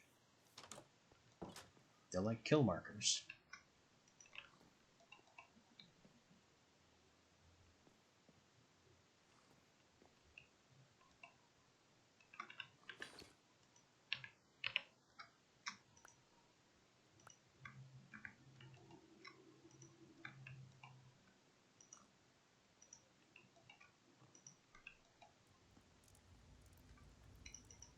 You know, stop coming to my house.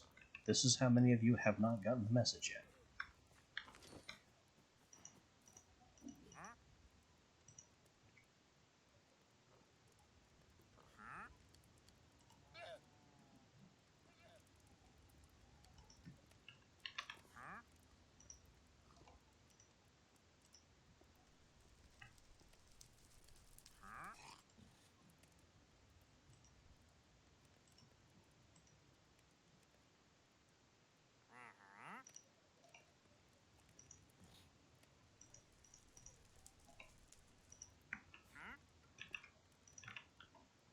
Alright, silk and sugar. And then we'll see what this guy wants. Bolts, dripstone, selling a codex, selling lime dye.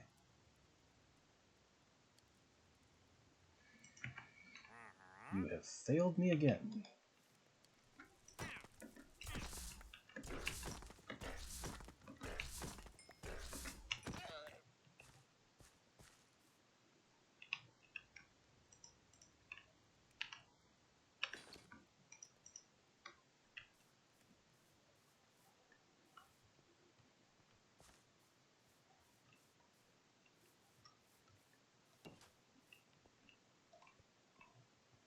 Oh, we get our skull from here.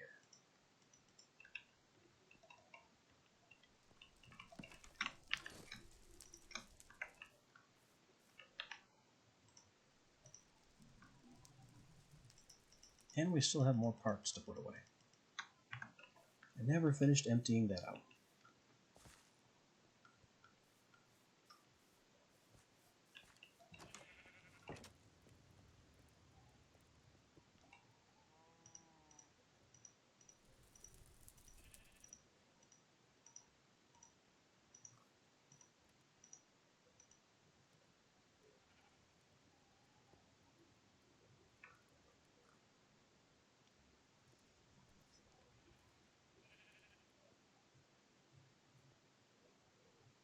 You know, the wooden smart head is all it would take for my farming golem to automatically replant.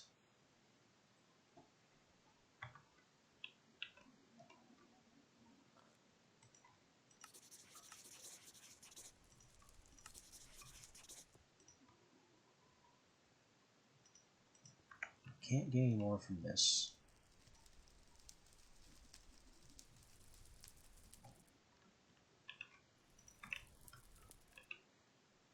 Anyway, patch speed, triangle up, down.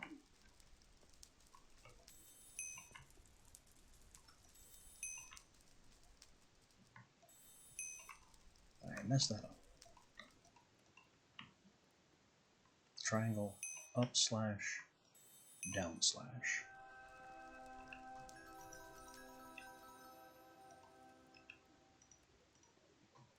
Patch speed 2.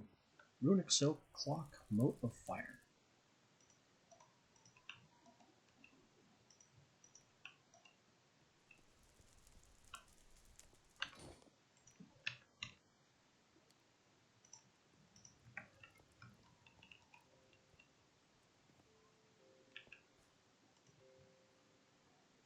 Up, inverted, down.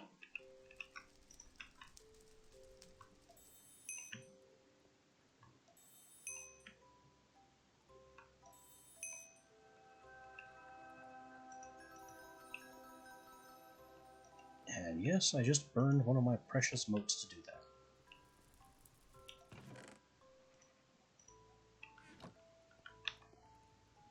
That's fine. We'll earn that back.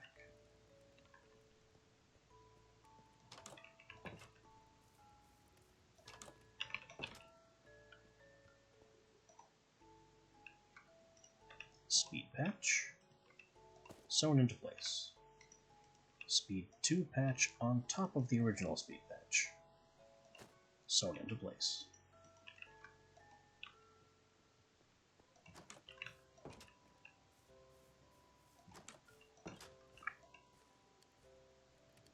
Looks like I need more glowstone and blaze powder in here.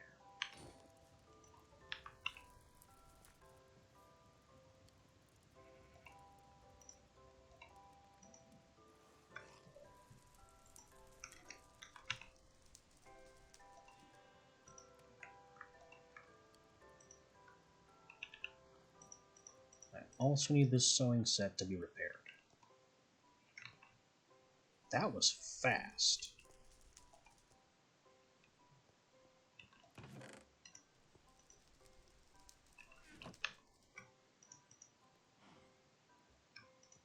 Wrong thing.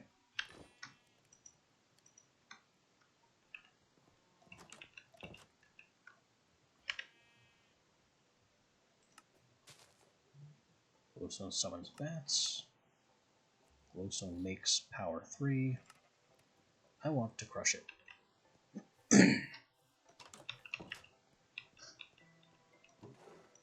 Guess what, mate? New job.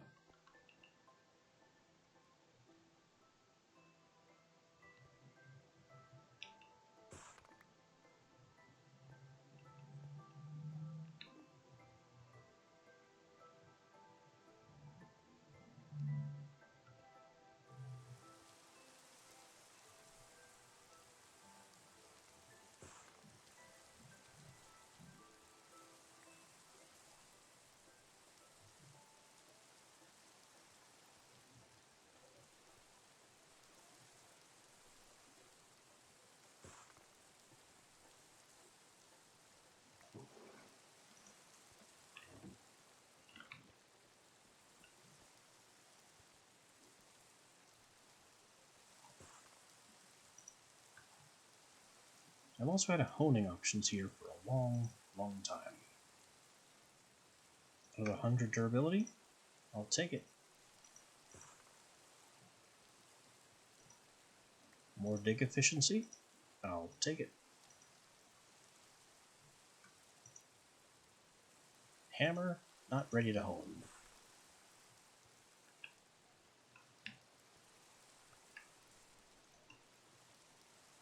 Axe, not ready to hone.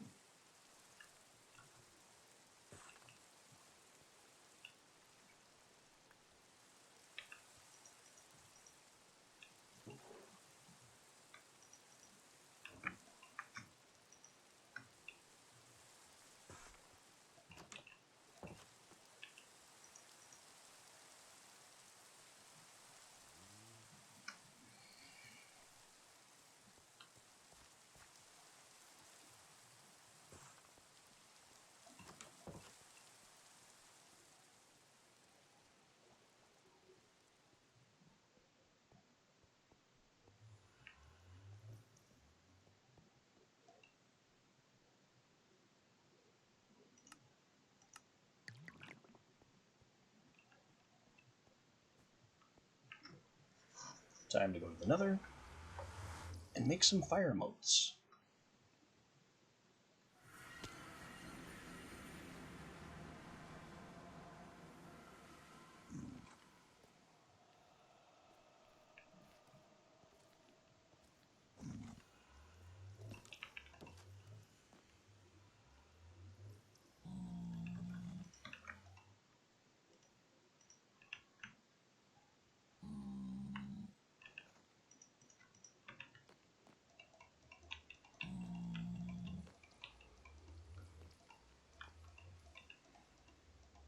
I'm not going to be able to do 2 of these in one shot because I'm going to have to go fix my chalk.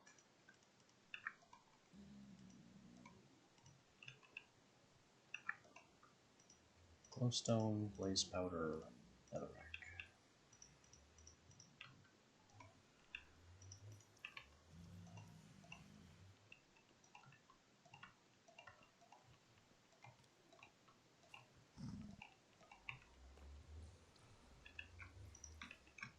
Save the ritual.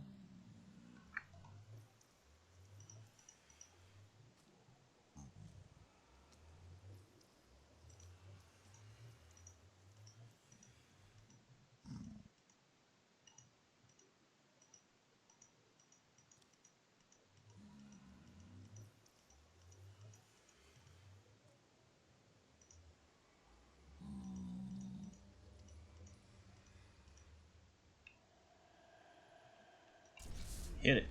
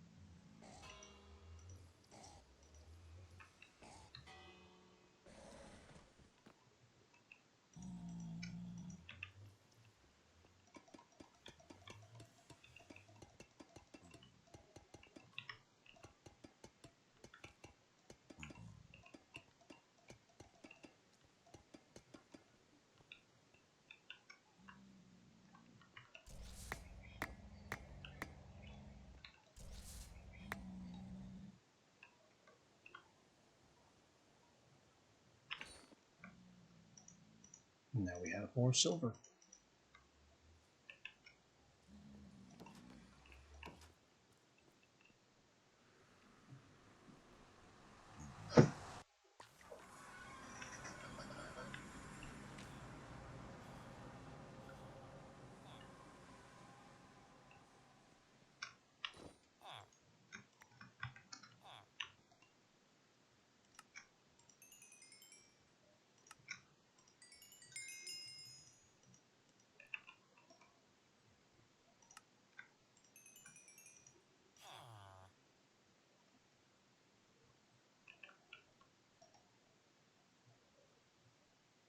A master will sell mana tea.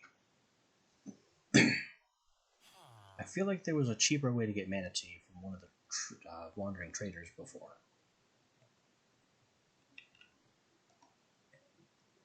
And this guy is just selling crystal fragments. That's incredible. And a spell.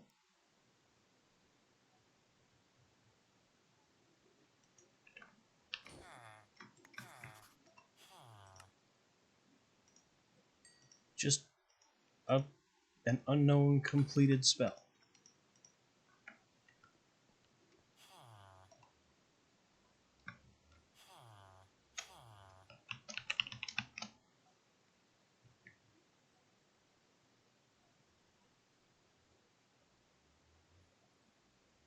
I don't know what to do about this. But I know we can change its name and icon later.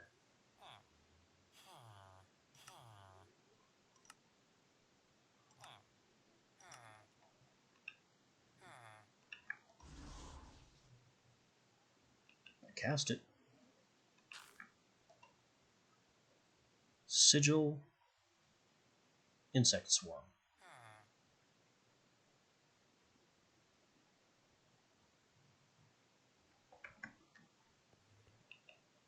It's useless. You have betrayed me.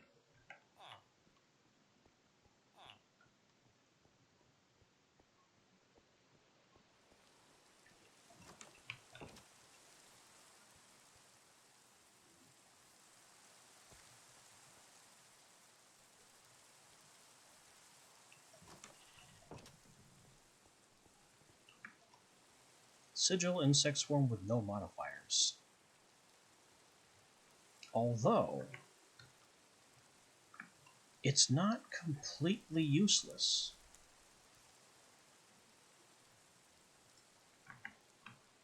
Because it's a real spell. So I can get rote progress off of it. And Insect Swarm is normally a component barred to me.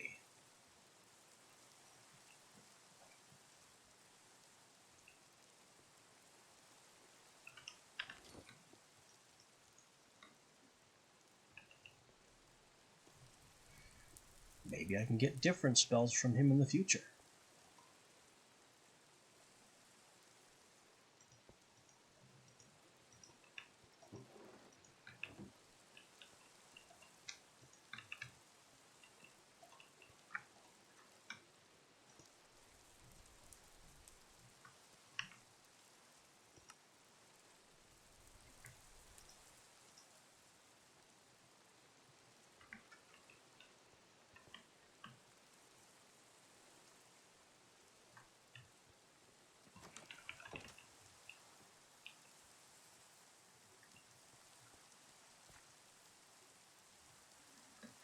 Alright, now back to the Nether for our other fire moat.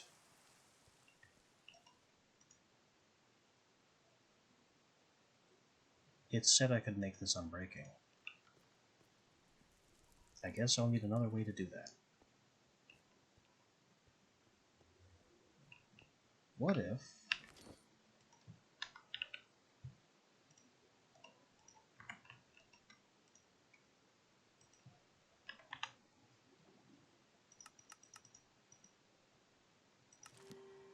put unbreaking on the book,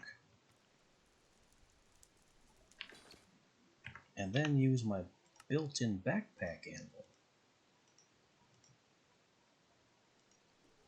No.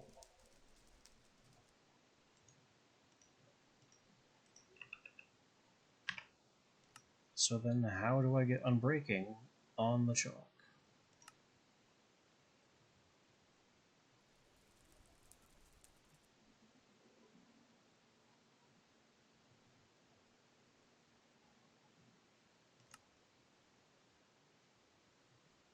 Chalk technically goes into all of the rituals. Technically.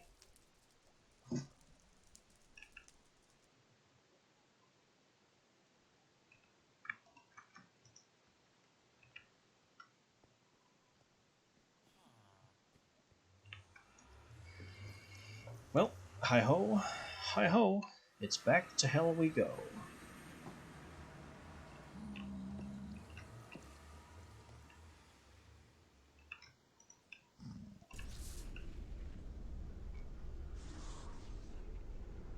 That is so much faster to activate. Now the slowest part is me throwing sigils at it.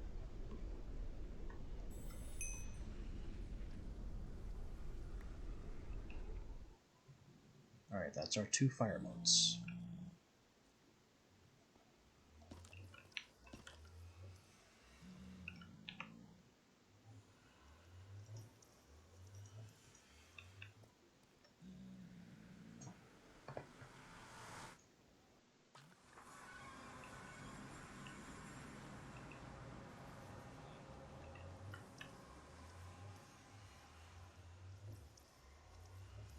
Another magic mote, which we have everything for. Magic Ender. And then this goes Ender Magic.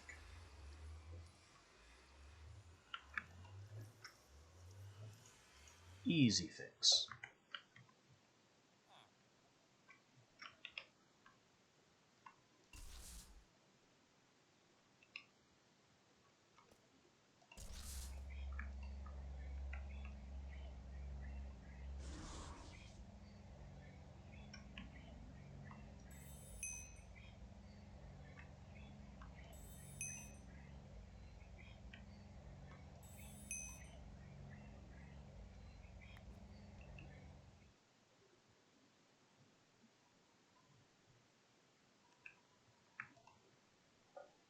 Now I need another air. I don't have any more bottled thunderclouds. So first we'll go down and do the earth.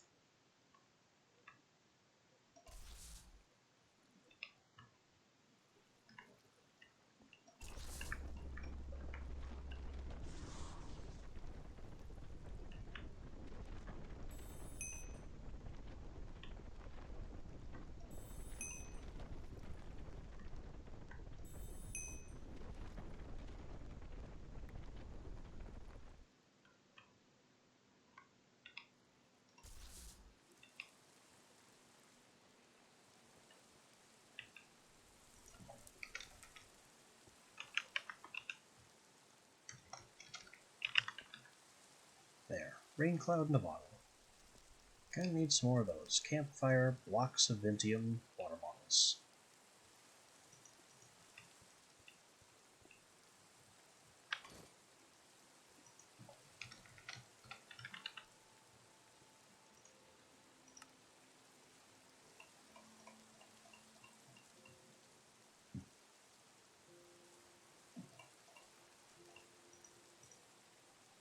I guess I should just have some campfires on hand.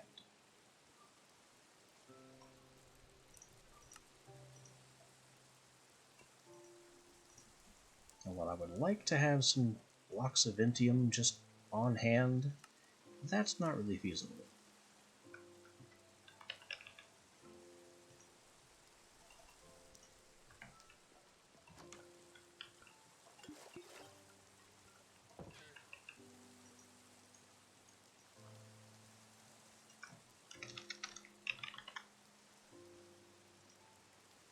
Finally, Wake Bloom and Terma.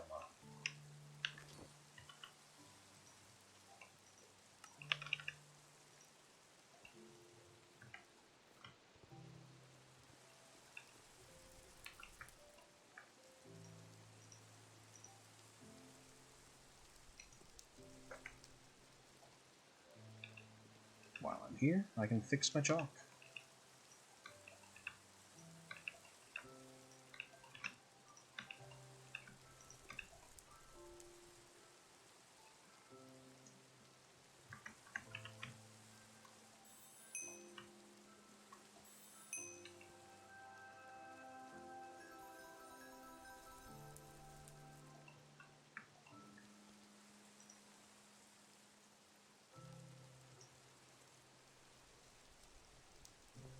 And we're gonna need more fish.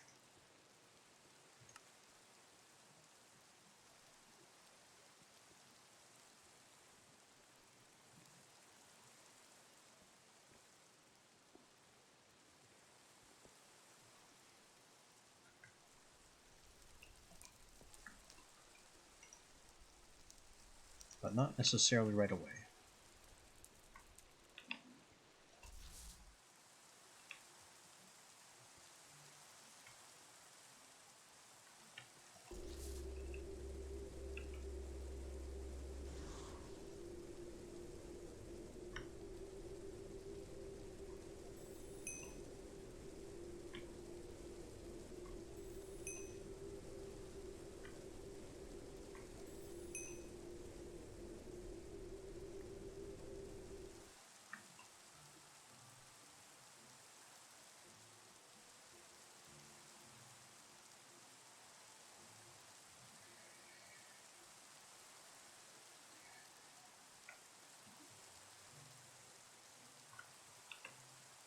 Now for the one I've been inconspicuously putting off. Because we need one more mode of Ender, and then 6 more modes of Ender.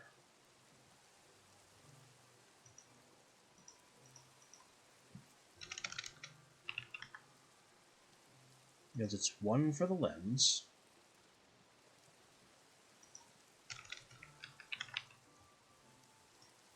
1 for the conduit, and yes, the Ender conduit requires 2, and then 1 for every conduit besides.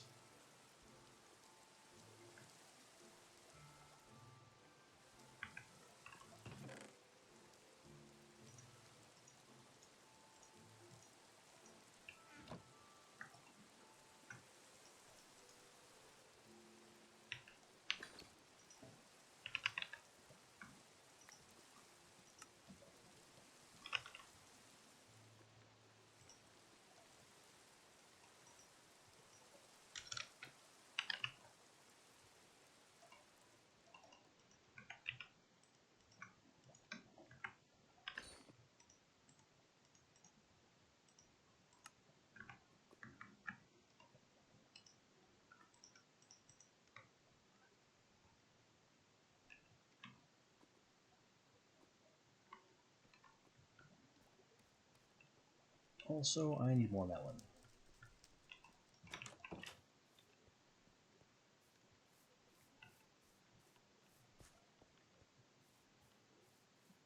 Fortunately, our good friend over here has been very hard at work harvesting melon.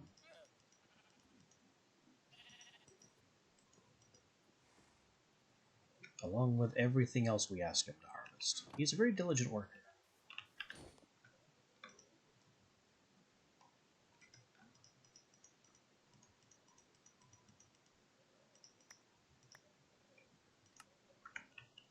That's a lot of melon.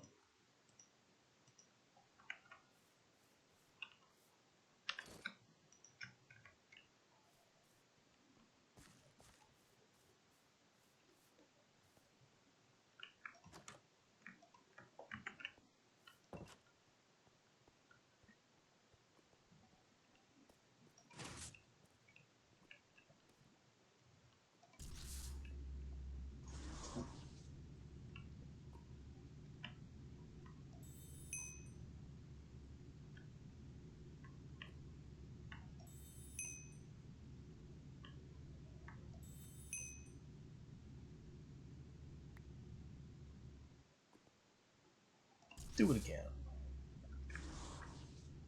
Our limiting factor here is going to be the amount of durability on our chalk.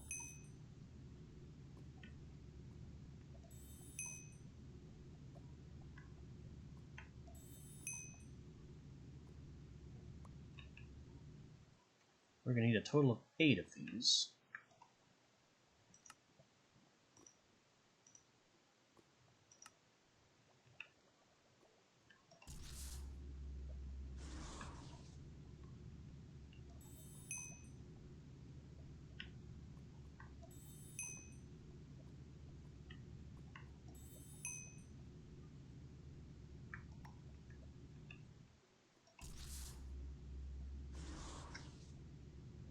Glad I put the speed patch on.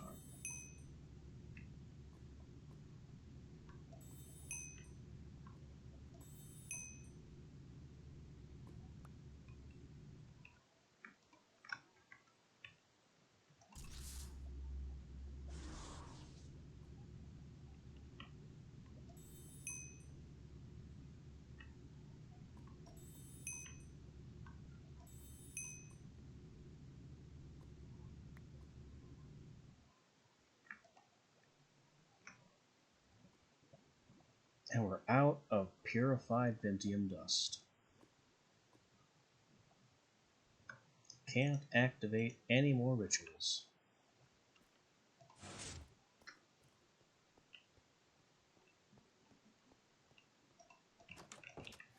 I knew something would go wrong before we got the last one on.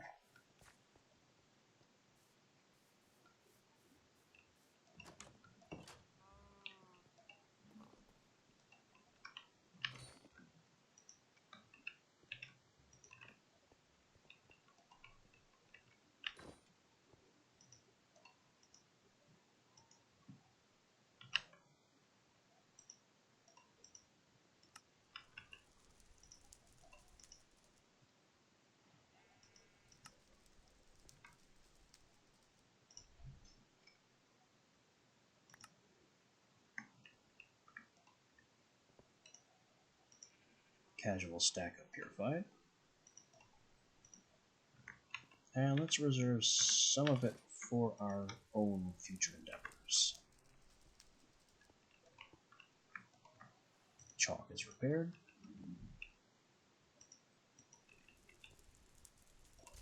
Back we go. Last one.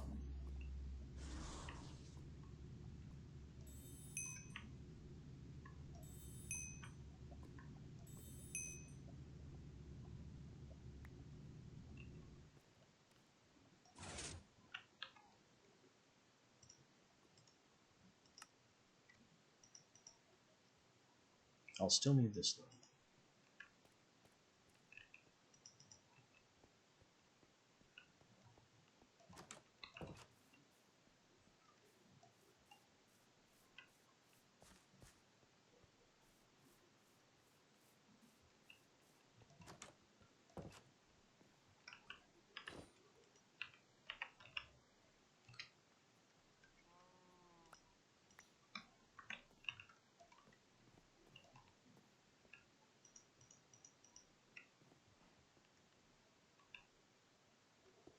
Now, for all these motes, we need conduits.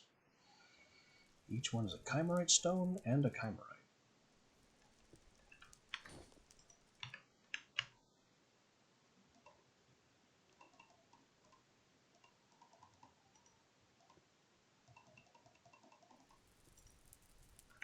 Which we have.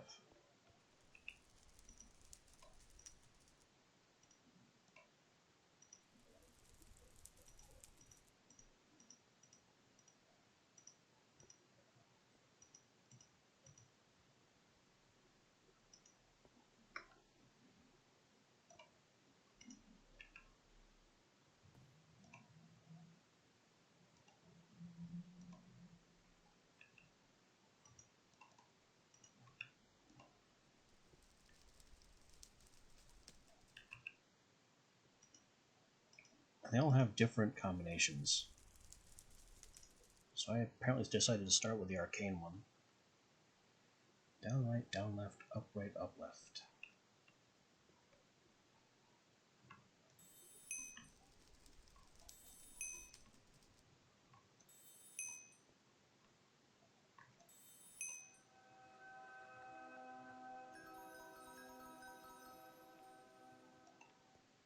Arcane Conduit.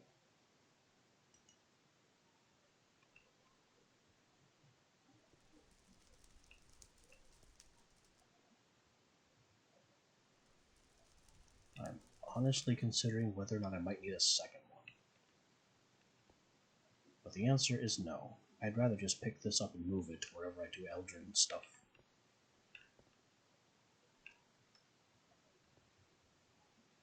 Next one, Ender. Ender, Ender, that, and that. That is up, split, down triangle, down.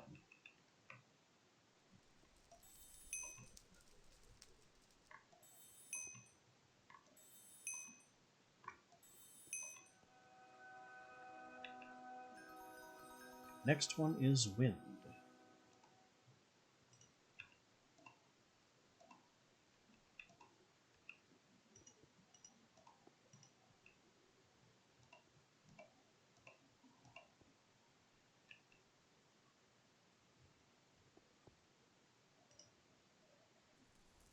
triangle, split, triangle.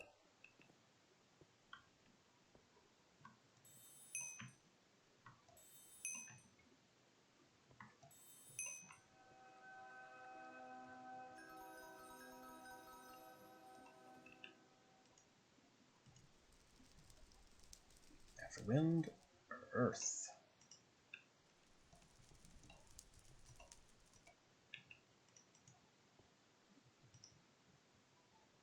Earth is square, diamond, square.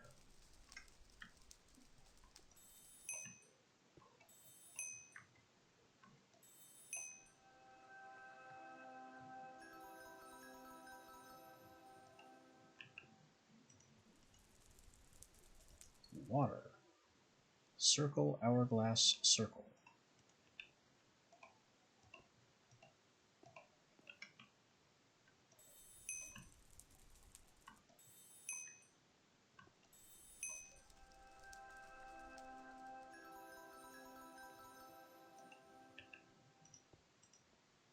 And that leaves fire.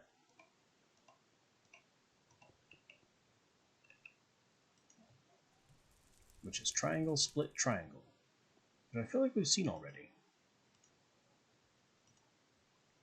Yeah, that was also the wind recipe.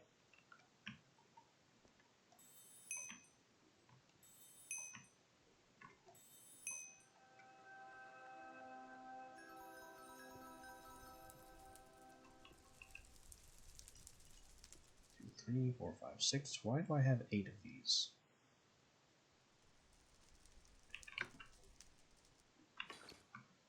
Oh well. No harm taking extra out of the box.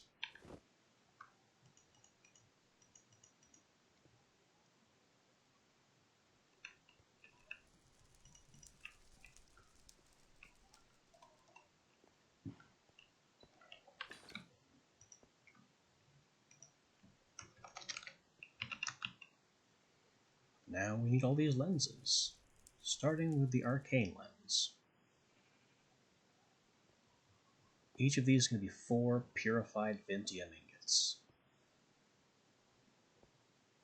4, 8, 12, 16, 20, 24.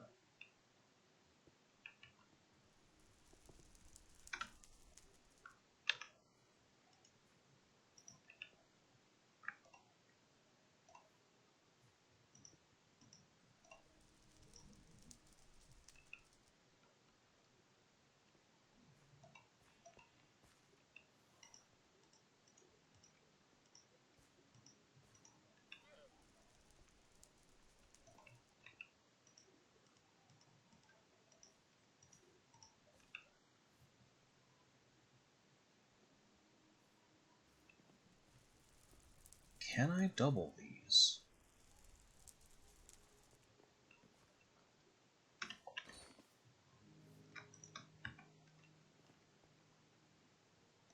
I know I can't double the dust, so that's not a waste at all. Will you turn 1 into 2?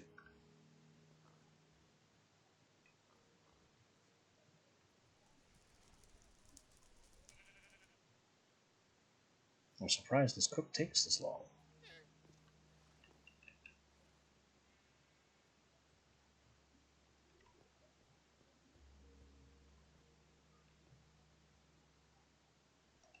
$380 buckets of blood in the main infuser. That's a lot of blood. But that's what happens with Promise of Tenacity 3, the diamond level. And maybe I should get a diamond one in here, so I can also give it a few promises of velocity. You know, make this a little faster, with bigger capacity.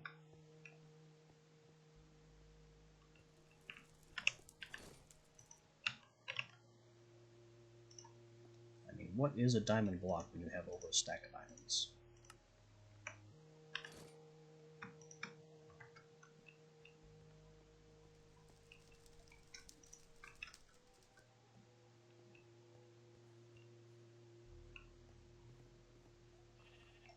It made 2. That's all I wanted to see. We're cooking all of these anyway, because I will need all of them.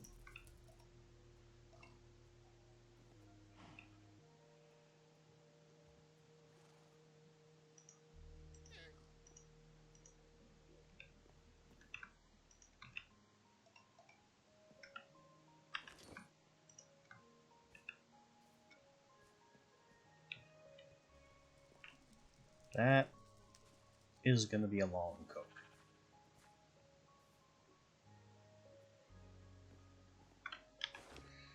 So maybe we just put the moats and metal away for now and focus on the stained glass that we're going to need. Which also means that we're going to need more glass.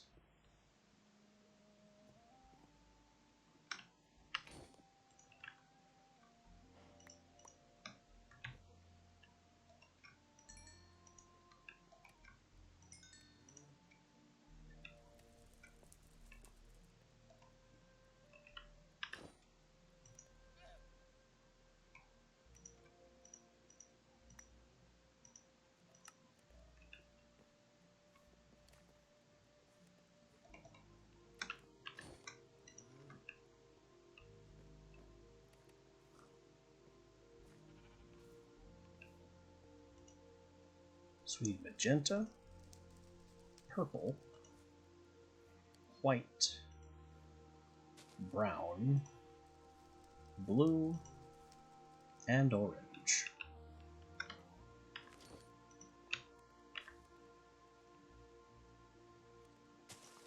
Purple, white, blue,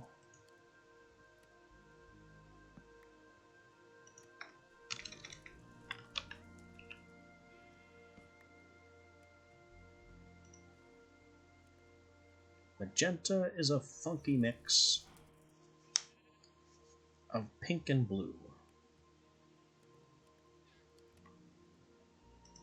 So white and blue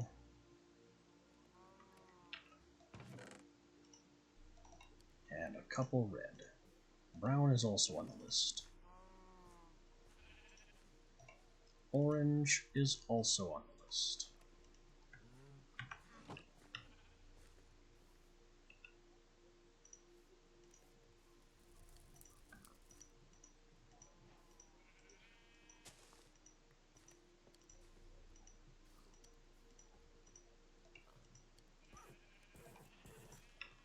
Why are my horses taking damage? Excuse me.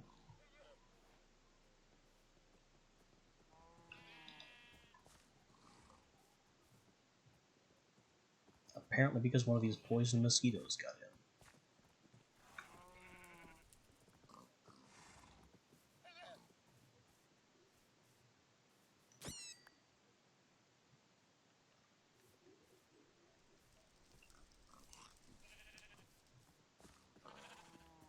My horse got bit by a horsefly.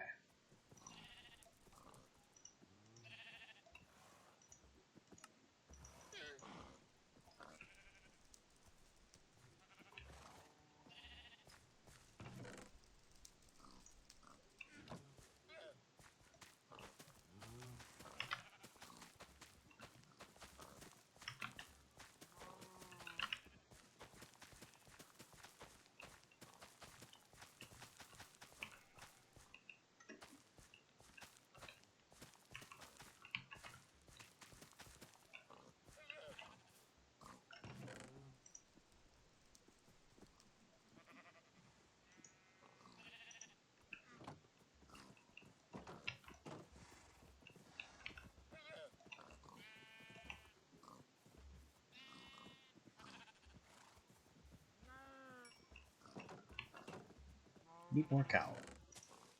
More cow in the pen.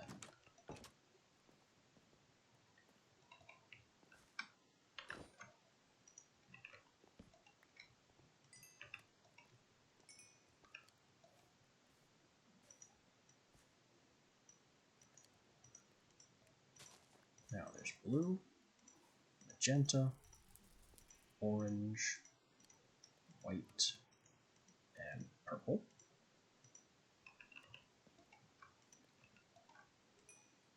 We need just a little bit more glass to come in, so we can also have the brown.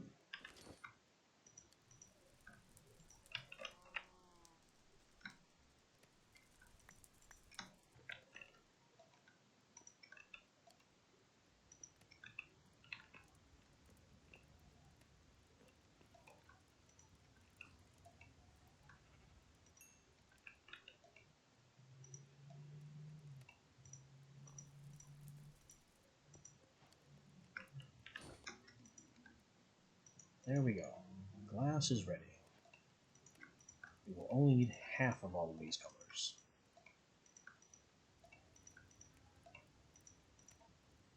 Unless, I suppose, I decide to make extra lenses.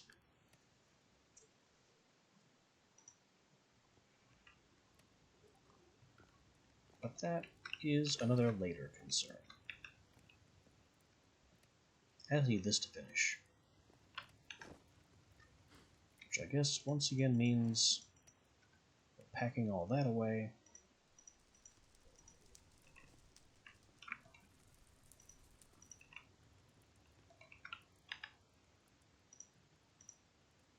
And mostly not worrying about it. Because I'm not going to hang around here all the time and just wait for that to finish.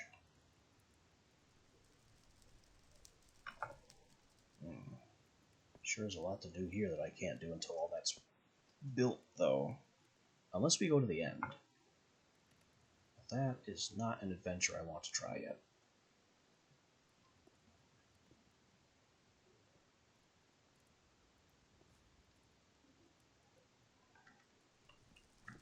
What are the new cantrips?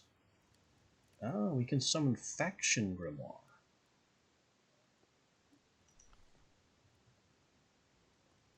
And also freeform spells.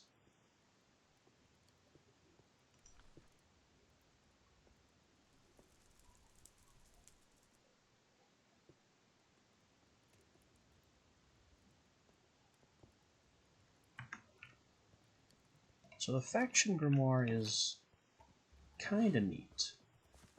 I don't personally like it, but it's neat. Terrarium, triangle, down triangle.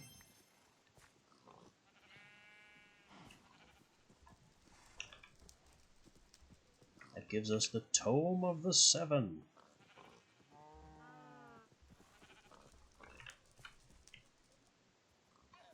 Which has all the same spells as our existing tome. You just hold the tome up instead of having your fist with the little with the magic glow.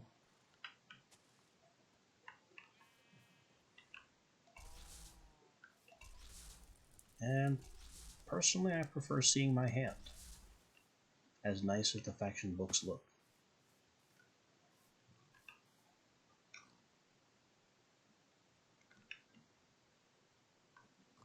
I don't think there's any difference between them. They don't change the attributes of the spell at all. They don't provide a mana discount. They don't provide an increased damage.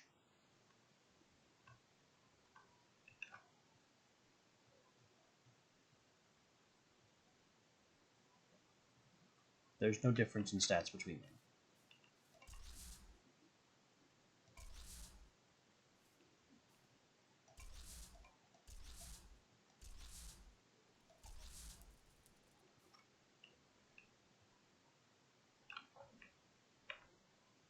Though I guess it does look cooler to have the book in your hand, from an outside perspective, as opposed to just holding your hand up and having magical particles at your feet for some reason.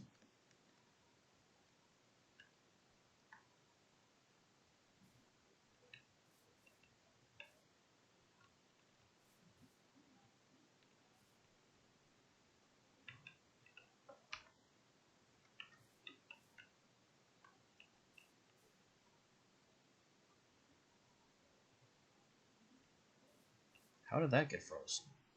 I didn't do that.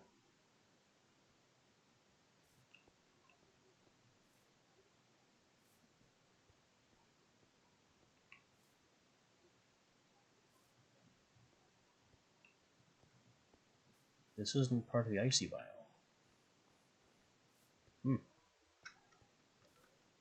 Weird stuff happening.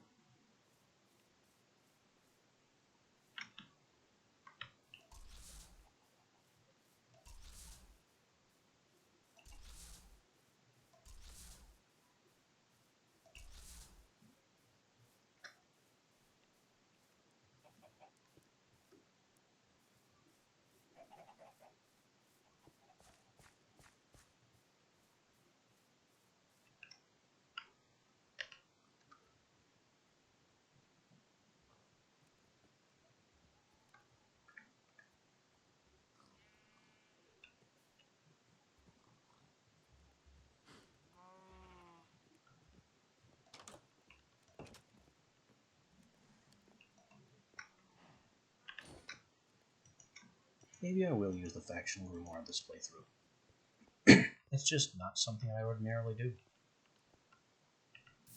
Don't need that one. All the spells are safely stored. This isn't even... Well, it's a little over halfway done, actually.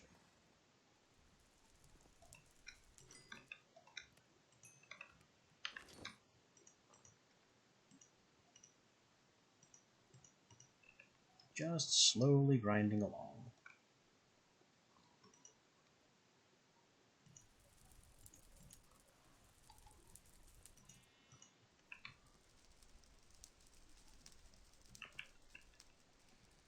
Maybe I could now make a construct gantry.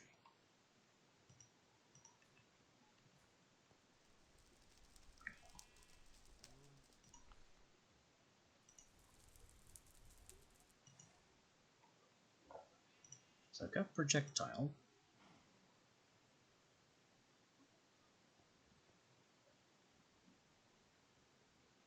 And I've got gust, and that will tune it. That will tune a crystal to air. We also have fire damage, so we could do fire. Maybe impale for earth.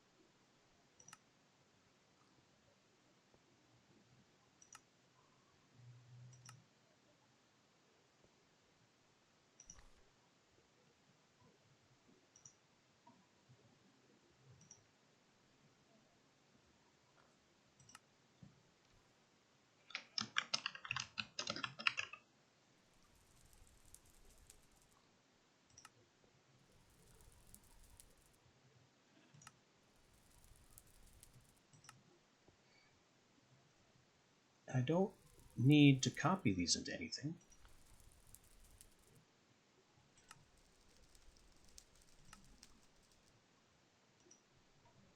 Pull them out of the book and put them in my spell book for any reason.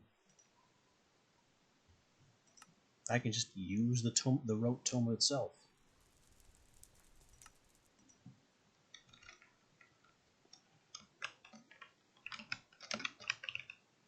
As like a golem based, basically as a golem crafting wrench.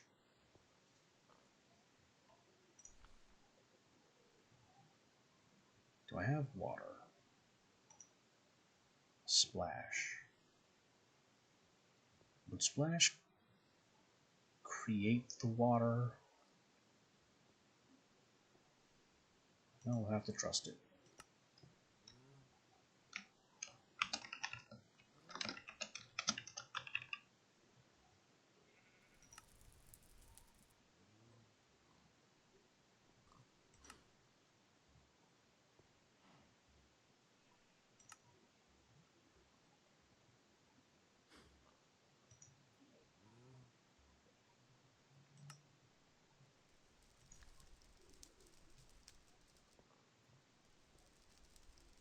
don't think we have a usable Ender spell or Arcane spell. But honestly, I think we've done enough here.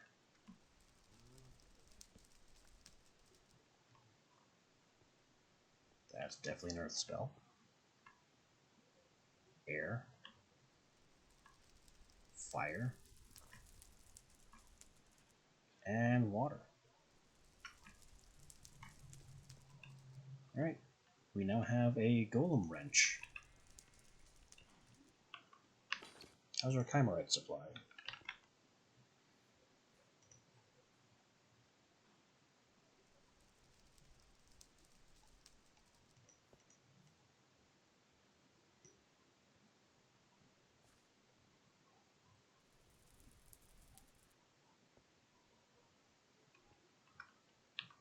Good enough, I think. So let's refresh on what the Construct Gantry involves.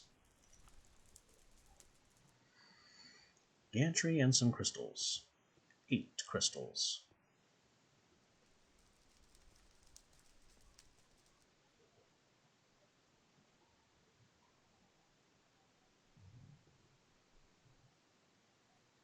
Affinities. Air is just plain good. There could be some argument made for Arcane.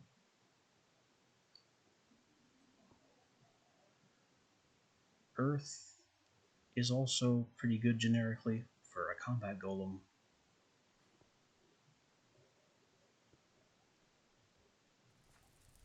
Ender's carry capacity is sometimes useful, sometimes frustrating. It all depends on what you need to program them to do. For a Crusher, good.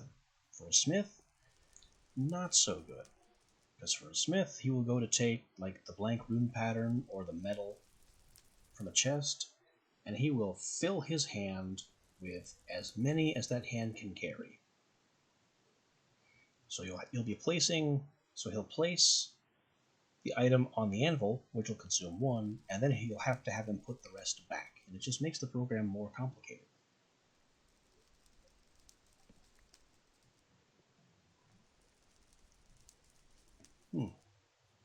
Water increases fluid capacity. That could have some use too.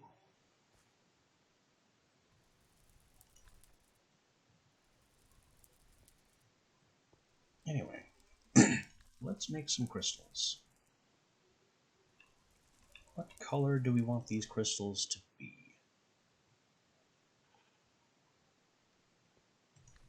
I would just say gray.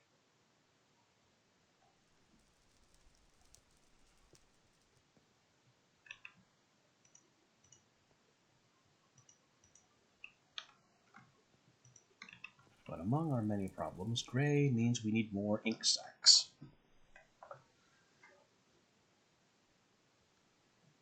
Maybe I should box up a squid soul for the spirit furnace.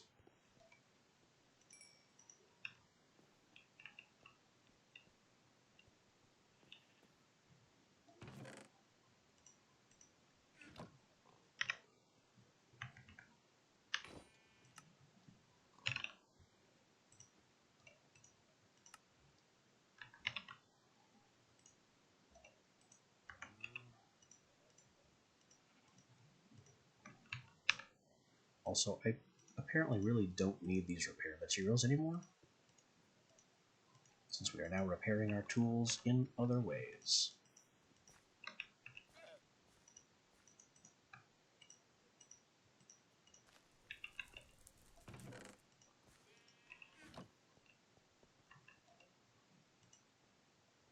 Boop.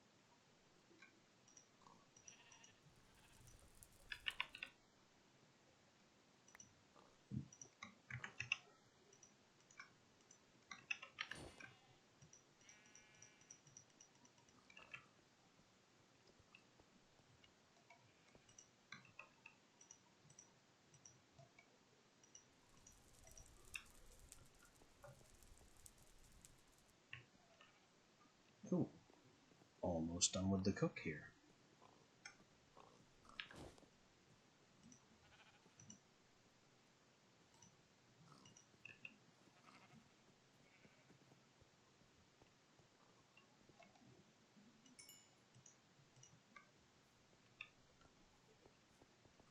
There it is.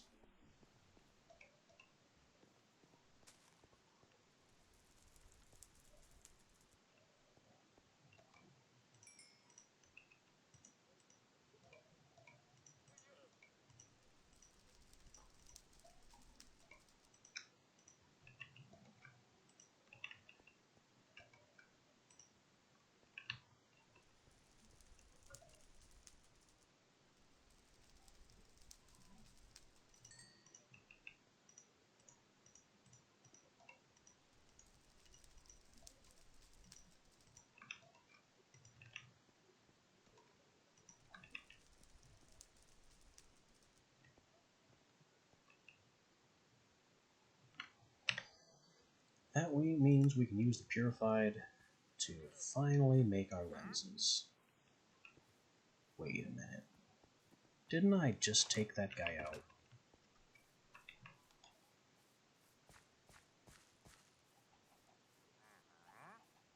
What are you peddling now?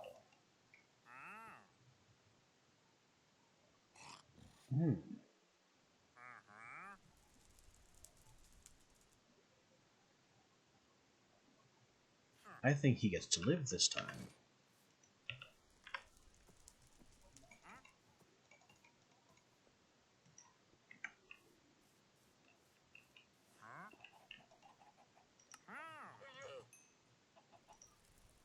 Only one.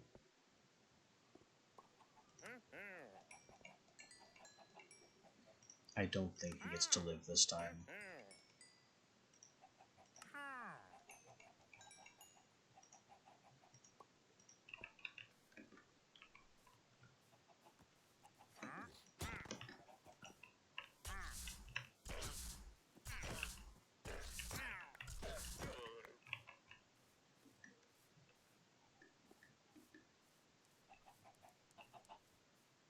What happened to his second llama? I only killed one llama.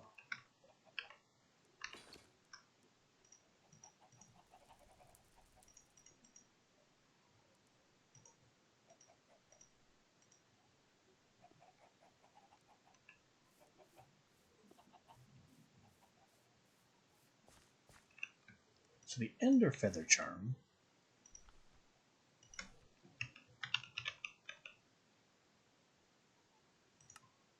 I believe, yeah, it must be manually activated through right-clicking, and it just snaps me back to home, regardless of distance.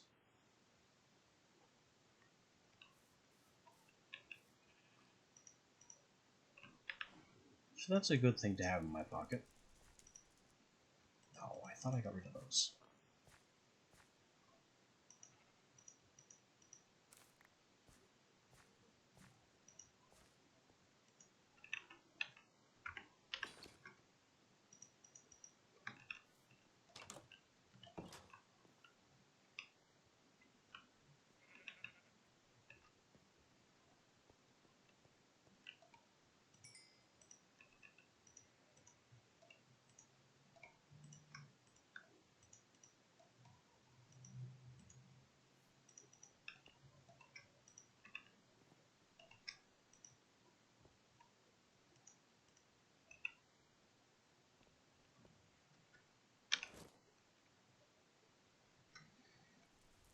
Anyway, we have lenses to make.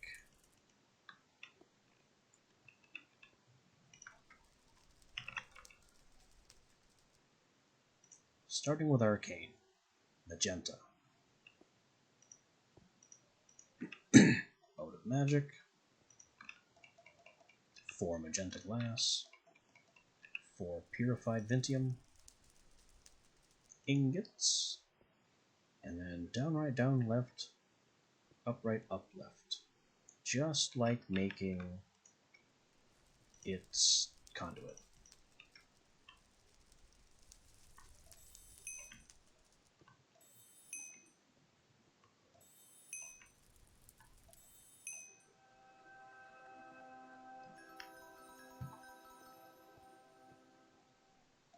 Lens number 1.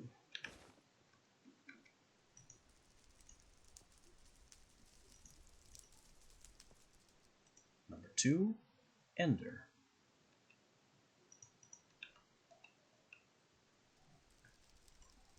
Which is purple.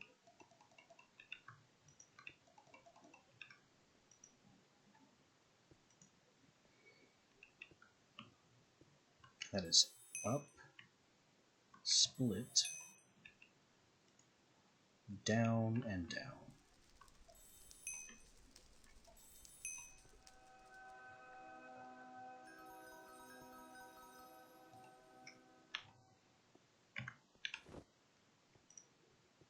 Lens number 2.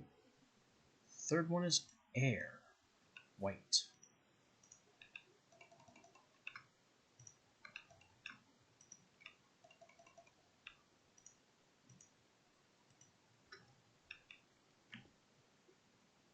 Air is triangle, split, triangle.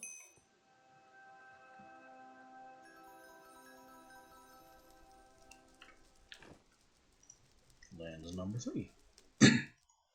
Lens 4 is earth, brown, square, diamond, square.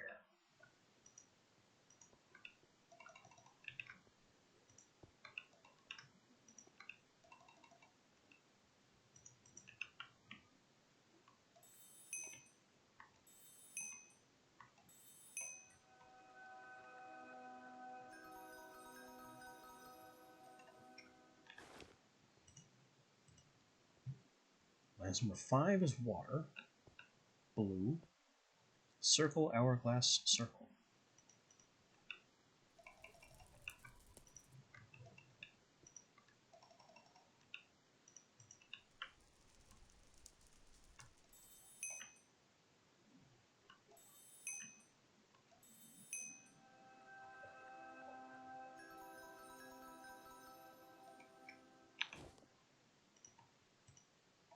Makes the final one fire, orange, triangle, split, triangle.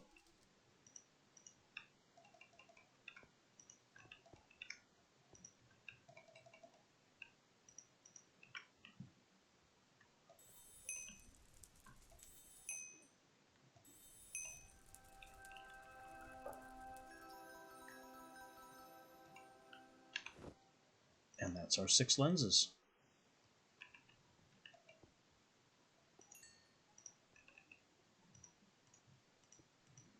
One might assume that means we're all set to go and start building the capture structures for the various Eldrin wellsprings that we've identified. This, frustratingly, is not the case.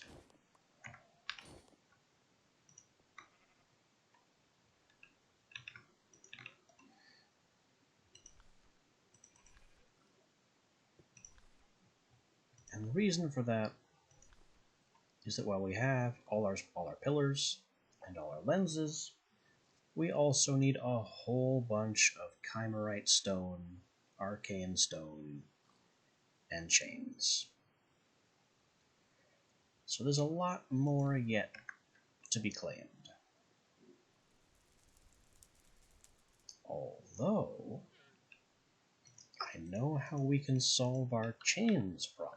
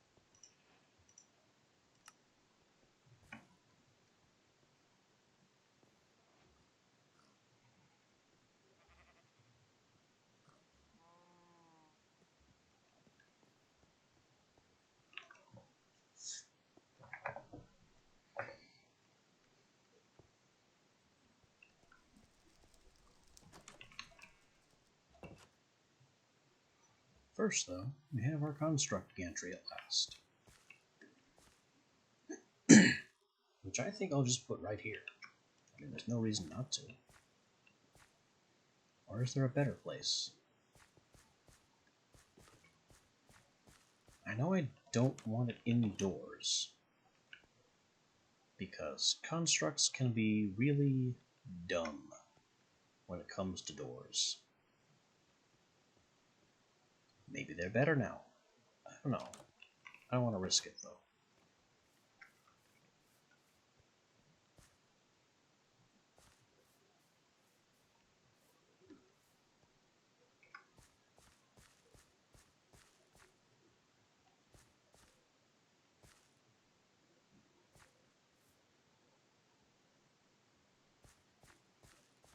Where do I put this?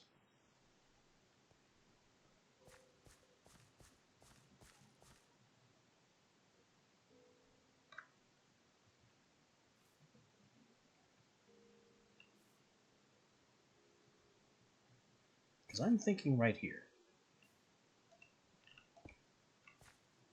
So there's the construct gantry for making advanced and buffed golems.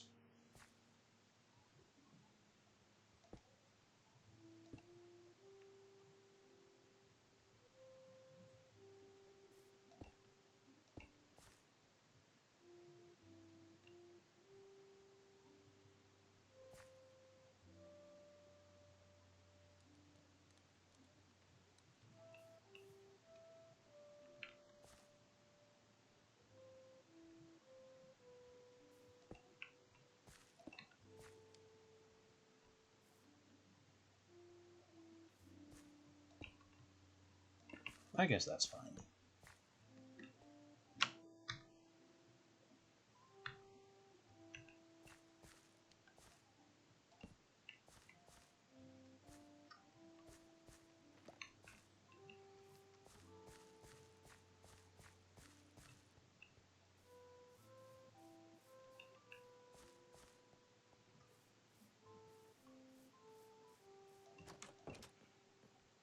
I'm also curious if wicker wood can be combined with things.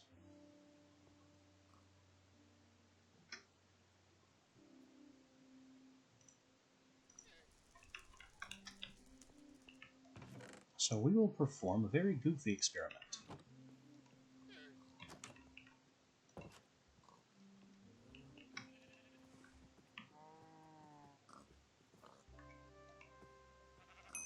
Follow me, farm boy.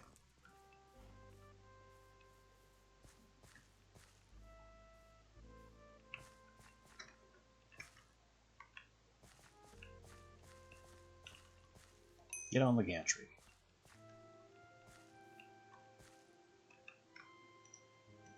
I'm going to swap out your head.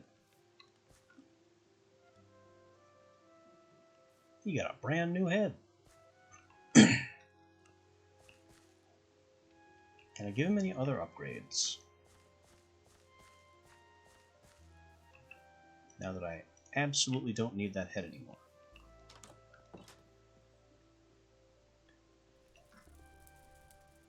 He's a bladed arm, not an axe arm. There's a major difference.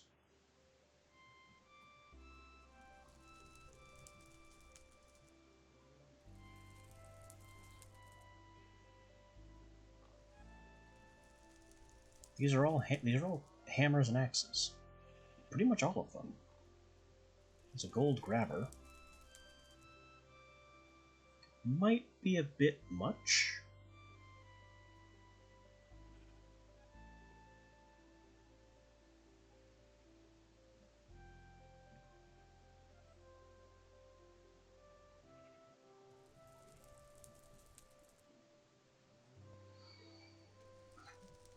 Honestly, this gold storage torso could be used with a gold grabber arm. And I know I saw a hammer arm in here, but I think it was only the stone one. Why do we have so many axes? Oh, iron bladed.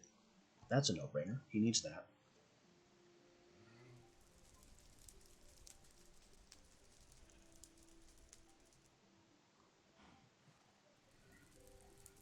Yeah, we don't want to give him the gold grabber, because there are better uses for that. The Wickerwood head can be destroyed.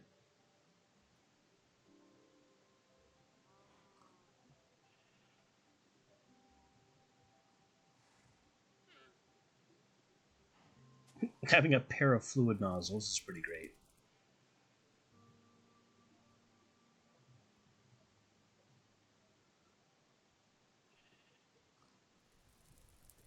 We have so many tank torsos as well. It's a little wild.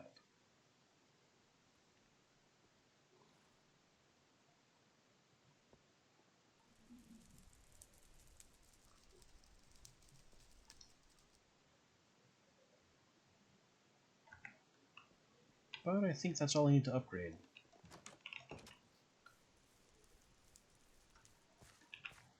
It's giving him an iron blade.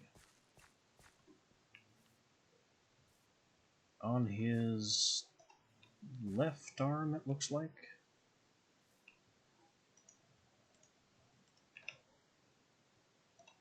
Yeah, iron bladed left.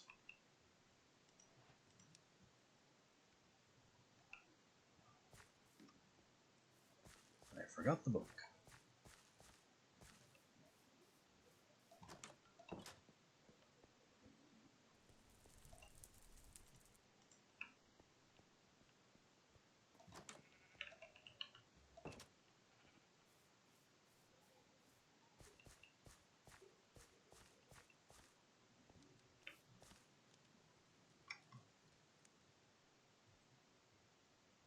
Tuning him mostly for air.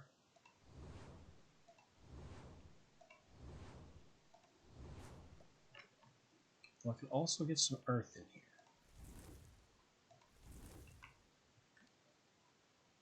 And maybe one water in case he ends up in the puddle.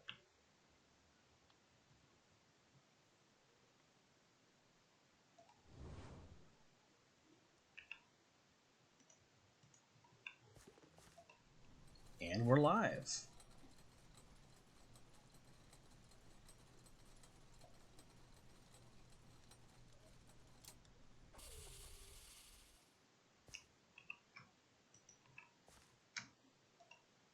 Welcome back, buddy. Follow me.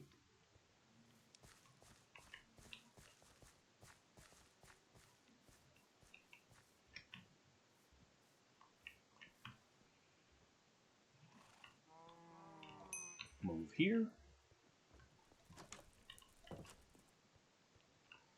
And interact with your farming directions.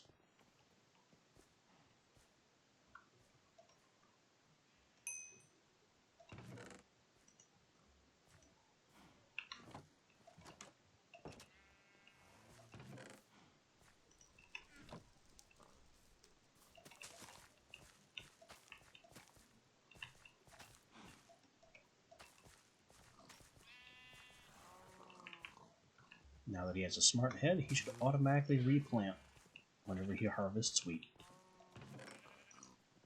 Or anything else he may harvest in there.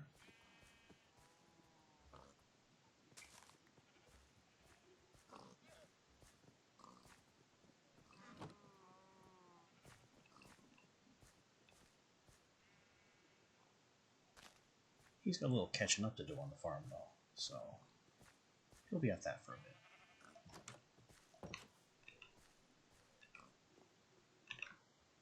His old head and arm can be burned.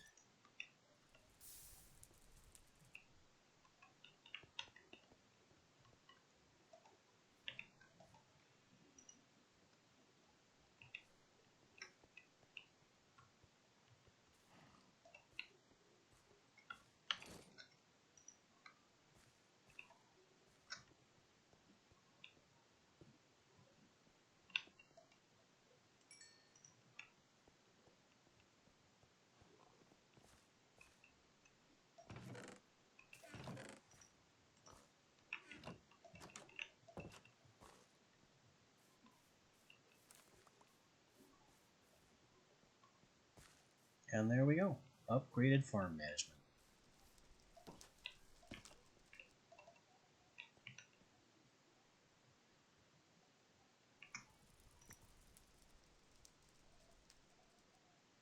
way too much sinew and not nearly enough of anything else.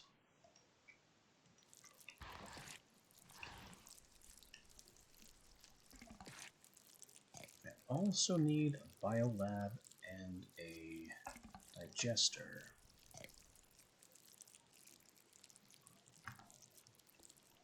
One living, 10 flesh bits, 3 bone, 8 fibers.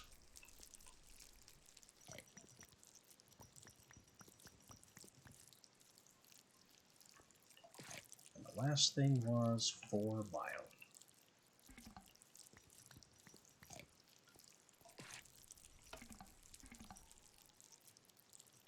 Oh, and he needs food too.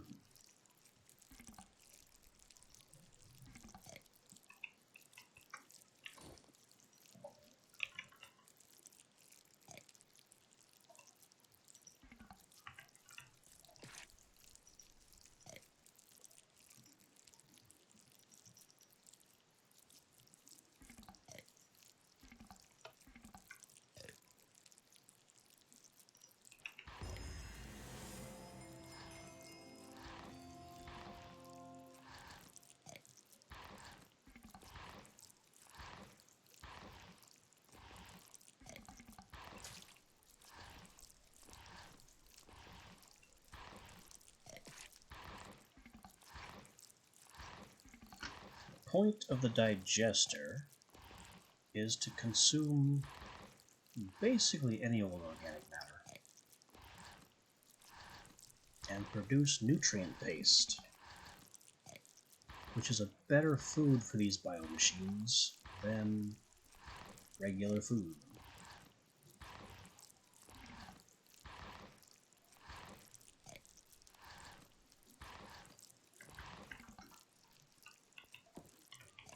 And it seems one of the best things I heard that.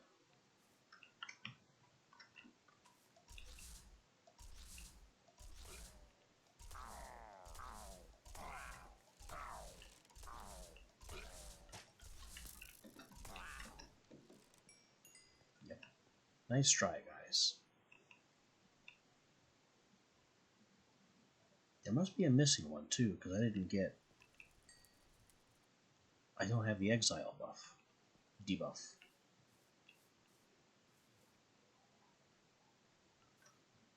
Anyway, as I was saying, it seems that one of the best things to grow for biomachine fuel is netherwort.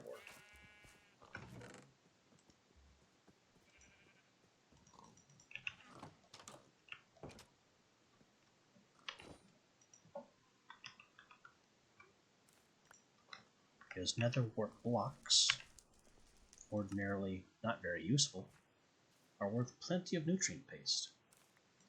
And I could crush a block into 1 netherwort, but why? Who would do this?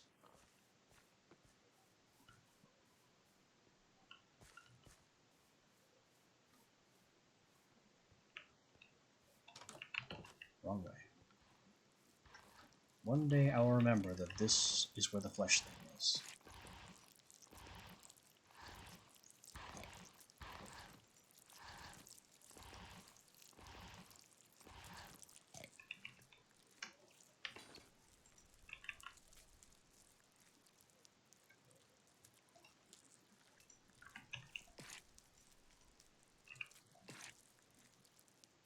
Look at all the elastic fibers.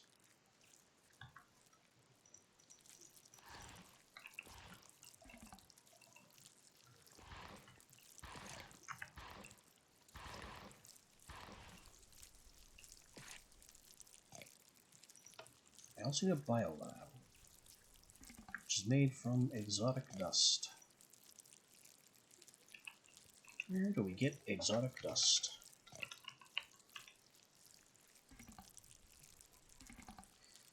From Phantom Membrane. Heart of the Sea is right out. Wither Rose. Blaze Rod, maybe.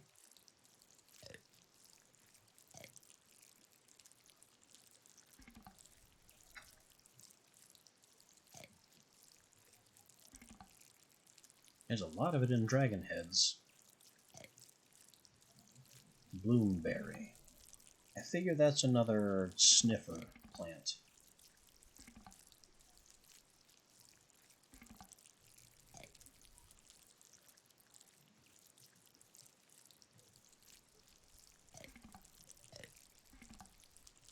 I could recycle sniffer eggs. That doesn't seem very bright.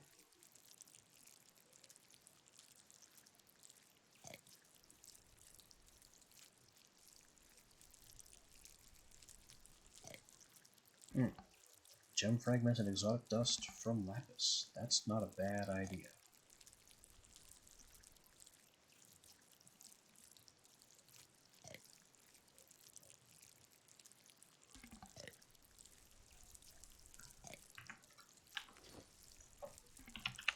Since I have so much lapis, I'm basically throwing it away.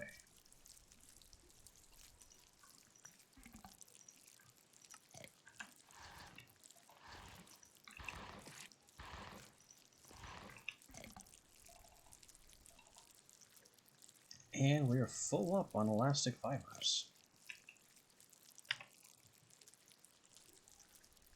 I mean, that does happen.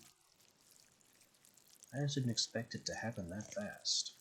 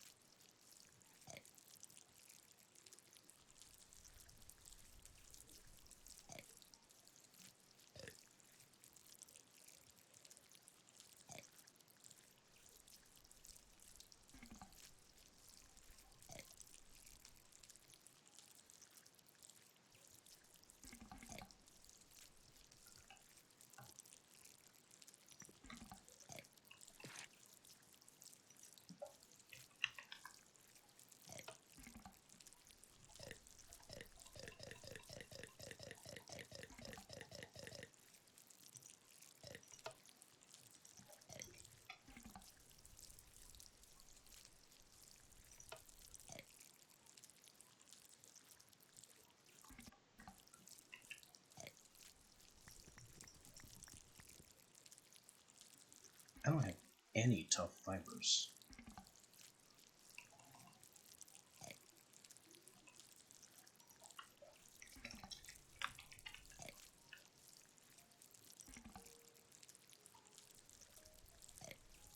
Phantom membrane, goat horn, rabbit hide, leather, and feathers.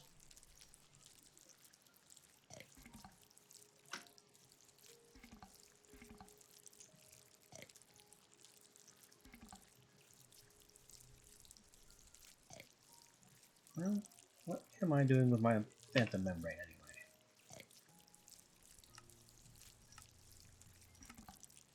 Practically nothing.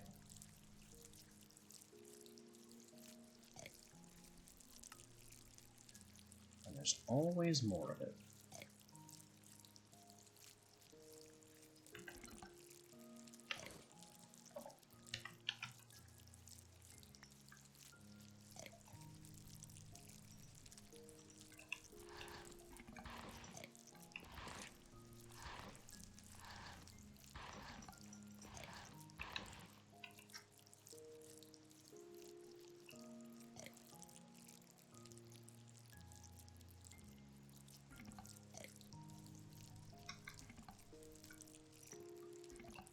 Gem fragments, exotic dust, bone can go there. I'm going to put a bone there so I can put tough fibers down here.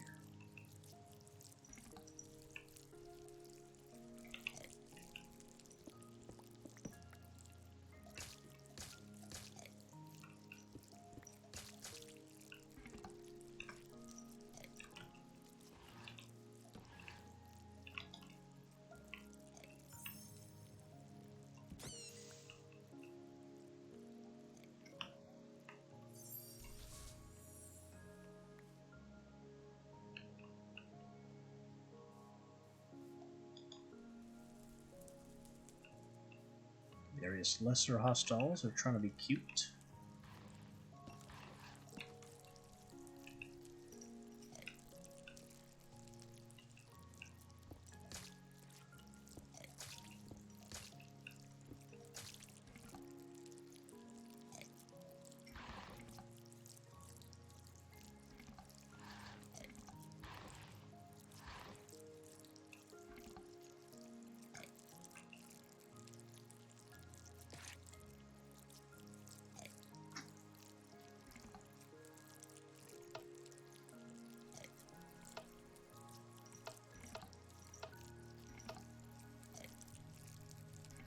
What does it take to make that chest? More tough fibers I don't have.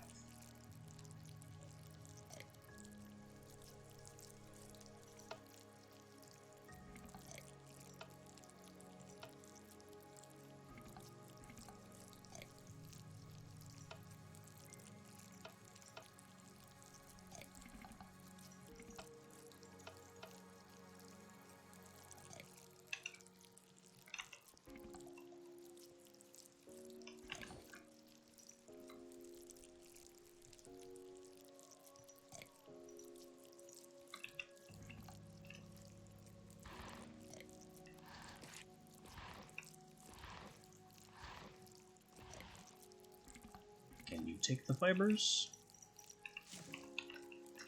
Well, it ate them. Didn't do anything, but they're gone.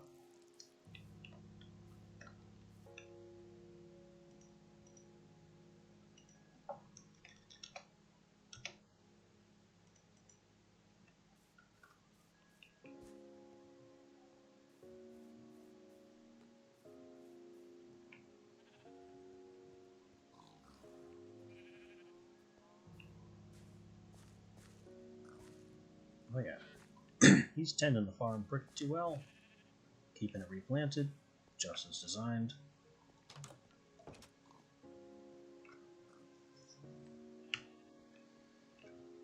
What have we done? Well, we cast a tier 4 cantrip, giving us our faction tome. We need to capture the Eldrin Wellsprings, use the Eldrin Altar, animate a construct using obsidian parts, which are crafted on the Eldrin Altar. A more complex spell, maybe.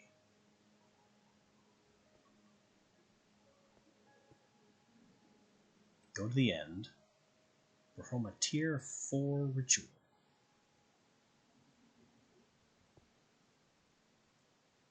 And make a brimstone and use a brimstone charm, which again is on the Eldrin Altar. So everything is gated behind this Eldrin stuff.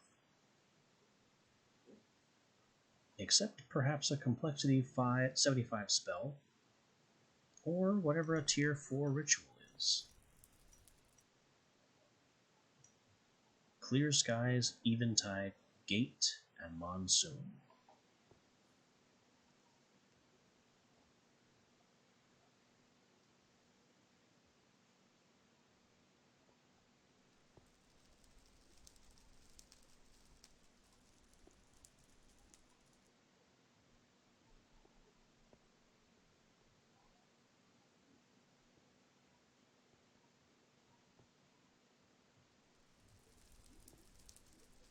I think Gate might solve one of our problems.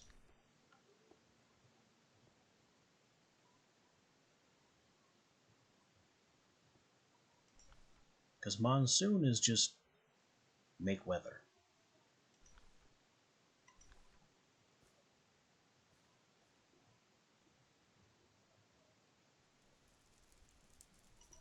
Eventide is just make it night.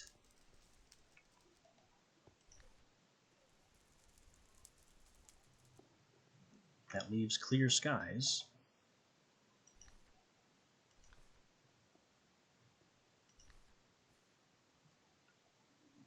Which is just clear the rain.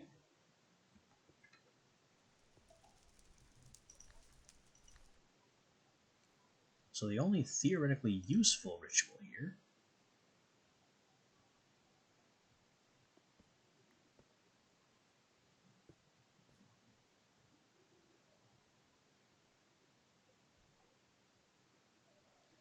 Okay, open a short-lived portal. Short-lived? Will remain open until a rune of marking is thrown into it.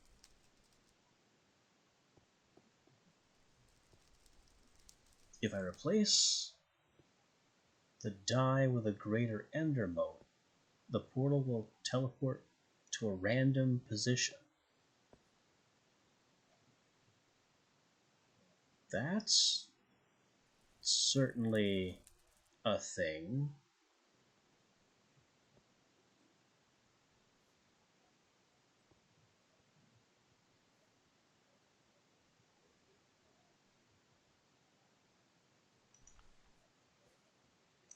So we have Ritual of the Gate,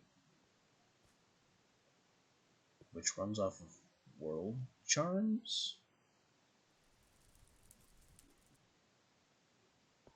And Glyph Combinations and Portal Die and Soul Lantern for some reason. And Ritual of Homestead establishes a Waystone.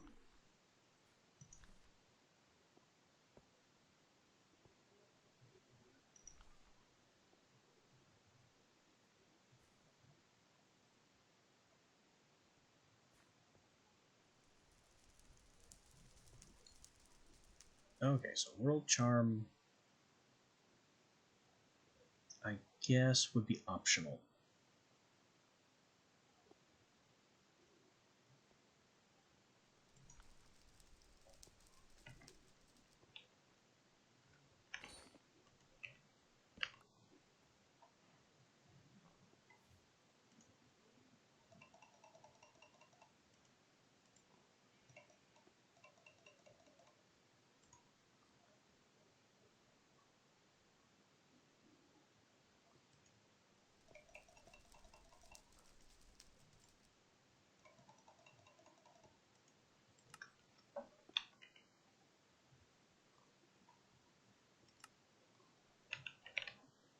We are going to need more stone glyphs.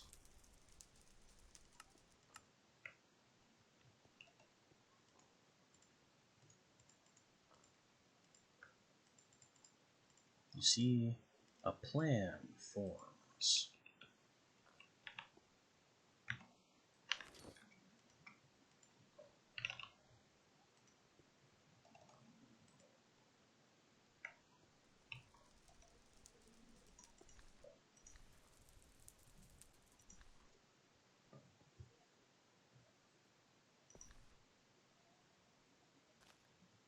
Open, I think a die, we'll know watch out for it.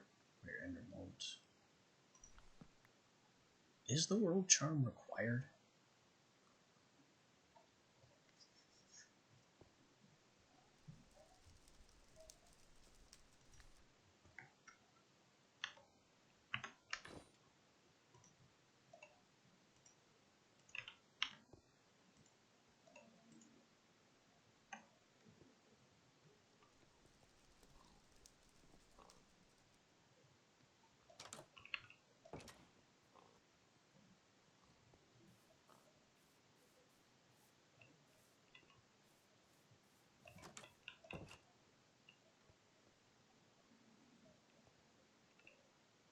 Okay, so here's what we're doing.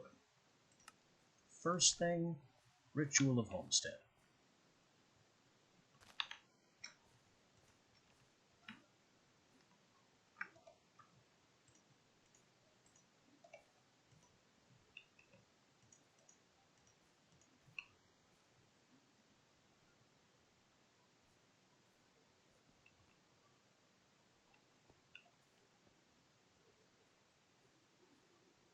This should be pretty simple.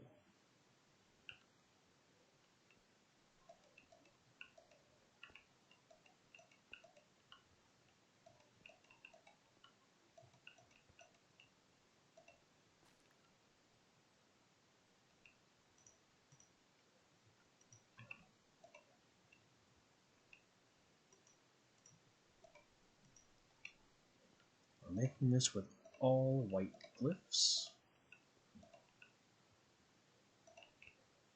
Don't you give me that tooltip, I know what I'm doing.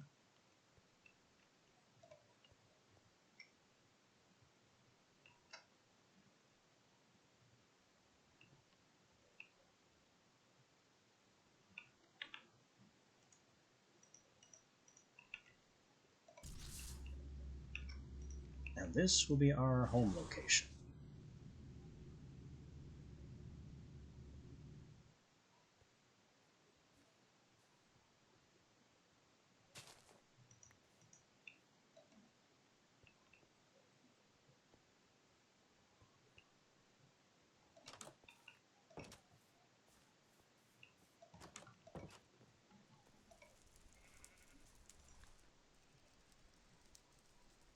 And we need soul lanterns.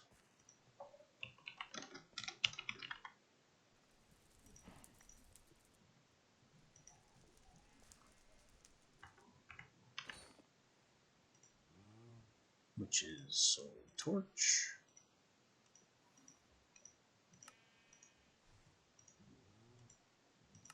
Iron nuggets.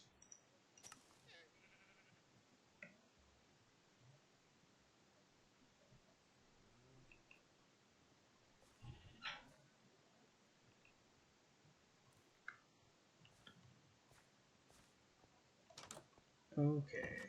Step 2 in this process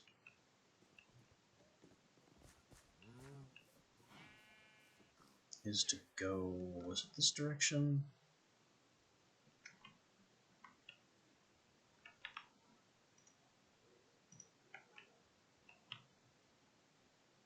We're going to the water site.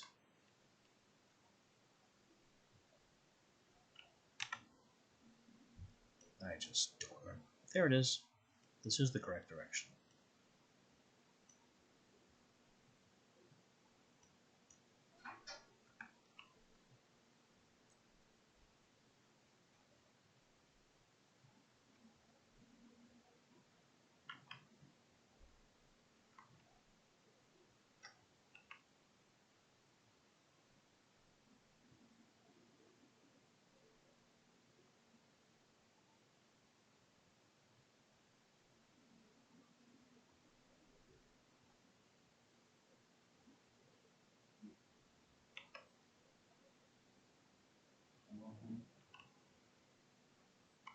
Maybe it would be a good idea to try and catch some ley lines in that direction.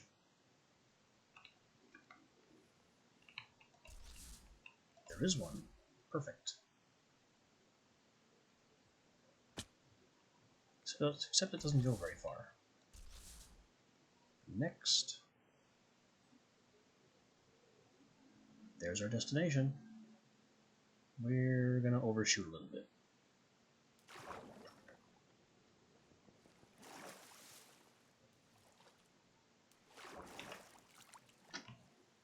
That's okay. We're still in the vicinity.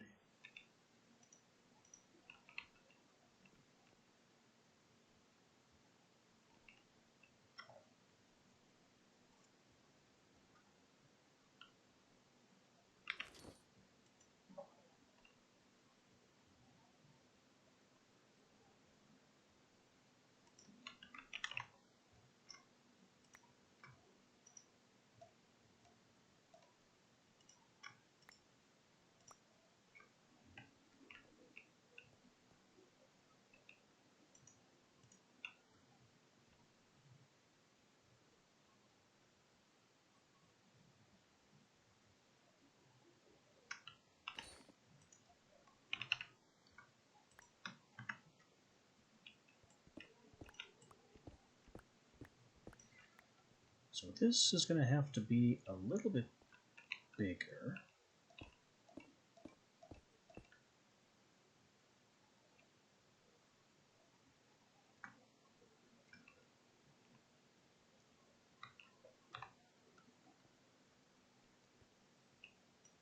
That should do.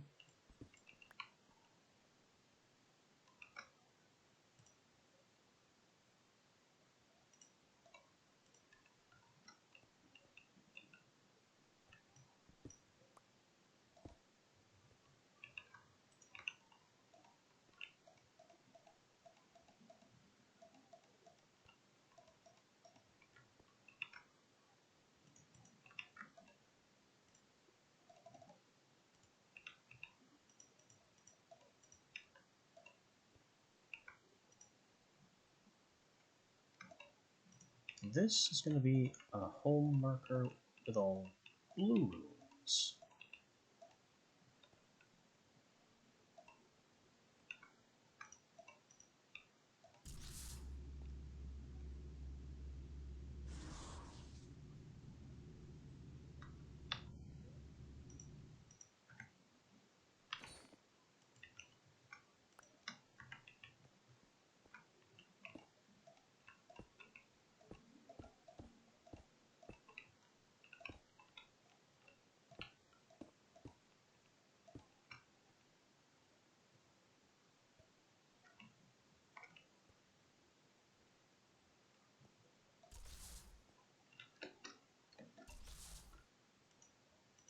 On the corner. On the corner.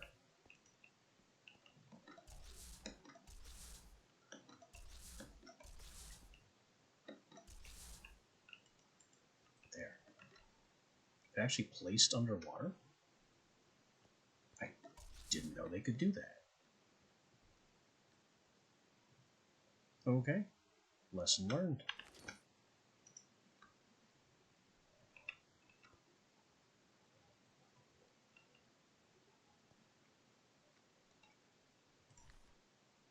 Now, Phase 2.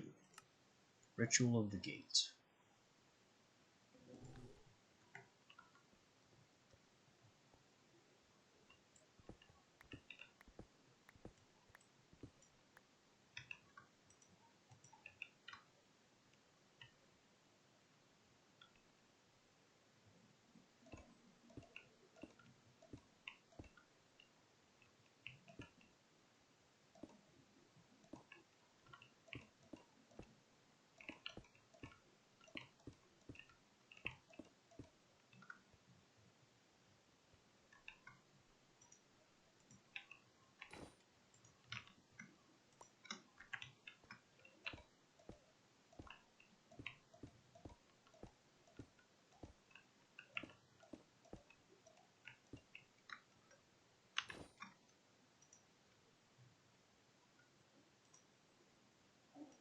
I guess I took out too many stone bricks.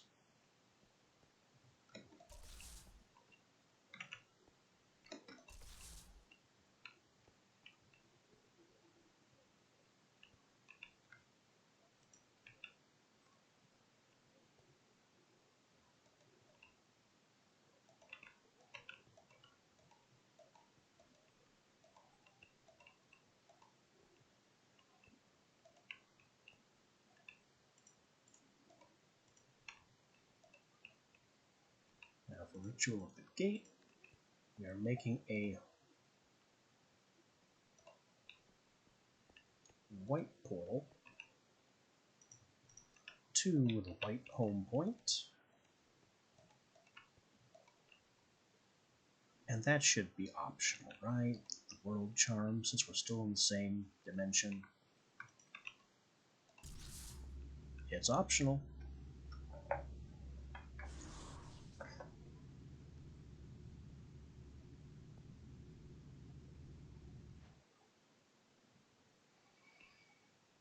And we now have a gate that goes home from the water ritual site.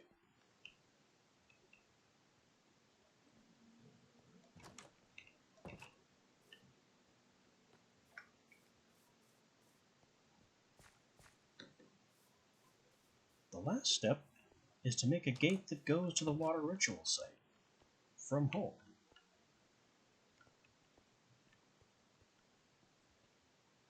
I don't know if I have enough room to put it here.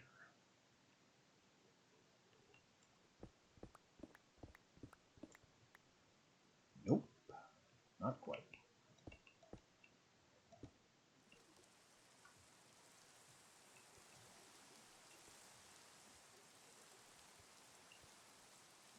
But I have ample room to put it here.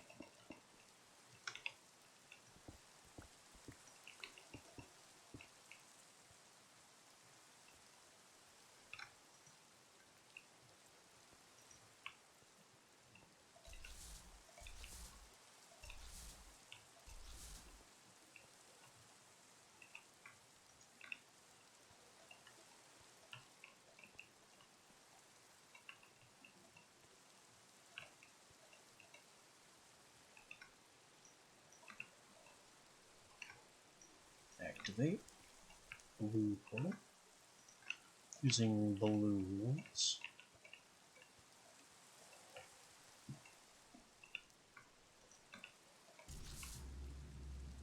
And form the portal.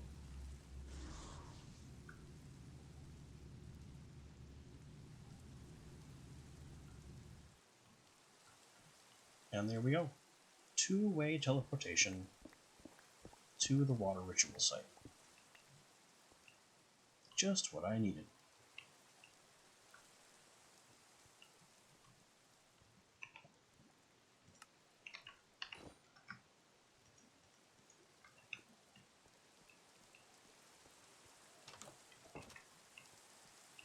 And it just so happens to satisfy one of my wizard objectives as a happy side effect.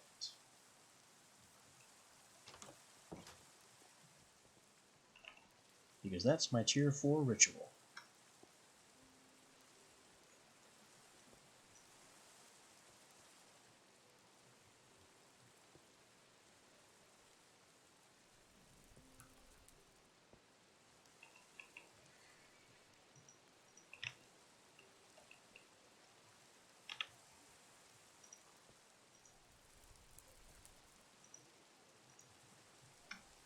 Unfortunately, our next problem is going to be math. There's just no way around it.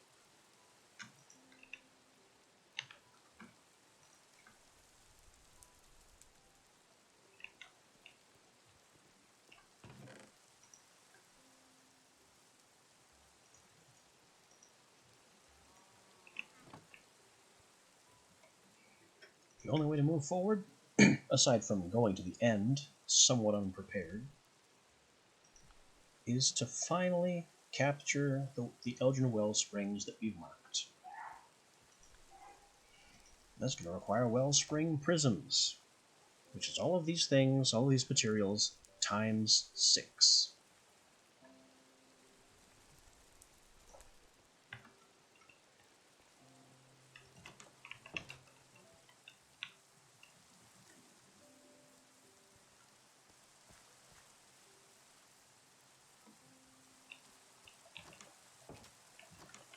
Now let's start with the easy one. We'll go down to the... Actually, how are you guys doing? You can't help me right now, but I'm just curious. I could buy another spell and see if it's the same spell he already sold me.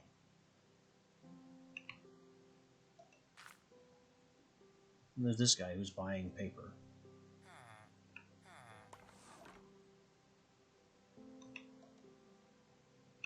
I think our cleric needs to go through the ringer.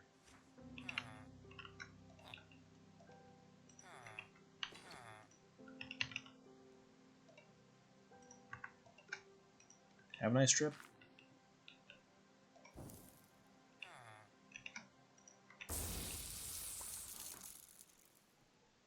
Anyway, that had nothing to do with our actual objective. I just did that for fun.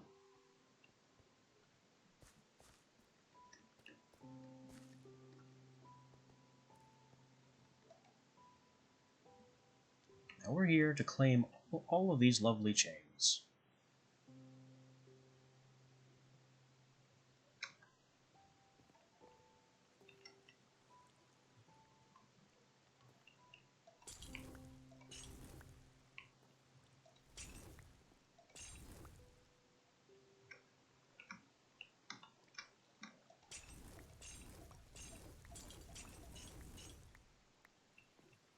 Ah.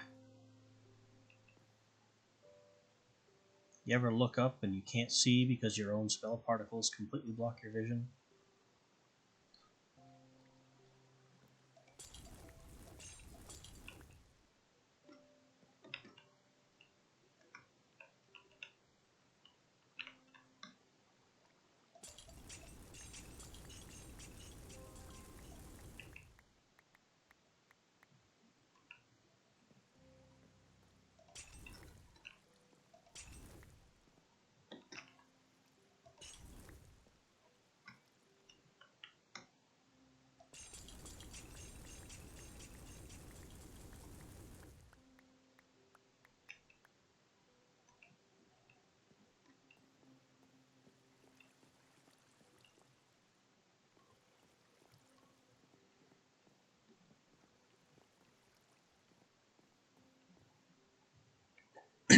don't think we can just get on top of any more of these fence posts, so we may as well take them out.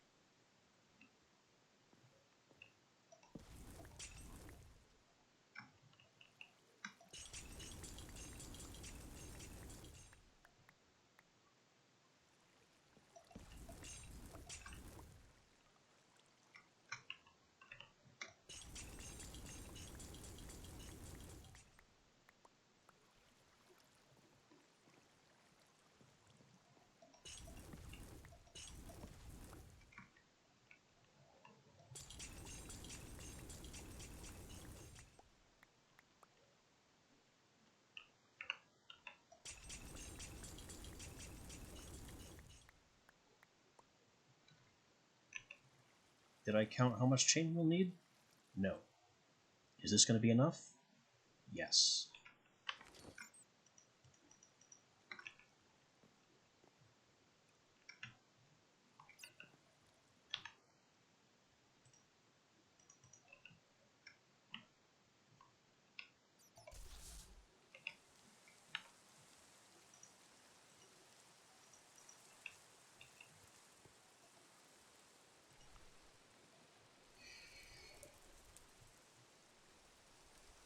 Now, most of these are as simple as 4 times 6, 24.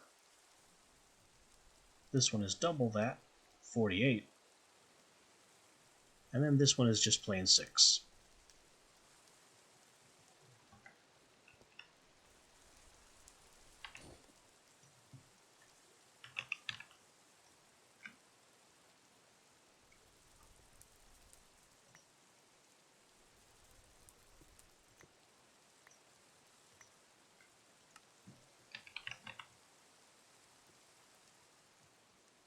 And even better, we have a starting point for a lot of this.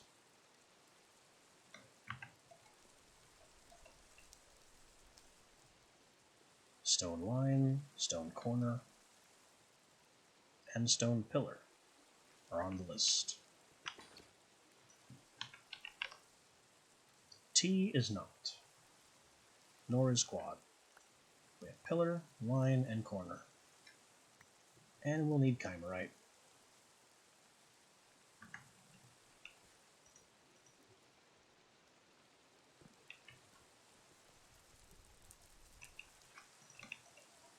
Now let's just pin this.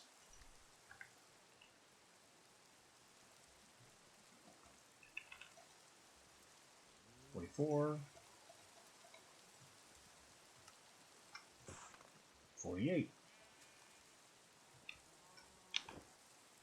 That's the stairs.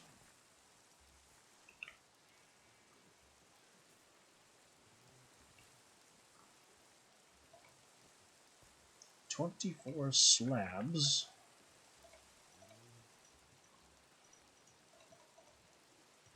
Is just cut from 12 blocks. So that's the slabs. Next is all the Chimerite stone.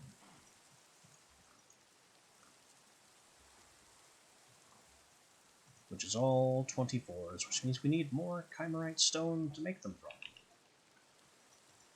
Fortunately, all the funky shapes are cut from...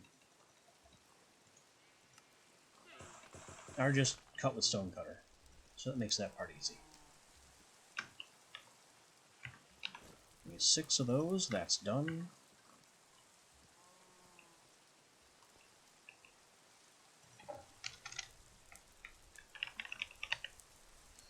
We need more Chimerite stone to cut. 8 stone, 1 gem.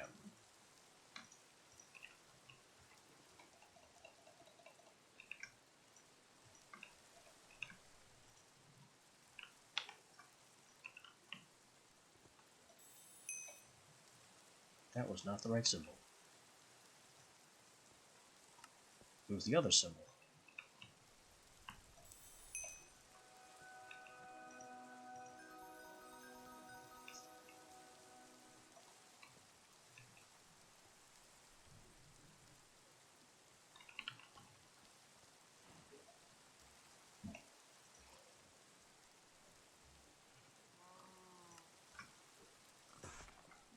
corners makes 24 corners. Solving that.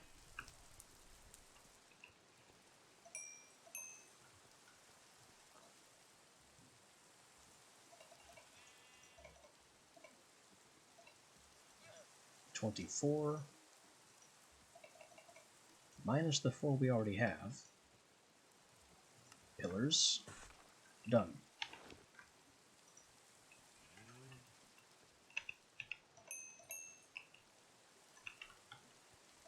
$24 minus the 4 we already have. Lions. Done.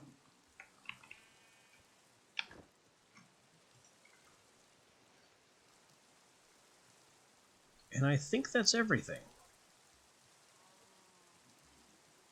Pillar, line, corner, chiseled, stairs and slabs.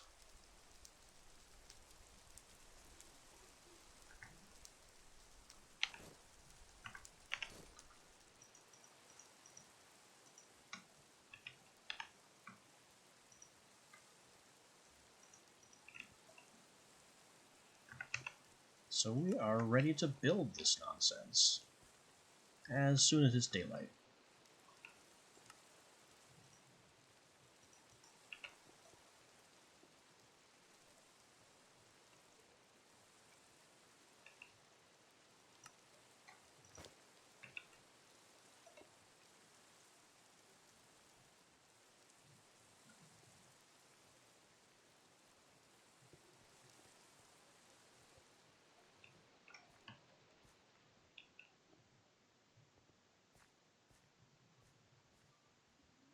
Now, let's start with that fire. Or the ender. The ender's just as good. I must have flown through a berry bush.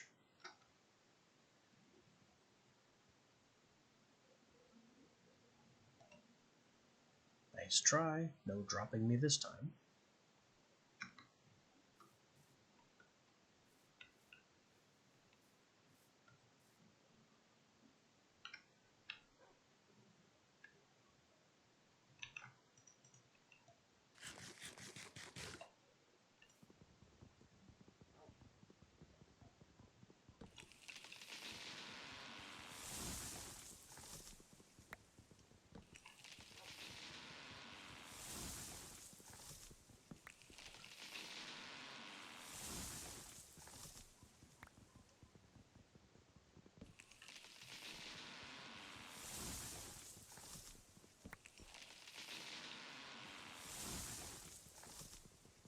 We do a bit of clear cutting to prepare the work site.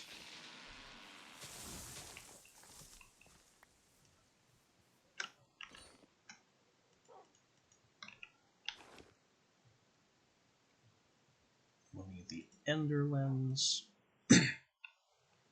And of course, 1/6 of all the materials. 2, 3, 4, 5, 6. I messed it up.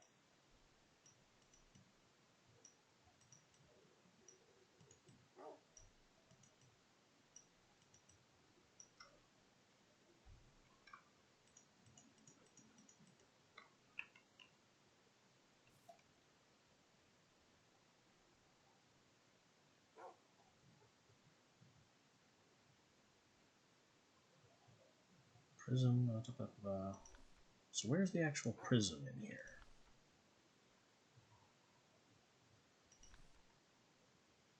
Supplying? No. Eldrin Power, the Sight Unguent, the Sachets. Eldrin Wellsprings, Dowsing Rod. Bracelet of Eldrin Power. What? How is this relevant?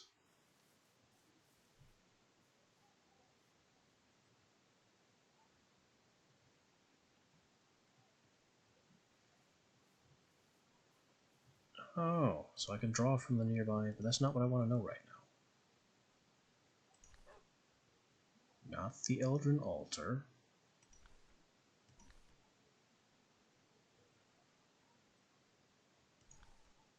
Not finding Wellsprings.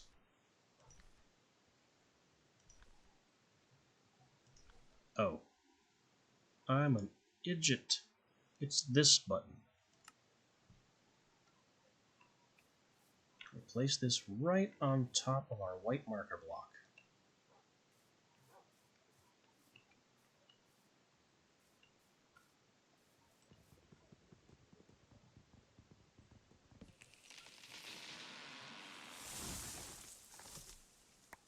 And this is the structure I'm going to need to build. 6 times. 6 times.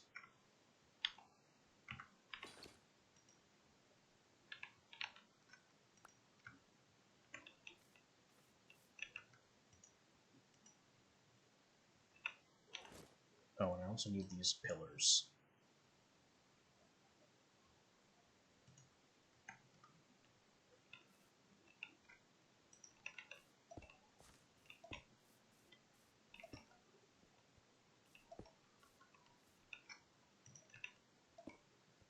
For some strange reason, instead of just using 3 stair blocks in a line, it uses 2 stair blocks and a slab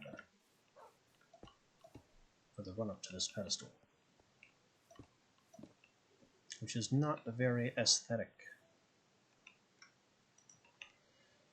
The stone corners have to be placed specifically so the lines point in the correct direction.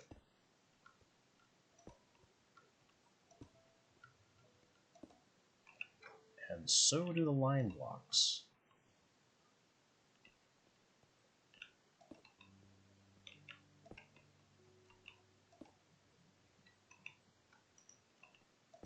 And we get that in. The 4 pillars, which I slightly missed.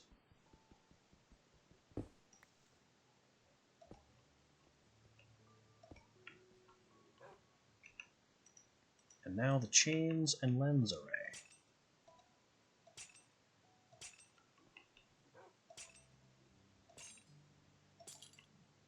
This used to be a lot harder. I remember these pillars being taller.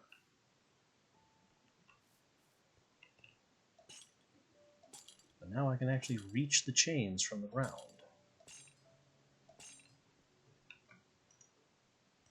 And we place the lens. And there we go.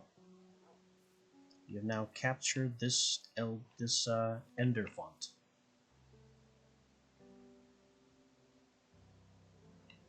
You can see the little lines of energy arcing off as they feed into the tops of the pillars and feed into our personal power battery.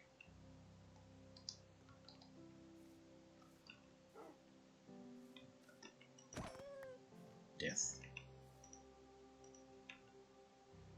But yeah, these pillars definitely used to be at least 4 blocks taller.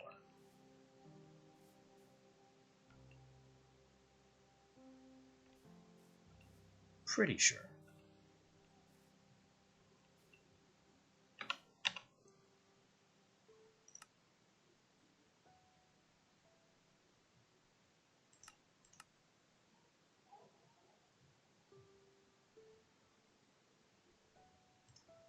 Now I can turn that off. And we can find the fire one. Over there. Yeet self.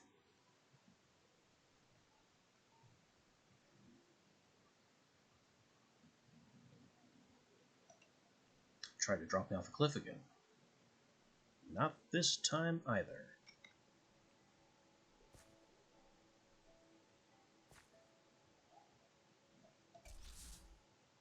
No, I don't want to use that. We'll let that expire.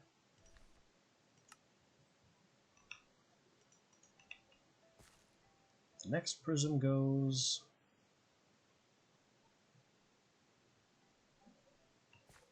break this and place it on the level below.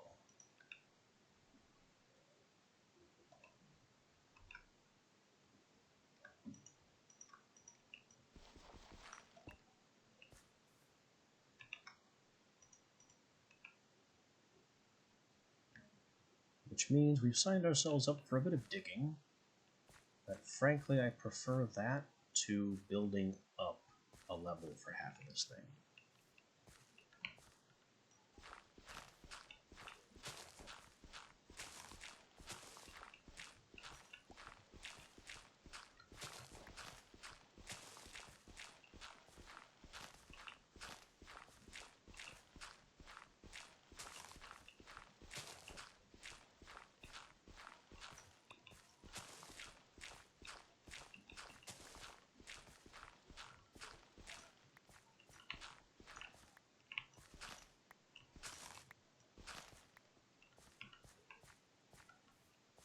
Is that all the ghost dirt blocks? I think so.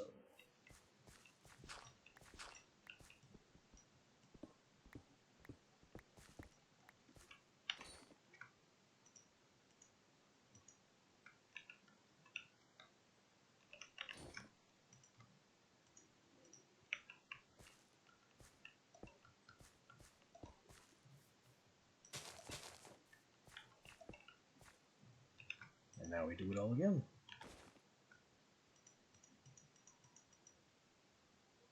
With the fire lens.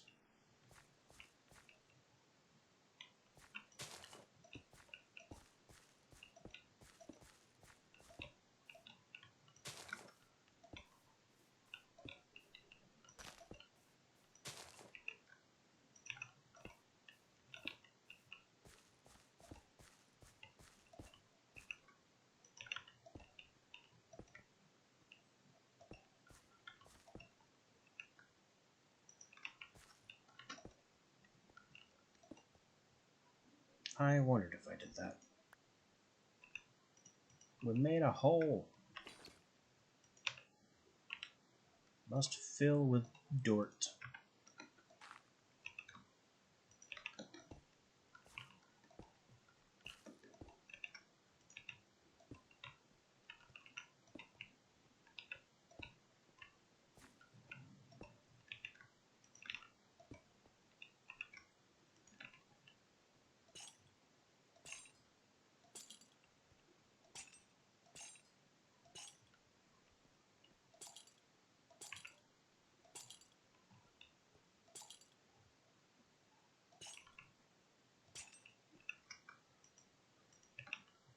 And the fire lens.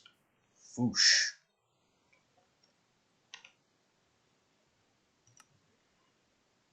Turn that off.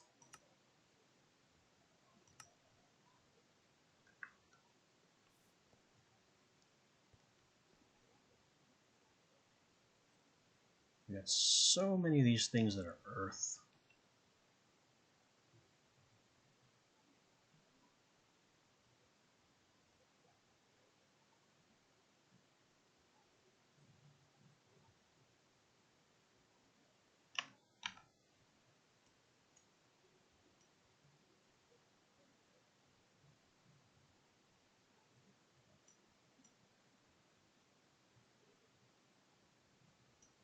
Let's go to the closest earth.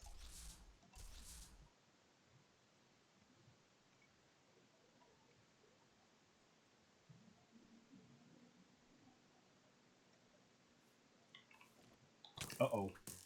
We found an army.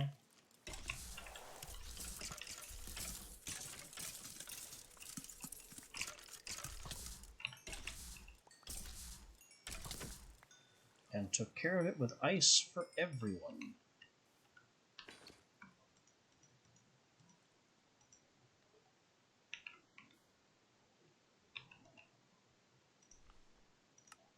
Nice try, boys.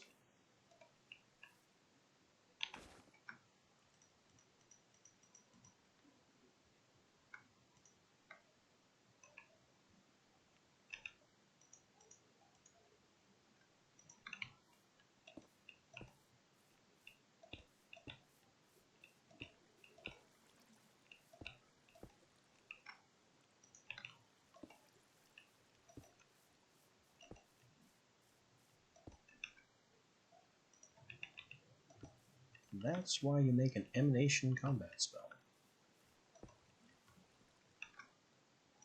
So when things come at you in those kinds of numbers, you just fail to care and nuke everything.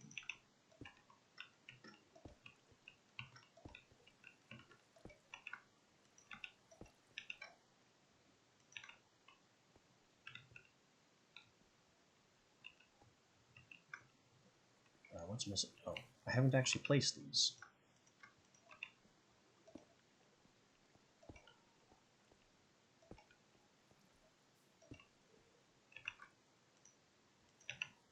Now we can place the chains.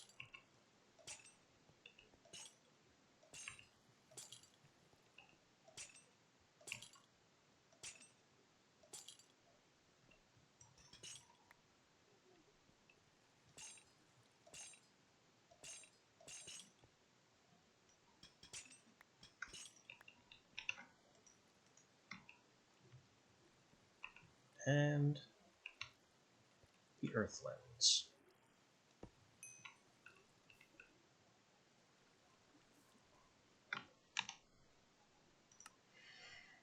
Now we can turn off all the earth waypoints.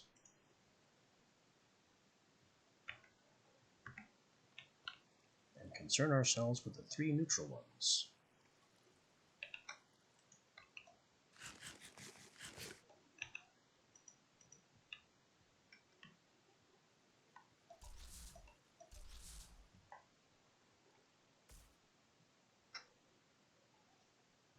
We're knocking this out in record time. I remember this taking a lot longer.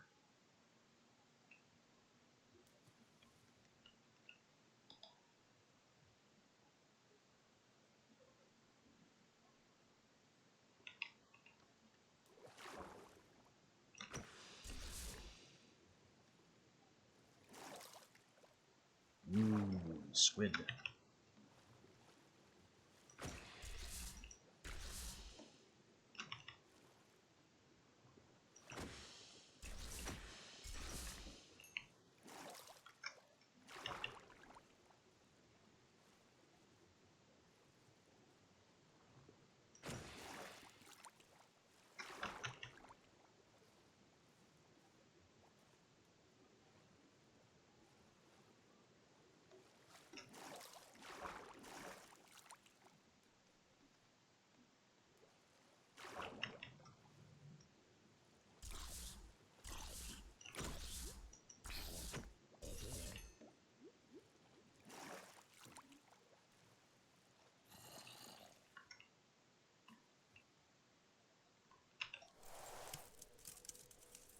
I have frozen the lake.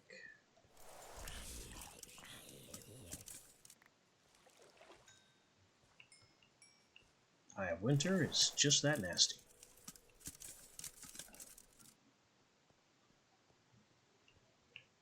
But it's only frosted ice. It's not considered real ice.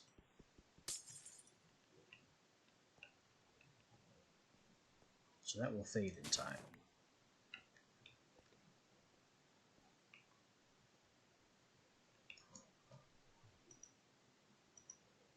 More sinew. Hooray, more sinew. The one thing I already have far too much of.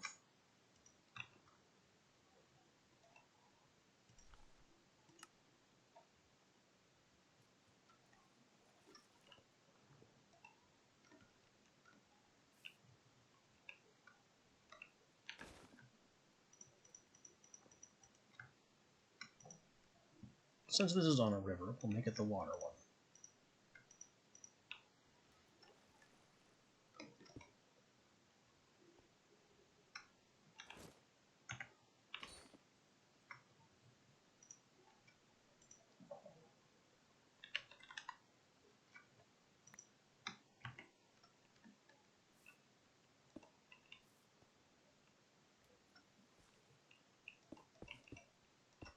I kind of have to do a little building up since it's floating on the water.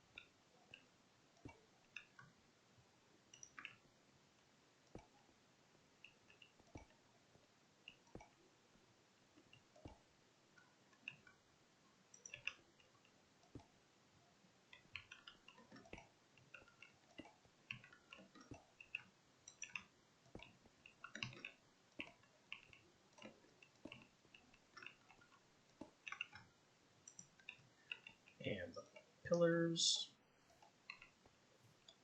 And that's the worst noise I could possibly have heard. Get away from there.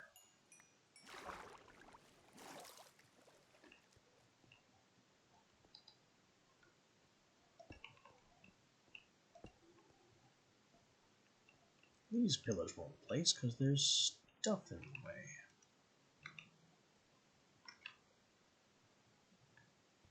So let's chop down a mushroom. Did you not learn from the creeper?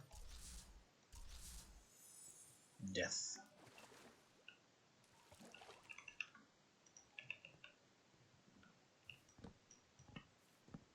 Mushrooms apparently don't chop down in the satisfying way the trees do.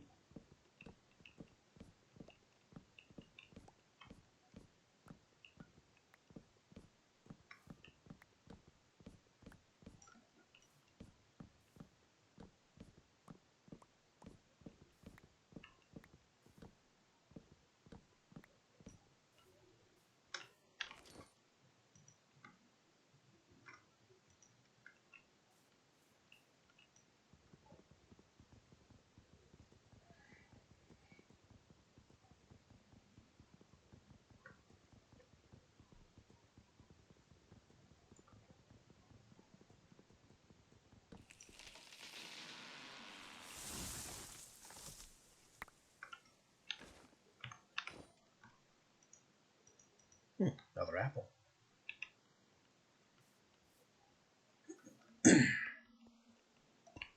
Use those apples for villager conversion, making them see the error of their ways and the errors in their prices.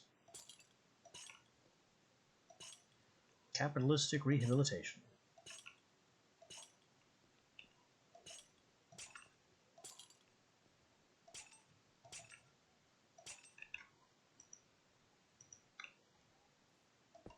Water lens.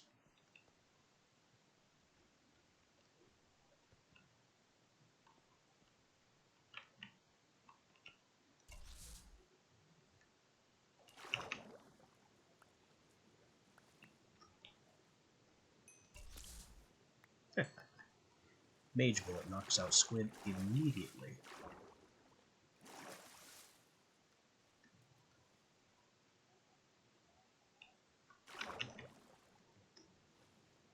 More squid.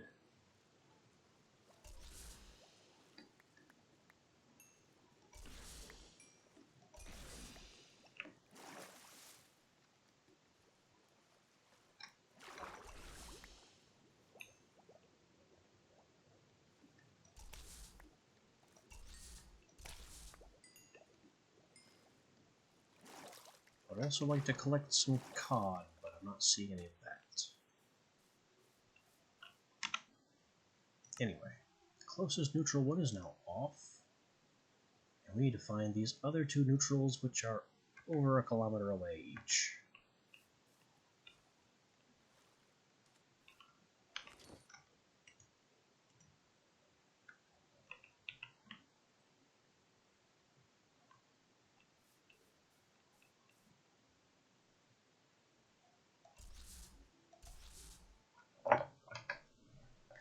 Off we go.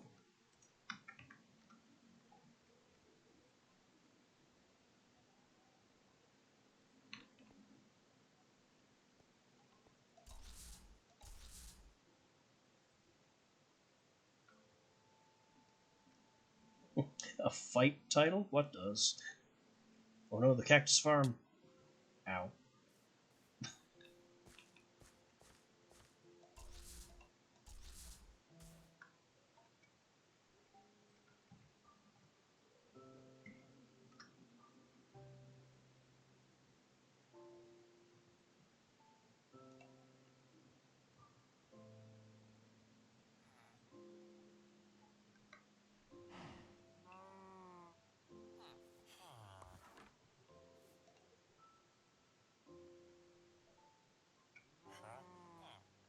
Oh, Mage Bullet knocks out Squid immediately.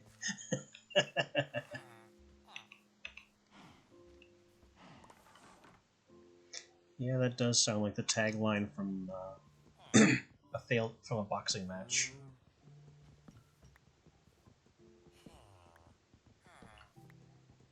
Or some obscure luchador.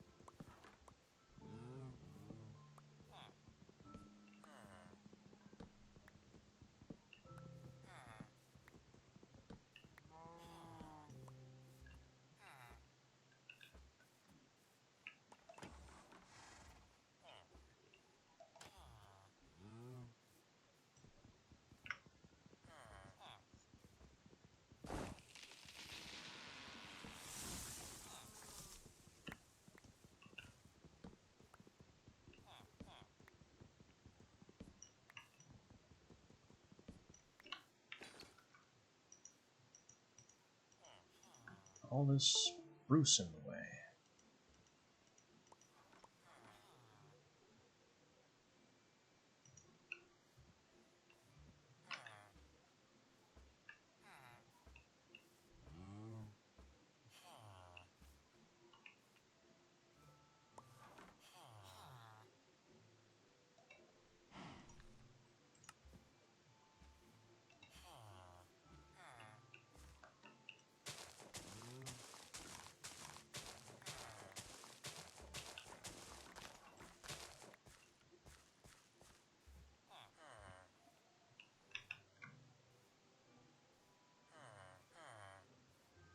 Wait.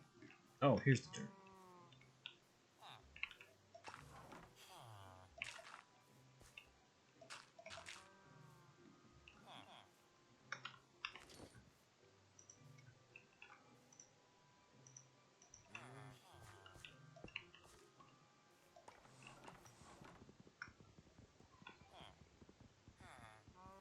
Broke one trapdoor too few.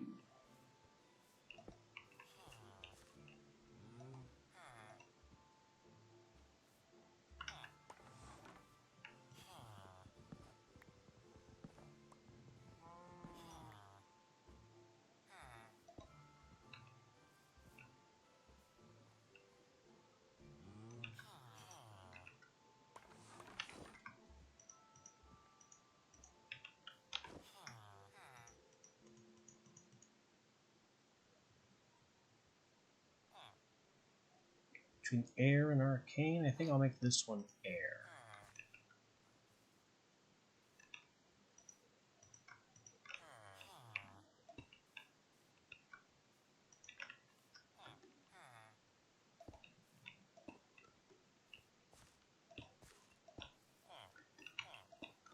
Because again, this is one of the neutral ones, so it'll be whatever elements I end up placing here.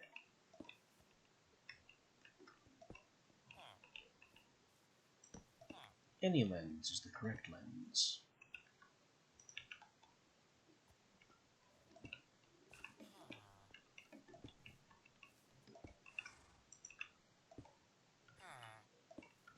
Of course, these guys are milling around like, what are you doing to our workshop?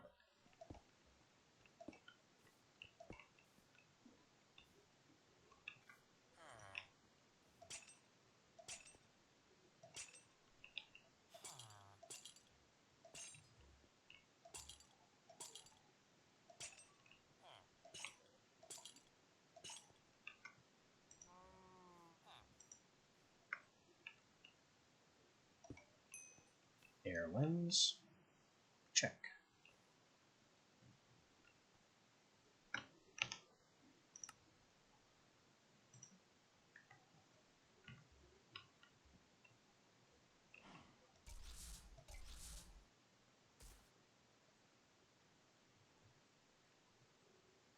Which leaves the last neutral wellspring.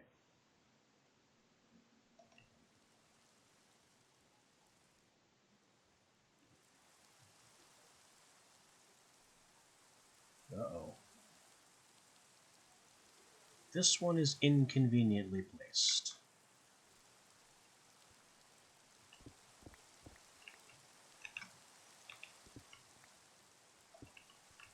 Very inconveniently placed.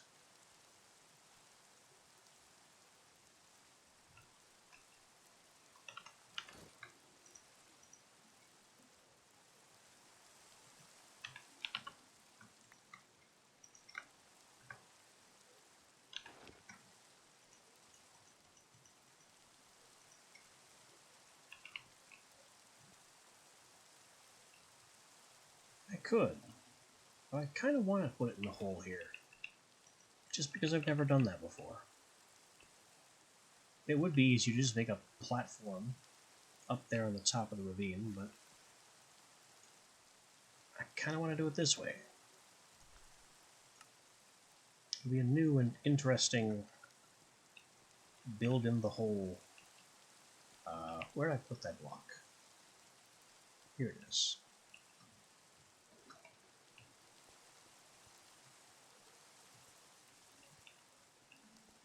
We'll just have a pillar of power coming straight out of the ravine.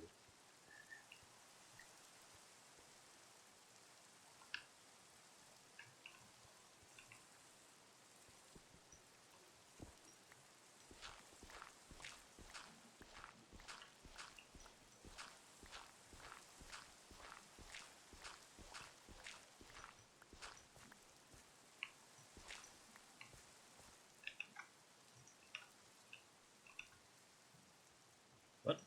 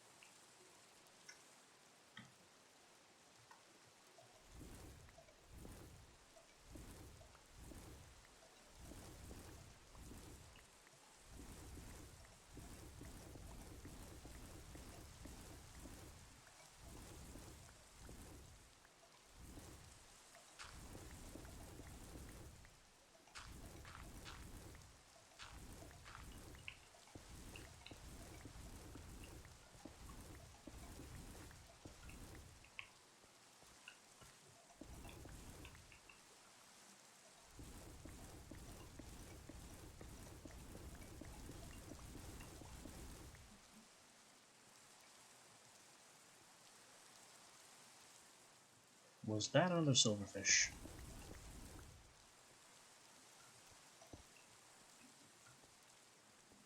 I thought I saw a silverfish.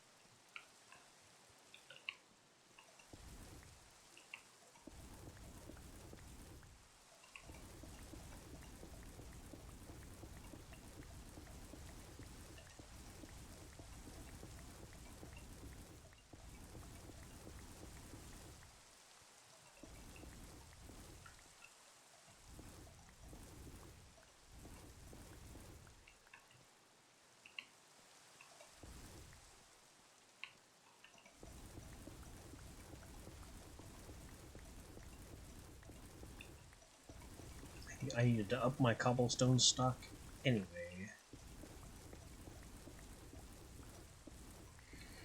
My Silk Touch pick makes it all smooth stone now.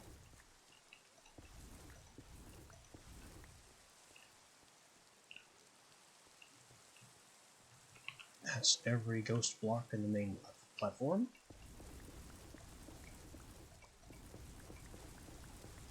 Also, nothing's bothering me down here.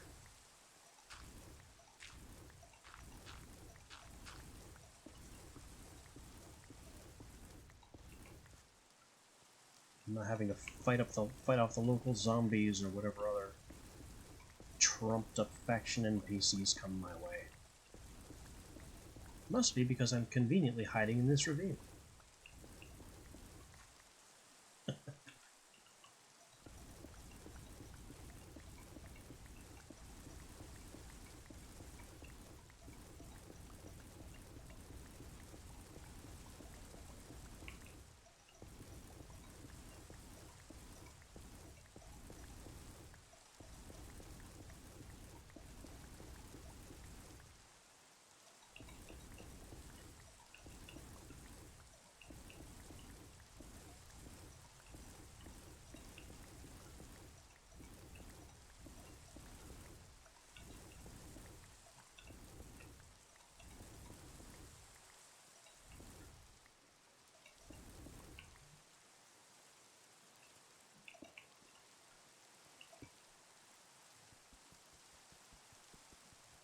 Missed.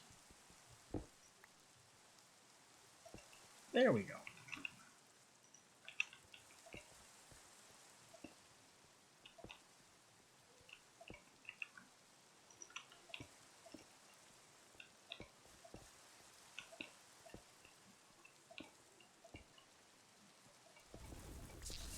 It was the silverfish.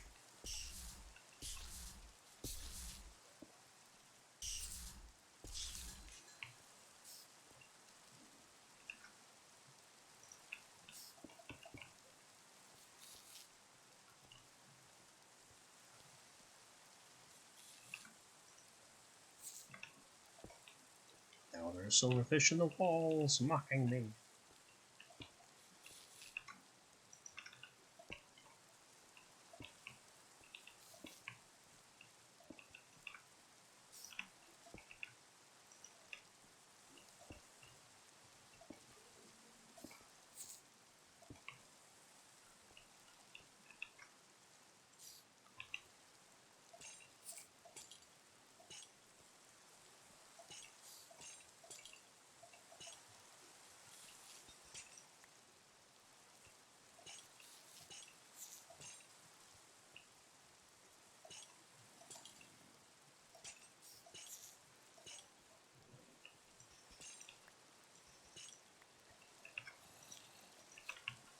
And the lens.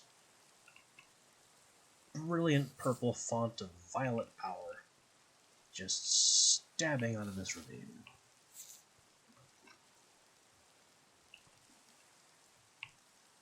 Though it doesn't quite reach the top.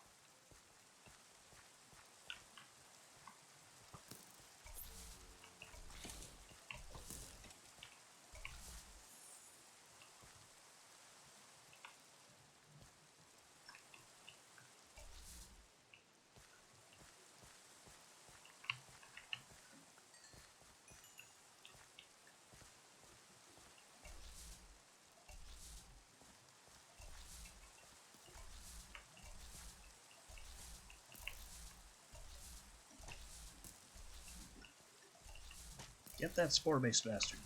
Take him down.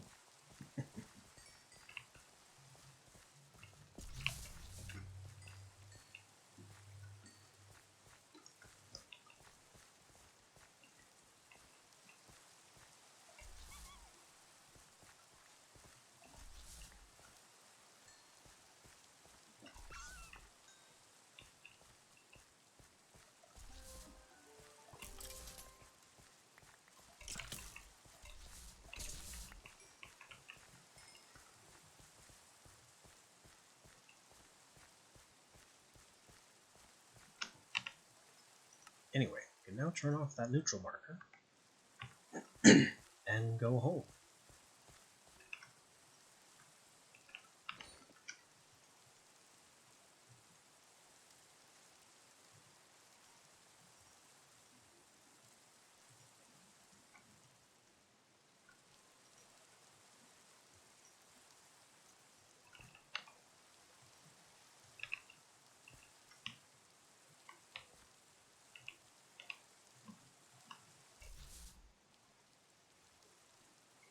We've captured all 6 types of Eldrin power, and we have in our pocket the conduits to get all that Eldrin power back out of whatever dimension we're sending it to.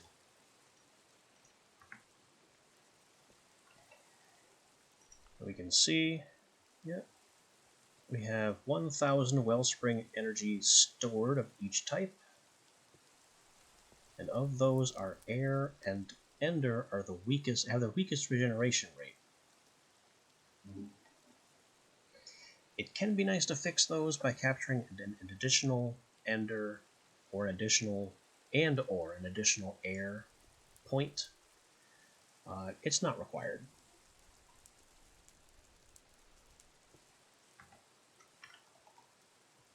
We've now captured all the Eldrin Wellsprings that we need to capture.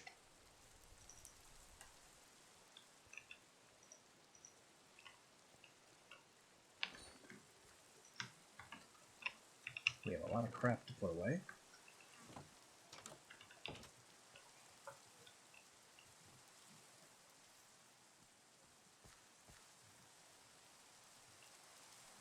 And the next stage is to make the Eldrin altar.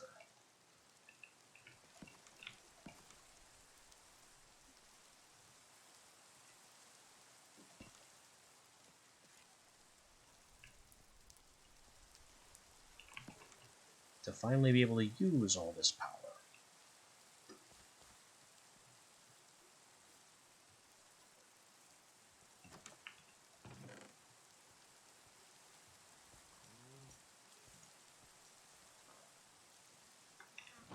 Also, I want to get rid of a bunch of these seeds.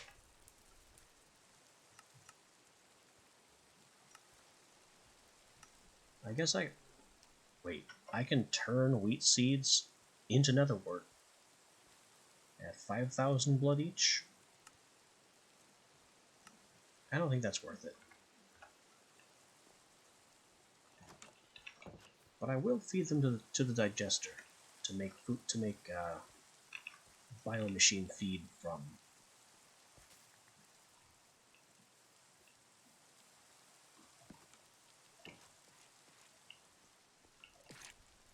Can I make a maw hopper? I should be able to.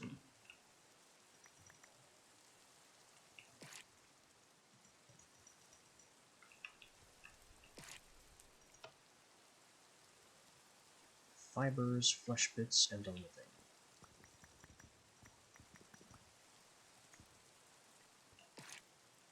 More fibers.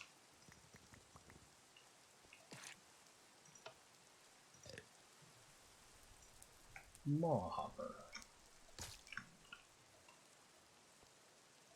Because we needed an even creepier hopper.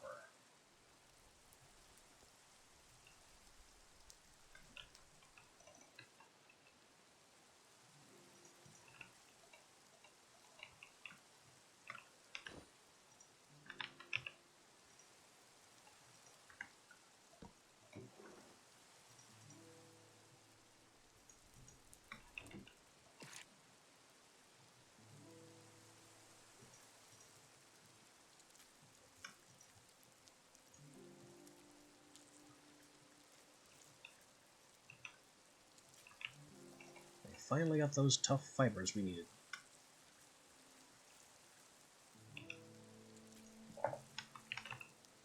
More bone fragments are needed, though.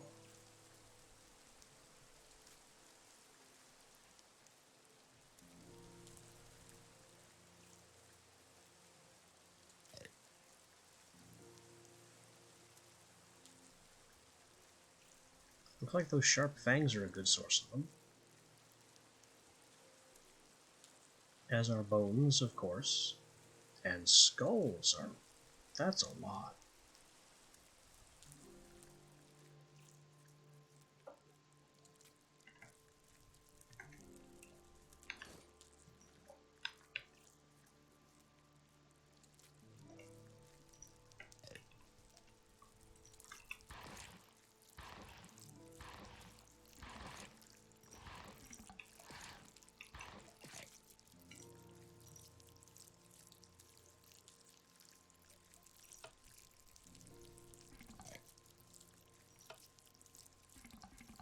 One, 5, 8. Well, we don't have the 8 bone fragments yet. Yes, we do.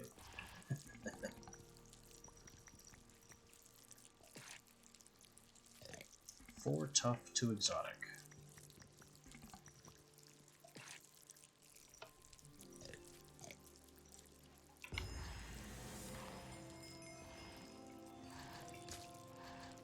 Biolab.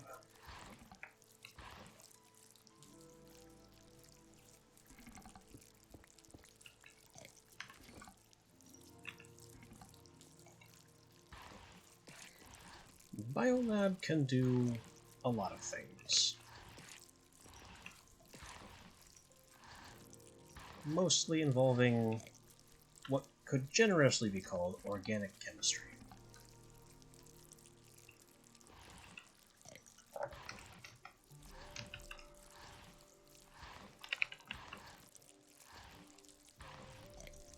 This is just about the end of the Biomancy mod. The major power of the mod is the Ravenous Claw's weapon, which is neat, but really not as good as what I already have.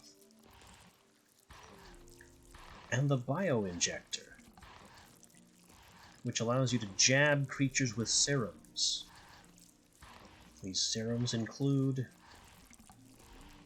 Cleansing, that purges status effects, absorption points. The breeding stimulant makes mobs produce offspring very, very rapidly.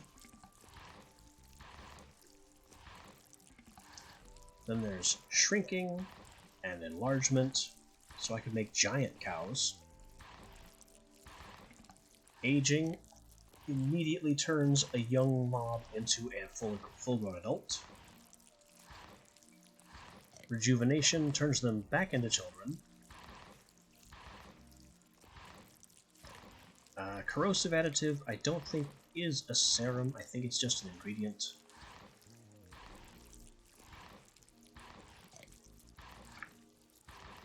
Though I could be wrong about that.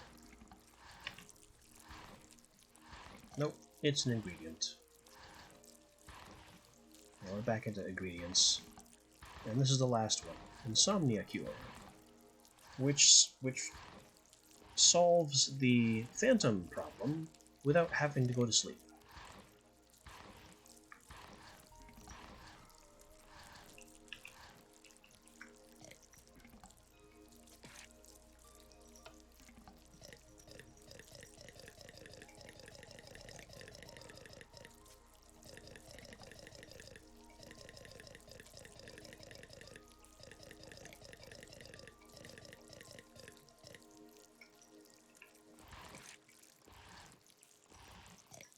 So we have vials to put our mixtures in.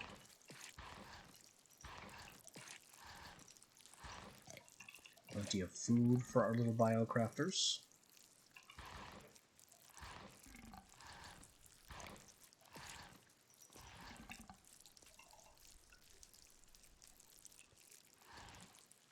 We'll be able to do some of that organic chemistry probably tomorrow.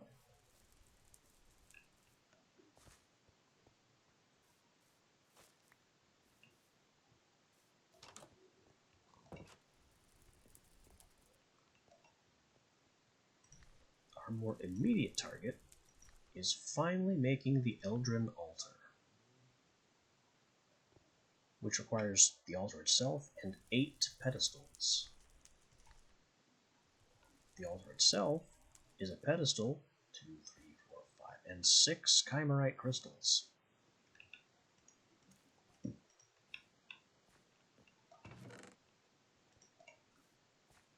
So we need to get back on that Chimerite.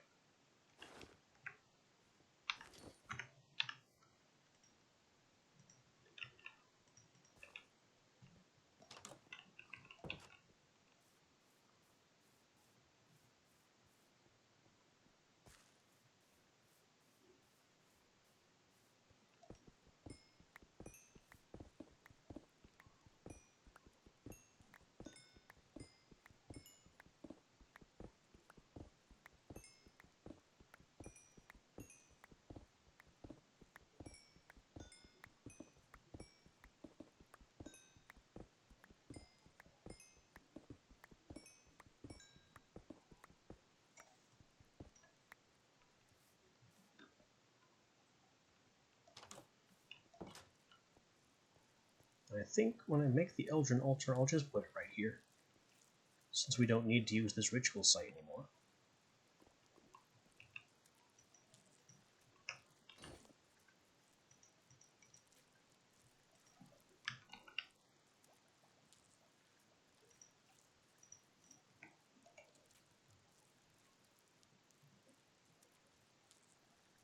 Six crystals, 9 pedestals in total.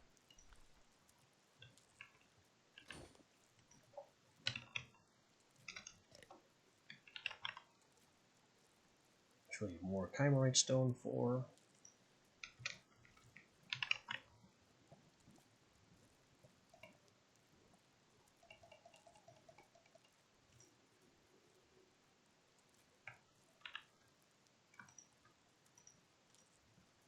I should still have Chimerite stone as the recipe loaded up in the Mana Weaver altar.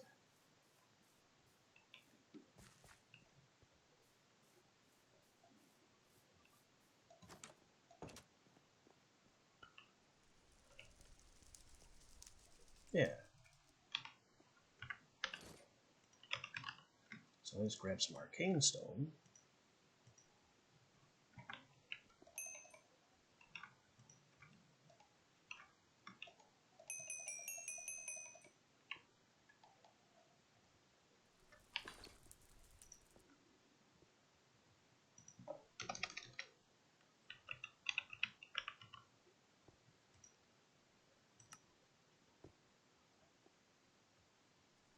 And how many pedestals was it again? 9.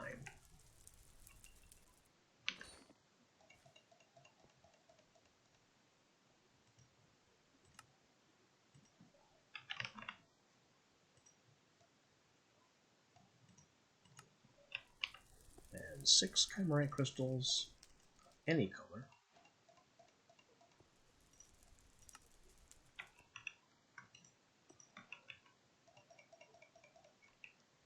To be combined with one of the pedestals.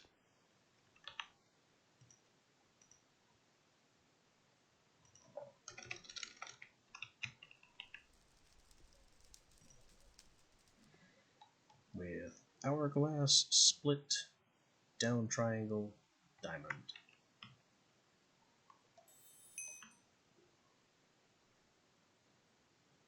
There it is.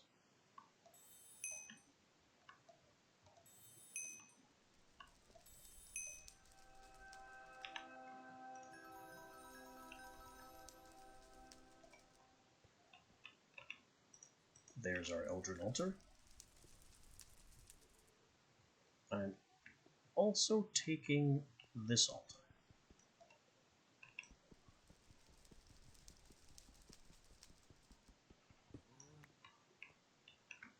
Because it'll be much easier to have this on hand.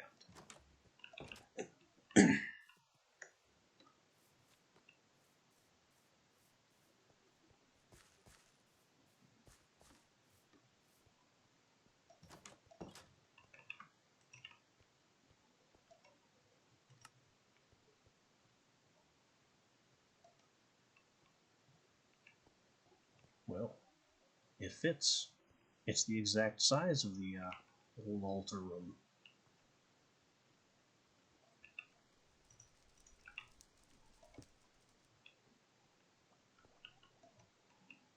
But they also seem to be glitching out a bit.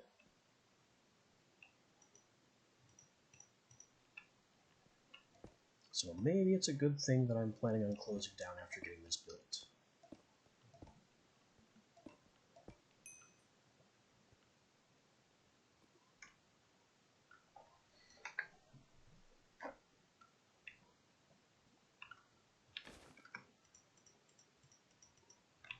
Now we get all these conduits ready. And they do need line of sight to this thing.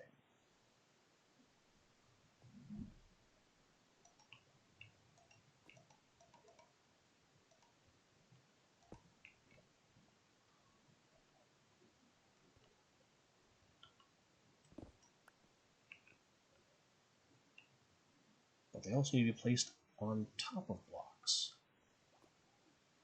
And can't be placed, just against the ceiling. That would be too easy.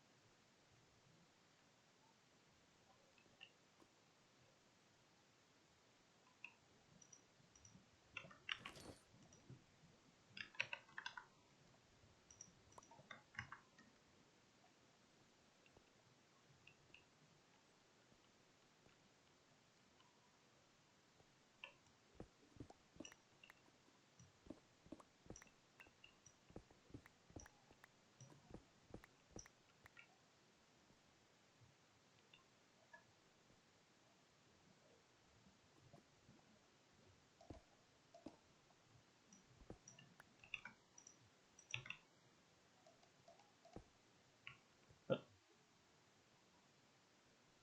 I thought they couldn't be placed floating like that.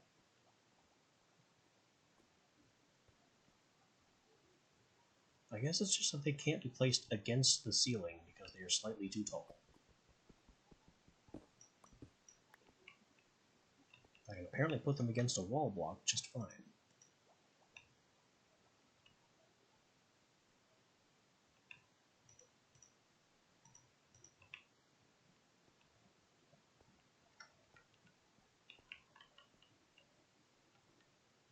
Alright then.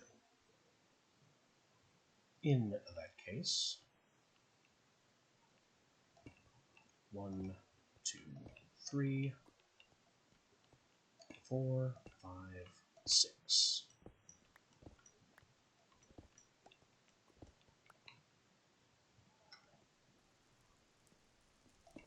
Ender, Arcane, Earth,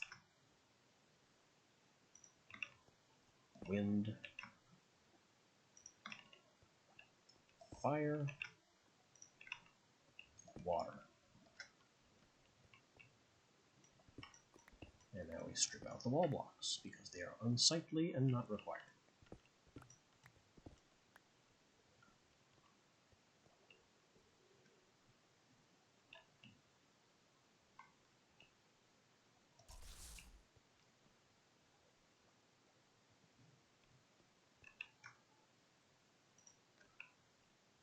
And my altar of spellmaking can just go right there, where it can draw on all 6 of these. Wait, it's not the altar of spellmaking that needs to do this. I grabbed the wrong thing.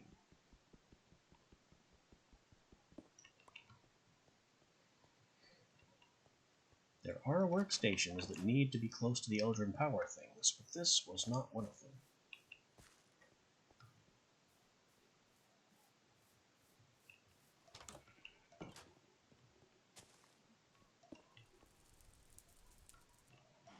It's this one.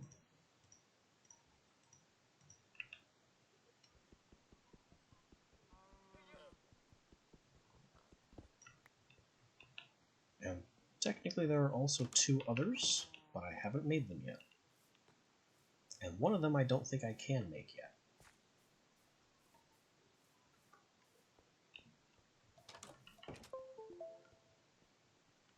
There's that jingle again.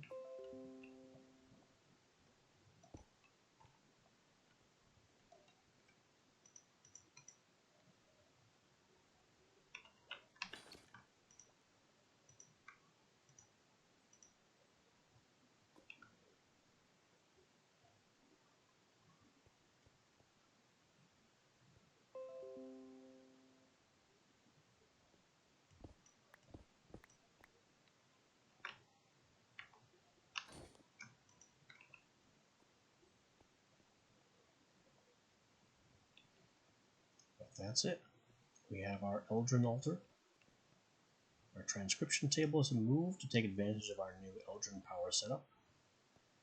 All of the sachets that we've been collecting are now completely obsolete. I think that'll do it for today. Right after I take care of that little pest. That will do it for the day.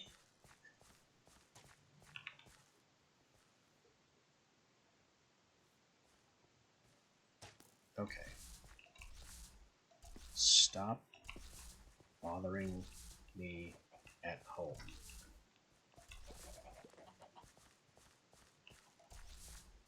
He's just chasing that council thing. There. Intruders. Left, right, and center. The Fae really are attacking.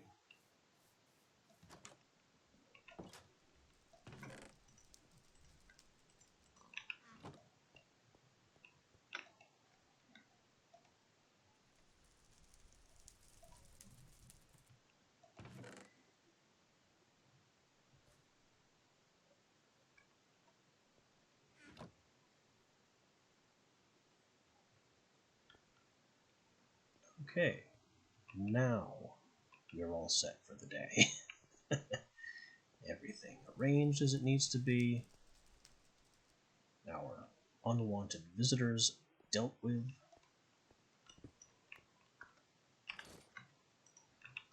All is well for us to begin Eldrin crafting next time. Until then.